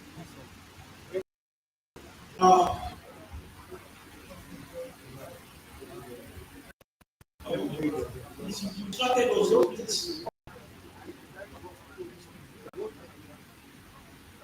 The next one. Okay, now we are talking about network and mission. Okay, before I even say this, network sounds familiar, right? It's like network with people who are like network. with the intention that one day that person you are networking with can add to your life. That I become a front-end developer company as a result of network. The person I haven't seen in my life, I haven't seen him like this. And I become a front-end developer through. Now, why did this happen? I did a free work. He came to me and said, one of his friends free work. I did not have work that time. And he gave me the feedback design to extent that I added animation that the feedback designer didn't even add. After developing the website, the second day, the whole website, they need a front-end developer to come. Now, network will not let do it. What happens again? I put in more repetition. I make you know to the person that I am reliable. I'm actually put this. Now, don't talk about networking. Networking but you need to actually make yourself well. Like you have a good reputation for people to see that okay, yeah, I trust my project with him. And we've had a good relationship for years. So networking has actually did that. Now, you see what I did here? I said just like the scripture. Why did I do that? Actually, everybody knows Joseph. The Muslim prophet, Anabi Yusuf. Now, we know that he became a prime minister as a result of a late advocacy. Now, you guys know only after this one. That network did not work for him. What works for him is that he has also helped that woman like meditation. You are not only for that person, they going to somebody else. Trust me. That's the direct development. Let us assume you have connections. You always not have connections. I can tell you, you are incorrect to see what was. Now, let us we go what we see. So, what we keep in that road, we don't know the work. We posted on Twitter, posted on LinkedIn, you say, and you don't know the very well, but you have donation of people at the door, and they give you that job. Oh, we get this. I want to get that. Is that the first time?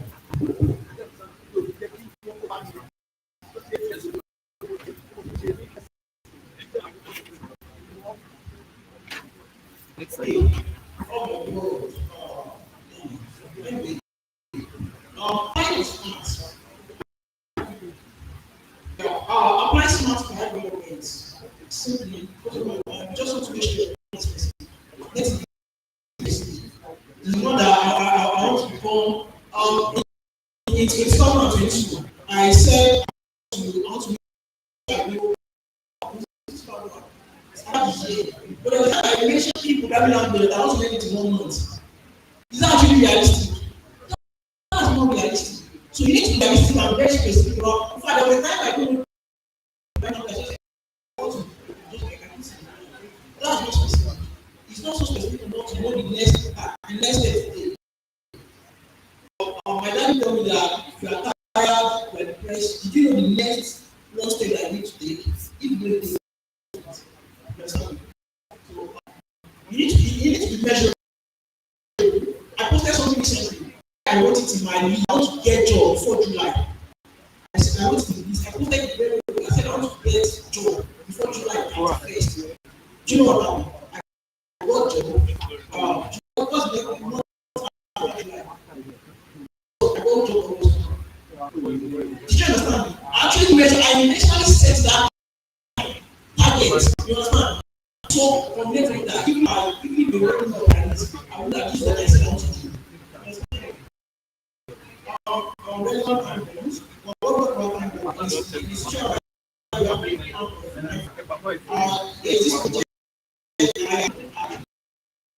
I need to before this time bound. So it's not easy actually. I look at it's not something that happens as we go. But when we are doing that, it happens. Just like what just like the example I did, I wrote July as first. July as first, I don't know but actually don't know. So when we are doing that, what's your last one to everyone? July have more start. I don't think they trust their. We are going there, so let's just stop there for a minute. But this is not the next one. Let's have the next slide. Next slide, please. Yeah, please find this part. I just wait for my tutor, but it's not. No, it is. So let's let's have the previous slide for 30 seconds, and the next one for 30 seconds. Okay, the previous one is my tutor handle. If you can connect to me, I'll follow you back. So we can actually chat, close together, I believe in it. And this one is for feedback, which is this one. Just put your opinion, you have it's an anonymous feedback. Nobody will actually post by saying that. It's different. Thanks to the community.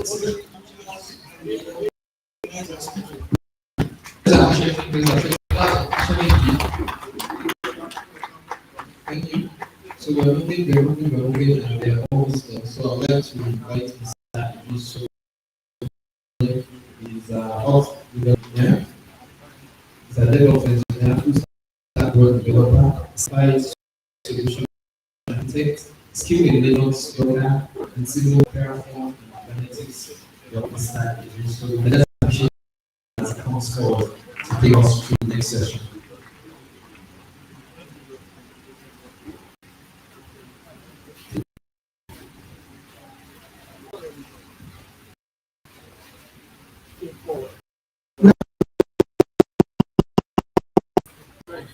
I know by now fatigue is already setting. As a teacher, lecturer, I don't want us to go our second emotion. I'm not going to discuss the brother institutions. Because I realize that most of those things are discussed in this. The topic is let us this.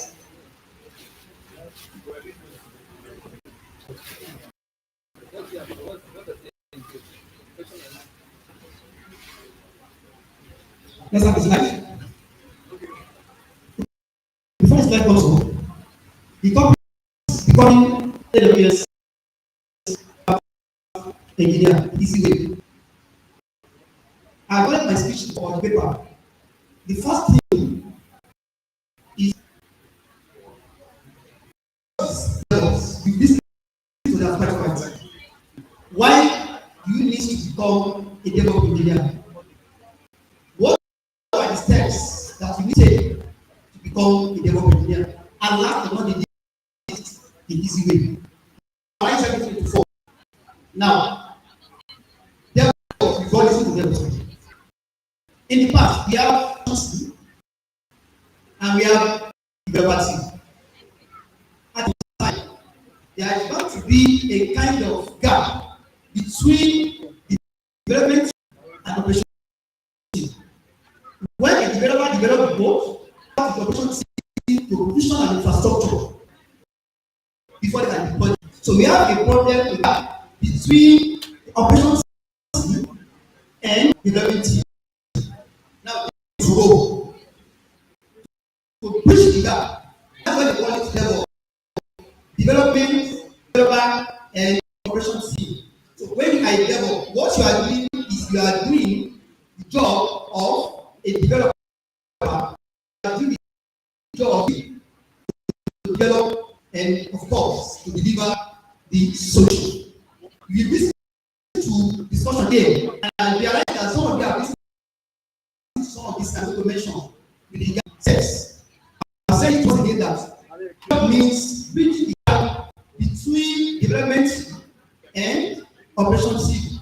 Sometimes when the operation team or the team have the code, then they give the code to the development team. The concern to the operation team is that no, if there is any issue or error in the code, the problem with the team is they don't know whether the operation team will deliver very well. As a result of this, there is come DevOps. This is the gap between the two. That is the meaning of DevOps. And now you are going to be based on all of that discussion that for now if you want training, if you observe Uche is now the coordinator of AWS security group. Why Emily happens to be the computer for West Africa? We all met last Lagos State for AWS Day Community Day. Uche mentioned if you go back to the slide of Uche, the first thing he mentioned out of his training 10 is what? There was set up. Although recently there's an argument that there's no difference between the two. That if you're a development engineer, you should learn security. So the first thing, and I think this is why the organizer discuss or should just bring a kind of awareness to how you can become a development engineer out of this. And anyone about 12 steps, as long as you're able to learn those 12 steps, you can become a development engineer.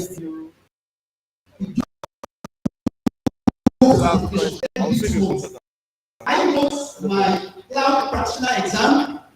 Within 2 months, I put it for my solution. Not that it's easy. I have to confess this to you. I wrote my cloud practitioner in July.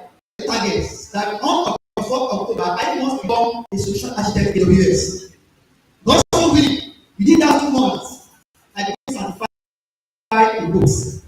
So I can get your certification. But that certification alone will not guarantee you job. You need experience. And that is one of the companies that are available. Right? Let me give you training 3 months, 1 month, 6 months. Also, that you have hands on. My first experience to get a job for a federal company have the HR training. Doesn't take 3 minutes. They arrange technical session for me the second day. Guess what? When those technical guy came, those things I know them theoretically because I predicted you are going to attempt 50 in AWS solution architect. I'm going to spend 1 hour 30 minutes. I was telling myself, what I be to have 50 questions? Yeah, I can tell you not to spend less than 1 hour 30 minutes. Because I have almost all the technologies. And I treated, we are going to answer 50 questions. I practiced and give them 1,500 questions. Just because so when I read the question, before picking the answer, I know the answer. Just like they were giving us for years. Before they reach the option, step by step, extend that. I will read what made. I can give you some signs. Top name is that once you see this particular technology in a question, this is the answer. I practiced 1,500 questions. 1 month. And 2 years.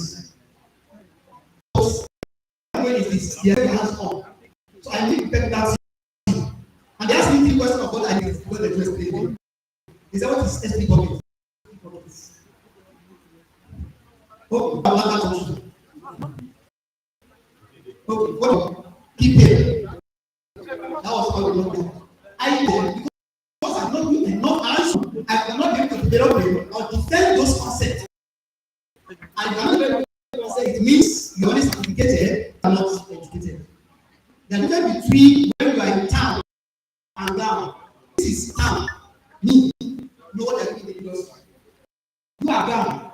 Because most of what you do as an university graduate, most of them are successful. And before you can employ, you need soft skill. And those soft skills are what we hands on. So practice. I don't know where you go for now.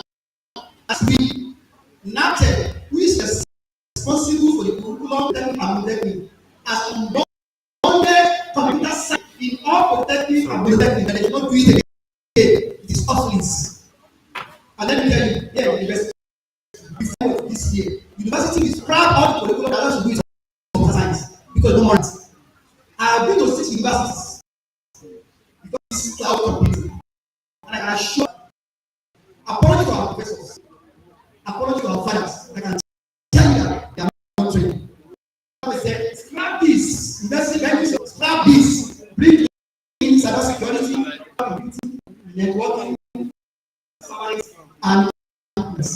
And that is why some of them are here. You must know what value is relevant. So you need about 11 steps. I'm just mentioning it and go the easy way. They are before you can become a devil engineer, yes. You are going to learn CICD courses as well. You are going to learn programming language. Let me tell you, when I finished through my interview, one they said, "Can I speak?" I said, "I can't speak." And you want to call yourself a devil engineer? It will be a deceit. What you need to know programming before that they lie.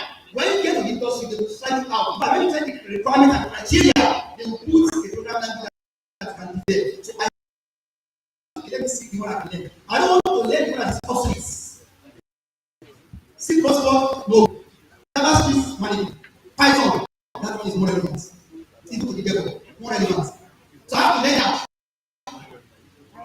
I need to learn programming language as well.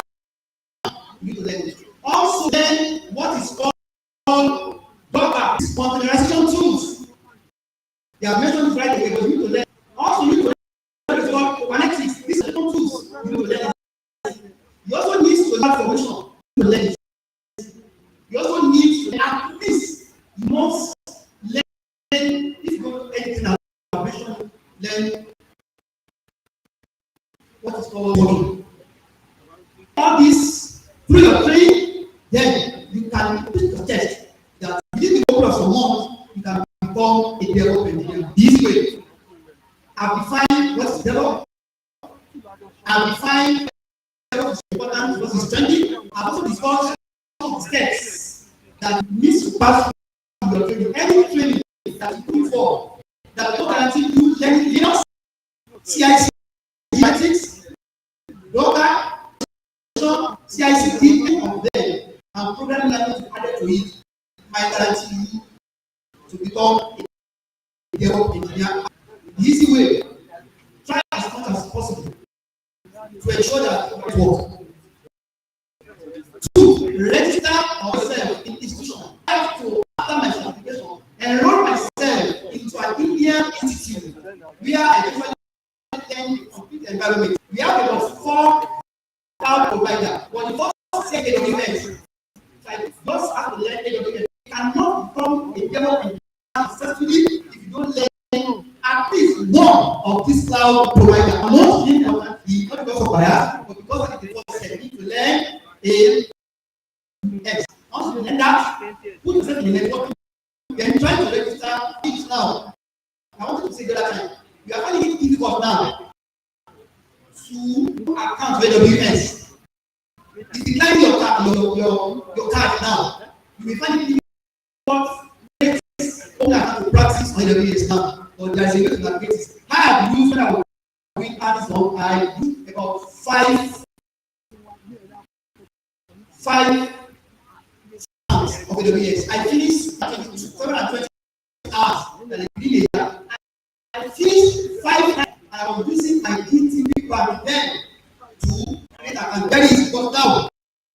We find it to take advantage of creating an account with AWS and do your practice. So practice and do and be dedicated. When you learn all this, learn the environment, learn the steps, learn the tools, then you can go. I think okay. Before the next program, we want to be practicing DevOps engineer. I have a very assist. I want to write a question. I can give you much of this and you teach them, but you have to be dedicated for that period of time. Once you do that, you become DevOps engineer. It's based on time. Thank you very much, everybody, for bringing down this.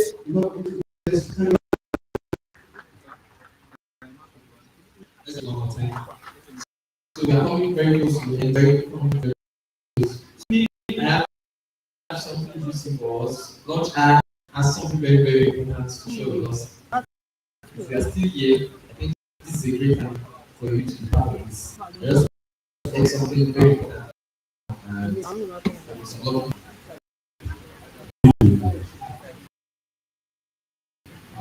our founder is going to give out six scholarships. She is interested in doing school fees for school. So, is, is there anyone that has been or lost? Well, it's just basically a few years ago. Just a few years ago. Is there anyone here that has a baby or wants to do it? She has a baby. So, let's go details.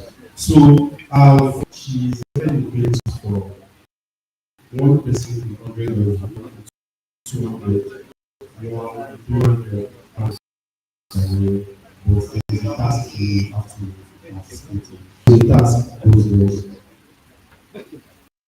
the first thing you have to do is before you launch attempt on Twitter, then you make a post talking about what you need to do for you.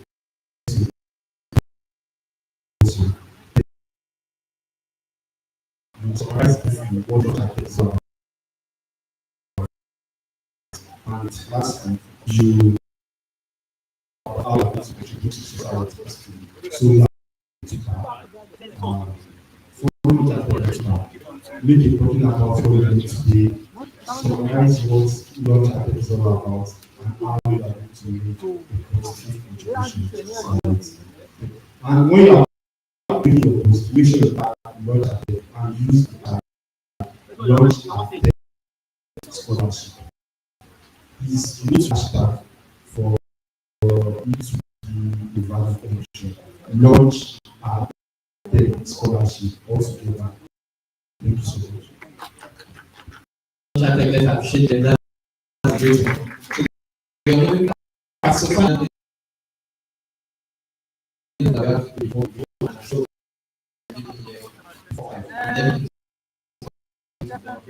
so one who our answers on my virtual computer now and introduce yourself and last one like this before like this session and we're out of here before beginning. So yeah, but please take over from here.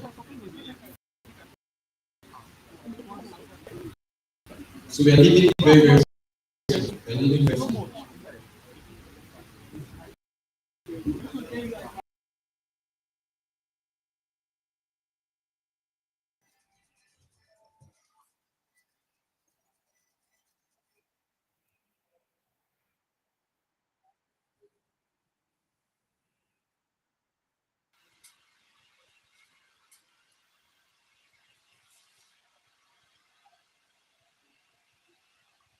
Can you guys hear me?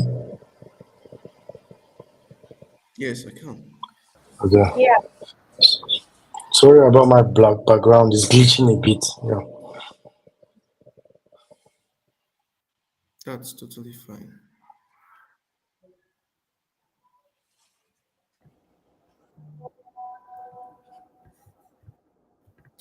Right. Good afternoon, everyone. So we're going to start this panel session immediately, and I'm going to be introducing Mr. Fine, and I'm going to be reading out his bio. Ryan Odiazie is a cloud native engineer and advocate with experience in backend engineering, DevOps, technical writing, product management, and startups. He started his career as a founder, learning how to build a startup.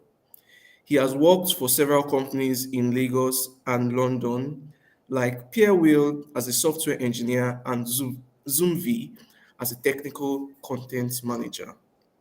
Currently, he is an independent DevRel technical writer working with companies like Mia Platform and MVP Group.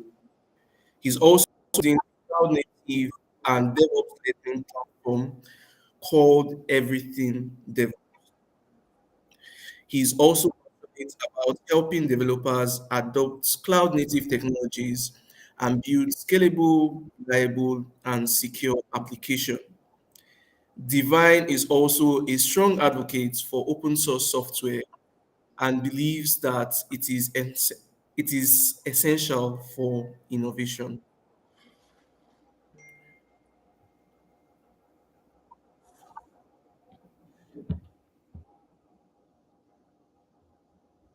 You're not speaking, Tochiko.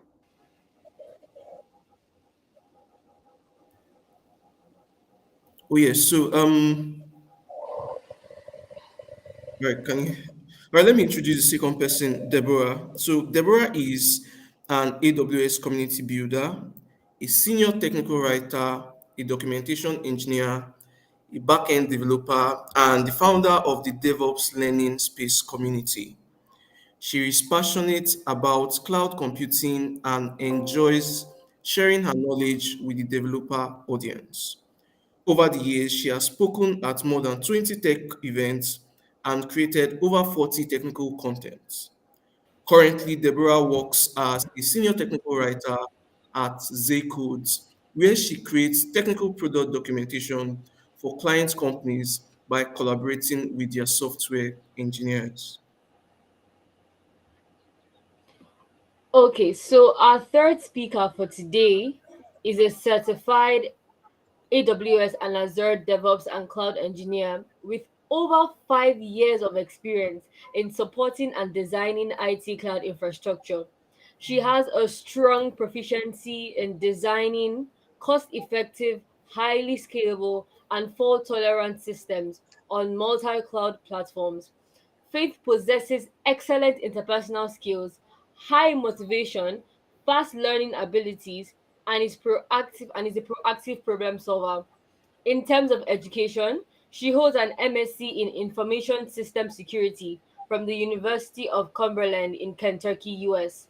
She also completed an MSc in Information Technology from Ladoke Akintola University of Technology in Nigeria and a BSc in Biochemistry from Ambrose Ali University in Nigeria.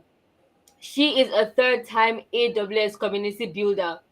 She has obtained several certifications, including the AWS Solutions Architect A lot. AZ305, designing Microsoft Azure infrastructure AZ500, Azure keep on clapping, Azure Security Engineer Associate, certified Kubernetes administrator, and certified Kubernetes security. Ladies and gentlemen, let's welcome Faith Eli Thank you. Enilama. Thank Beautiful, you. beautiful, beautiful.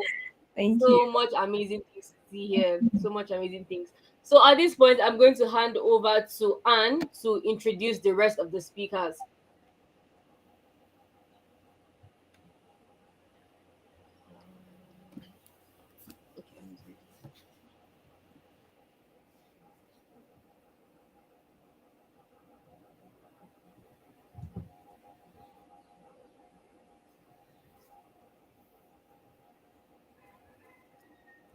We can hear you, Anne, if you're speaking. Okay, can we hear me now? Yes. All right, thank you so much. Okay, so I'll be introducing the last panelist, which is Memek Savior. So Memek Savior is a result-focused cybersecurity and cloud associate with obtained knowledge and keen interest in cyber awareness and cloud computing. And she has the proven ability to go over and beyond, utilizing a range of problem solving customer support skills to offer both organizational and personal development. Also, Memek is an AWS community builder. So with a round of applause, let's make welcome Memek as well as other panelists. Thank you. Thank you.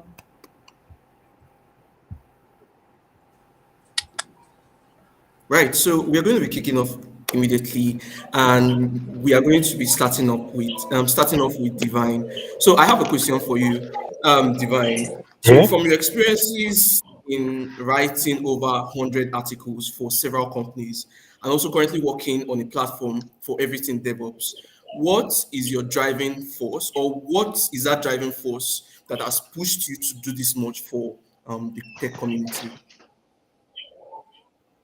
So it's kind of I've not really thought about this question, right? But thinking about it now, And my answer would be like the community has given a lot to me, right?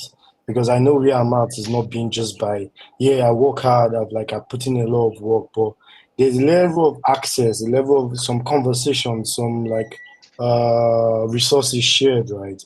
So that's what I'm trying to do with everything. I know I'm here because of the impact and the contribution of several people all over the world, right? That I've met throughout my career this past 6 years or so. So yeah, so that's my drive, right? Just to help as much people get to where I'm at, right? And which is also helping me to grow because I'm filling in some knowledge gaps I haven't gotten right along my journey. So yeah, I think that would be my solid answer to that question. Okay, thank you very much for that wonderful answer. So, yeah. Okay, so the next person we would be having is Deborah. So, Deborah, what plans do you have as an AWS cloud builder? In essence, what plans do you have for the AWS community in general in long term? Okay, so I'm one of the new AWS community builders. Um, so far for now, my plan is to collaborate with my community, contribute to the AWS community via the DevOps learning space, organize more events, and I'm also planning like a series of workshops because I actually love teaching. So I plan to like do series of workshops as well as write ebooks, detailed ebooks that explain technologies and practical ebooks as well. So I'll be sharing all that with the AWS community. And I'm also a part of the AWS Nigerian user group. I'm like on the group chat, although I've not been active. That's it, more active this year. Yeah, so that's it for now. All right, that's beautiful. That's beautiful. We definitely look forward to hearing and seeing more of you, definitely. Thank you. Okay, so now on to our next panelist. So we're going to be speaking to. Okay, yes. So we're going to be speaking to Faith right now. So Faith, can you hear me? First of all, let me confirm. Uh-huh. Yes. Okay, okay, all right. So how long have you been in the cloud? And so this is like a two-in-one question, basically. So how long have you been in the cloud, and how do you plan on applying your lifelong experience in the cloud in helping fellow cloud enthusiasts? Okay. I think I've been in the space for almost 5 years. I started off as I was in digital space. I was a digital marketer before I made the switch when I had to like quit my job just to like, hey, I want to learn this cloud. But then the first time I heard about DevOps, I was like, oh no. So when I saw the roadmap, I literally ran. And then I went back. I was like, maybe I'll just be a cloud engineer. It's way much easier. But to be honest, I went back to the same thing I ran away from, because at this point they're almost one and the same. So it's really about how do we even get there? How do we help other people? And then the plan about what do I intend to do? I am actually the founder of Launcher Tech, which is one of the sponsors here today. And one of the things is why Launcher Tech came about was how can I help? It's one of the most important questions I like to ask. How can I help? Which is what I was telling my team today. Like, okay, what can we do? What can we do to help people? And then we decided that okay, let's just give like scholarship and pay some people's school fees because the economy is hard. But aside all of those paying school fees and all of that, the most important thing is how can we help more women get into the tech space? Because I have two jobs. I'm a DevOps engineer, I'm a cloud infrastructure engineer in my other job. And it's hard that in all my jobs, I do not have any woman. Like it's pretty hard because I have to interact with like the men at every point in time. And I'm like, can I just have a friend? Can I have someone I can just gist with on this team? People run away from this field because they think it's hard. It's actually hard, but I mean you gotta choose your heart, right? It depends on what kind True. of heart you want to choose. Any field you are is hard, but you have to choose if I want to do as good as the men are doing, then I can as well just put my head there. And right now, I'm looking towards like AI. I just got my first stuff, and someone was like, "Hey," the company reached out and said, "Hey, how can we interact with you in terms of like AI? We see you're doing this, you're doing that." Because I reached out to a couple of people, So for me, it's like, how can you keep building, and keep improving? So and we hope that just getting started, but we hope that we're able to do more for women and help them scale and grow in the tech space. Right. So I hope I answered Mm. the question. Yes, I think you really, really have. And we just want to, on behalf of everyone, really, really appreciate you for the work you're doing. I Oh, think I'm always, obviously, aside from the fact that I'm a woman myself, I think anything to encourage individuals who are not necessarily a very key or okay, maybe the word is not key per se, but then I mean at the end of the day there is more men than women in the field generally. And so if there's a way we can obviously balance the gap in a sense by encouraging more women to participate, encouraging more women to come into spaces like this, you know, give them more confidence, make them understand that they are very okay, they are enough, there's nothing wrong with them, and they are very much capable as their male counterparts and right, even more. So we really, really appreciate the work you're doing, and we're definitely looking forward to more from you, more right. from all the things you're working on, and everything all together. Thank you so, so Yeah. much. Thank you. I So at this appreciate point in time, I would it. have to hand over to my fellow moderator to go on with this session. It was really nice interacting with everyone, Right. and I'm looking forward to still hearing from us as we move on. So, Thank Anne, over to you right now. you. Right.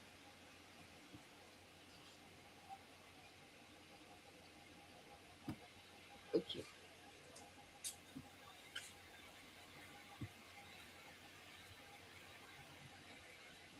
Okay, so Anne is coming up right.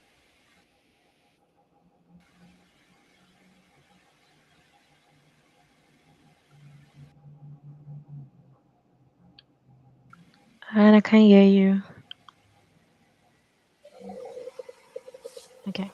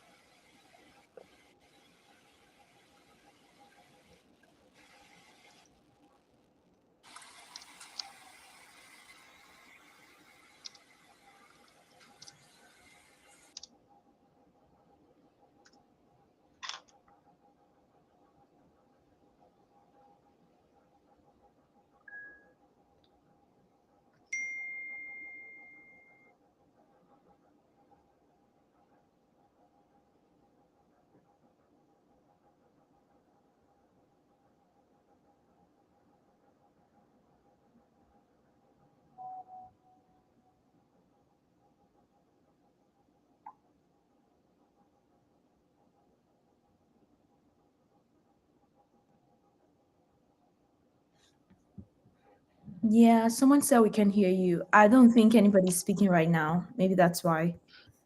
On the chat. Okay. Mm, I don't think we can. Can just keep the conversation going to the comeback, maybe. Right. Yeah. Right. Okay. Yes, so I literally, yes, I think I'll just go on. She's probably having network issues, and I'm sure by the time she's back, she would go on. Okay, so on to our next speaker, which will be Merrick Savior. I really hope I'm calling your name properly. Please No, yes, pardon me. correct. Okay, Correct. all right then. Okay, so what are the key benefits of cloud computing on AWS for students, and how can they leverage these technologies to enhance their learning? Hmm. Okay, the key benefits, yeah, aside the fact that there are more cloud roles now Yeah, everywhere, you can start from literally you can pivot from any field and just move on. But how they will benefit, to be honest, is there are resources everywhere. But one major thing they have to keep in mind is they have to keep learning because, true. like I said, the resources are there. And okay, like Tembly said, there's open source, there's networking, there's community. But if you do not participate in these communities, the resources will pass you by. So you Yeah, have to keep learning. You need to network. You need to ask questions. No question is stupid. Just make sure you're true. in the right place and asking the people. Don't be shy. You could just ask, okay, what's the next? Okay, for instance, like, you can ask, what's the next workshop coming? Deborah says she has a couple of workshops coming on. You could send her an email or something. Ask questions. There are resources everywhere. Just learn because even as much as the resources are there, if you don't keep learning, no matter what, even those that have been in this industry for like 10 years, you see anytime they talk, you will hear that they say I keep studying, I keep learning. I can't remember the person that said it. That even if they have okay re-events, they have new products, new services. Even if you've known something before the new products, you still have to study and learn the new products. So it never ends. That's how they're going to benefit from it, to be honest.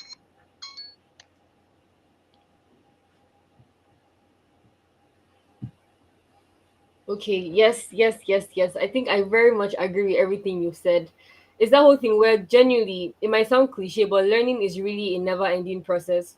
And I think the more that is understood, the easier life will be generally because every day things are changing, there are new developments.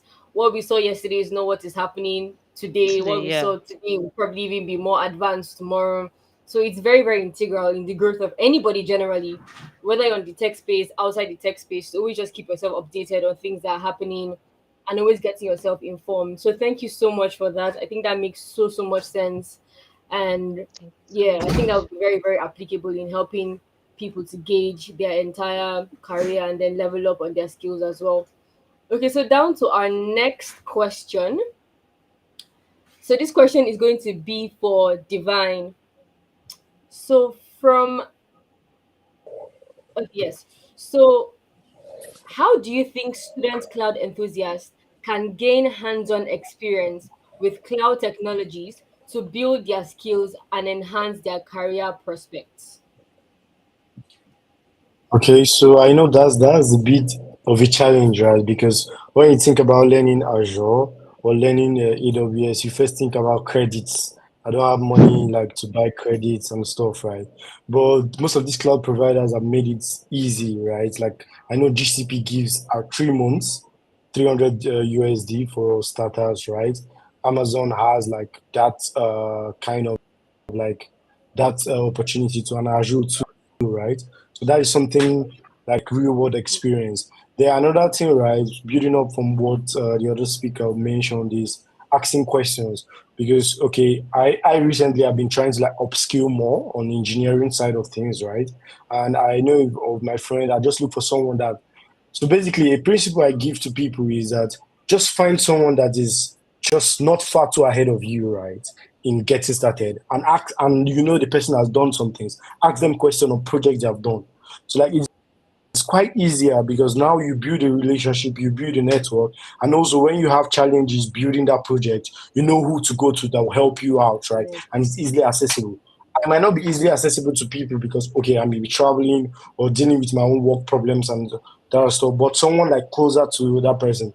So I think that's a great way. So when you have those project ideas down, right, and you have someone that is just ahead of you that you can easily reach out to when you're having issues and that's done something similar to that, then you get access to some of these opportunities that AWS and other cloud providers provide, right? And which gives you credit to like deploy stuff in a real world environment. And yeah, great way for a lot of enthusiasts to get those hand-on experience and build your network. Yeah. Hmm. So I think that's very solid advice. Very, very solid advice. Very, very heavy on what you said in respect to getting someone who is not too far ahead of you, but not below you either. I think it's going to really help the learning curve generally because you know this person is you're aspiring to be in this position in a sense, and then it's not also very scary too Exactly. because this person isn't so far off from you. So I think that's really, really, really good to know. So thank you so much for that. So down to the next question. And this question is going to be for this question is going to be for Memek. So, how can students balance their academic commitments with their passion for learning about AWS cloud technologies and engaging with the community? Hmm, that's a tough one. Because, okay, let me use myself for example. When I first started, I'm not from IT background. My first degree is international relation. Then I had the short diploma course in public administration. So doing all of that, so when I was doing that was 2021. So merging it, I was very poor in time management. So it took me a year and a half, or more than a year and a half, to know how to balance that thing. So what I did then in school, I don't know if masters work, the schedule works same with undergraduates now. So what I did was to schedule my timetable. Okay, the days I have like two lectures a day, instead of going back home, I use another 2 hours and stay in school, stay back in school and learn. And then I started with front end, learning HTML, CSS, and JavaScript. So I was using like 2 hours to 3 hours in school before going, because I know if I'd gone back home, I will not read anything. I don't want to lie. I will not do anything. So I said to stay in school, use library, use internet, because like Divine said, access to data too can be very challenging. So in school there's Wi-Fi. So you just stay back, study. So I advise that that's what people should do, because I know balancing school and learning tech in general, not just even cloud computing, can be strenuous. So I would advise, if you have that kind of schedule, just create a timetable, work out your school, your lecture timetable, find a way. You will not always have lectures throughout the day. You will not always have lectures throughout the week. Find available times there, even if it's an hour per day, depending on your capacity and your mental health. Just find an hour to 2 hours every day. Then maybe over the weekend you can just stretch it by 2 3 hours. That way it works for you. Okay. All right. Thank you so much for the advice. Yeah, I Honestly don't know. speaking, I would love I to don't know just if you go. can. Oh, okay. Yeah, I don't know if I can add to that, right? So from my experience, right, because I struggled with that a lot in school. What I always tell people, what I've been telling people, what I did and what I've been telling people now is just you have to make sacrifices, right? You can't do everything at the same time, right? We need to confront the truth that the fact you're doing tech, it might affect your academics, right? But then again, you don't want it to affect your academics. So what you look at where you have more time, right? Where you like save more time. So I know as students, like you can be watch a series, right? So maybe if you look assess yourself, are you watching movies a lot? Maybe you cut down on like some of the like extracurricular activity, so that will give you more time to rest, give you more time to do schoolwork, so that you will not like fail on both or fail on school and be only doing tech, right? So try to cut down on like all your extracurricular activities. I know me, I play football a lot, but I had to like reduce it because of like what I wanted to do. So like cut as much as so much extracurricular activities, reduce the time, right? So you have more time to like learn, you have more time to focus on school, because it won't make sense that you go through school for 5 years and you won't like come out with something, right, and make your parents not to be happy. You get that kind of yeah. So I think that's what worked for me. I didn't get a first class, but I got almost that. I graduated with a 2.1, 4.1 something, right? But and I also did well and spoke at different events all over the world while still in school, right? So I think it's doable, but it's a lot of dedication, hard work, and I won't sugarcoat it, right? You suffer at times, because I know I suffered a lot time. But yeah, but if you just figure it out and pray, believe in God, right, and holding God, yeah, you see that looking back and everything like work together for your good, basically. So yeah. Okay, I'd like to add to that as well, to what Divine just mentioned. So like me, I feel like I had to dedicate time as well. So I don't, even up to now, I don't watch TVs to Friday, even during like when I'm working. In fact, I'm even too tired. I don't watch TVs, even while I was learning as well and in school, because I just graduated like 2 weeks ago. I don't watch TVs. I tell Yeah. myself I have to study. Mine was way worse because I had to pay my school fees, was like almost $20,000. So it's like I had to just work. I was doing two jobs and I was doing a master's degree. And so it was pretty hard for me. But I would tell myself, hey, this time I don't sleep till like 12 a.m. Like you just have to dedicate. For me to go to the club, just know maybe I haven't been to the club in 3 months, right? There's things you have to say, hey, I need to give out. Even meeting people and calling, I have to dedicate time. Maybe during maybe weekend, that's when I would probably call you back or something. But everybody knows, like, hey, I'm busy. But as a student, you have to find the time and you have to know that, hey, I'm just trying to make a sacrifice at this time. Like I know what I'm trying to achieve. So put aside all the fun that you have. Doesn't mean you can't have fun, because there's this notion that tech people, tech sis or tech babe or tech bro don't have fun. Like they're too boring. No, I can party for hell. When I want to party, I go all out and party. But when I know it's my work, when I know it's, because I mean DevOps is not that easy. So you're always constantly studying. So I'm studying schoolwork, I'm doing this. I mean, my grades were still good, but not as best as I would have wanted. I didn't come out first class as well, Yeah. but you guys, you have to make that sacrifice. Like you have to say, hey, I'm putting this time, I'm putting 2 hours, I'm putting 3 hours, even if it's 1 hour per day. And make sure you set realistic and smart goals. Because if you just say, hey, I want to do this, you end up, being those people who chop little onion everywhere. You eat this apple, eat this apple, eat this apple. So for me, what I do is, if I want to learn something, I make sure I make sure at least get to like the fourth module before I even switch to another thing. And when I'm even giving a roadmap, that's the same thing I do. I'm like, I don't want to give you everything. Just do this first. When you're done with this, come back to me and tell me I'm done with this. Because that's also the best way. Because when you feel like you lose focus when there's too much for you to learn, when there's everywhere. So Yeah. set realistic goal for yourself. Say, hey, this is what I want to study, and finish it before you get on to the next thing. So yeah, I'm done. All right. Thank you. All right. Thank you so much, Oh, every single person. Like I said previously, I could really go okay. on. Yeah, I would like to ask Okay. that as well. So, there's something you guys didn't mention Okay. about joining communities. Like, when you're in school, that was actually what helped me. I still have some things I'm doing in school, but I just signed out like recently last year, and that was what helped me. Joining a community, tech community, could be in your school. I'm sure this AWS club is in like University of Ilorin. In fact, that was one of the reasons I was so interested to speak, because I was like, okay, this it was actually tech communities in school that actually kept me going, because it can be very cumbersome when you're trying to do everything on your own. But when you're like in a study group, you have accountability partners, or you're seeing people that are doing similar to what you're doing, it even helps your growth. And again, what she True. mentioned, I don't see any other person on the call and like trying to like get her name.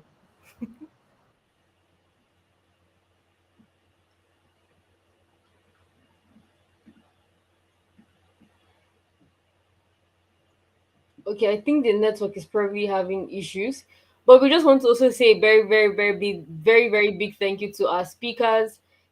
They really did well. Our panelists were amazing. I'm sure we've all learned so much from all they've said.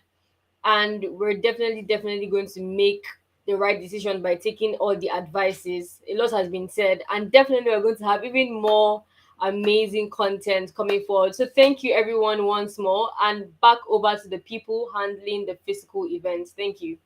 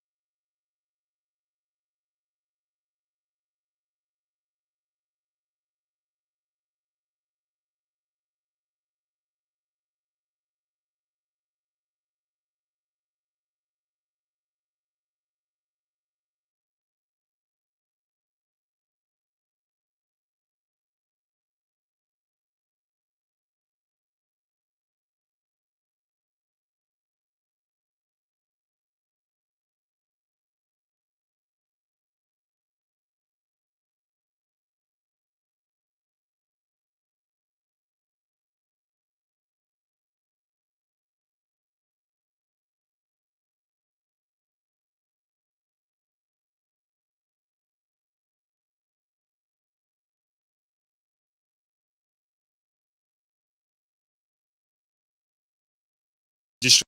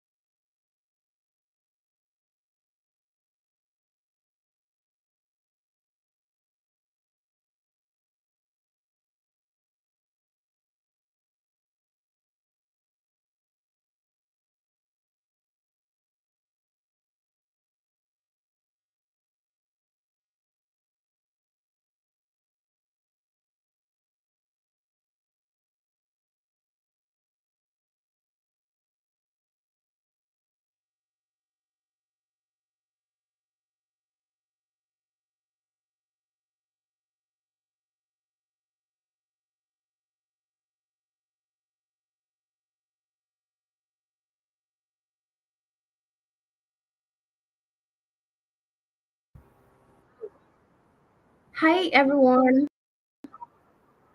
I believe we can hear me now. I've seen some comments about no sound. We sincerely apologize for that. Really sorry for that. However, we began this event at about 11 a.m. and up till now, we're still running the event. But then, I don't know if I should say sadly or glad, but we've come to the end of the AWS Cloud Club Symposium Africa. I want to believe that there are some people following us online. Please, if you are, just indicate that you can hear me.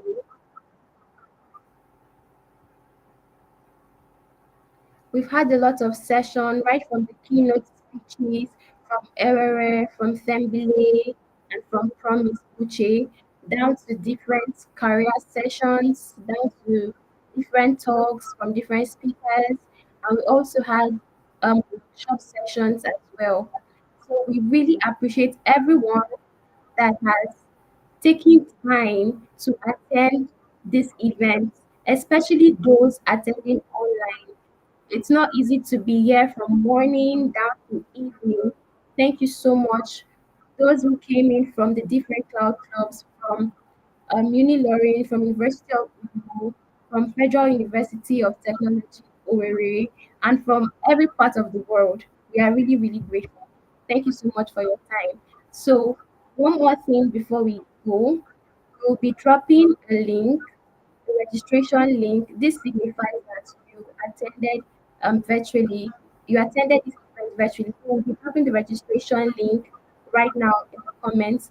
So we plead that everyone who is still listening, everyone who can still see, please do well to fill the registration link. It's just very few questions. It won't take your time. It will take up to 1 minute. So just fill the form and we look forward to getting back to you and really appreciate you. Thank you so much. I think I can see Victoria. Thank you, Victoria. I can see Jen. Jen is part of the AWS advocacy team. Thank you so much, Jen. It's such an amazing opportunity to have you join us. Thank you. Okay, I'm trying to look through the news. Okay, I think just Jen, Victoria, in there. Thank you so much for joining us. Thank you so much for being around. All right. Have a good evening. Have a good time. Bye.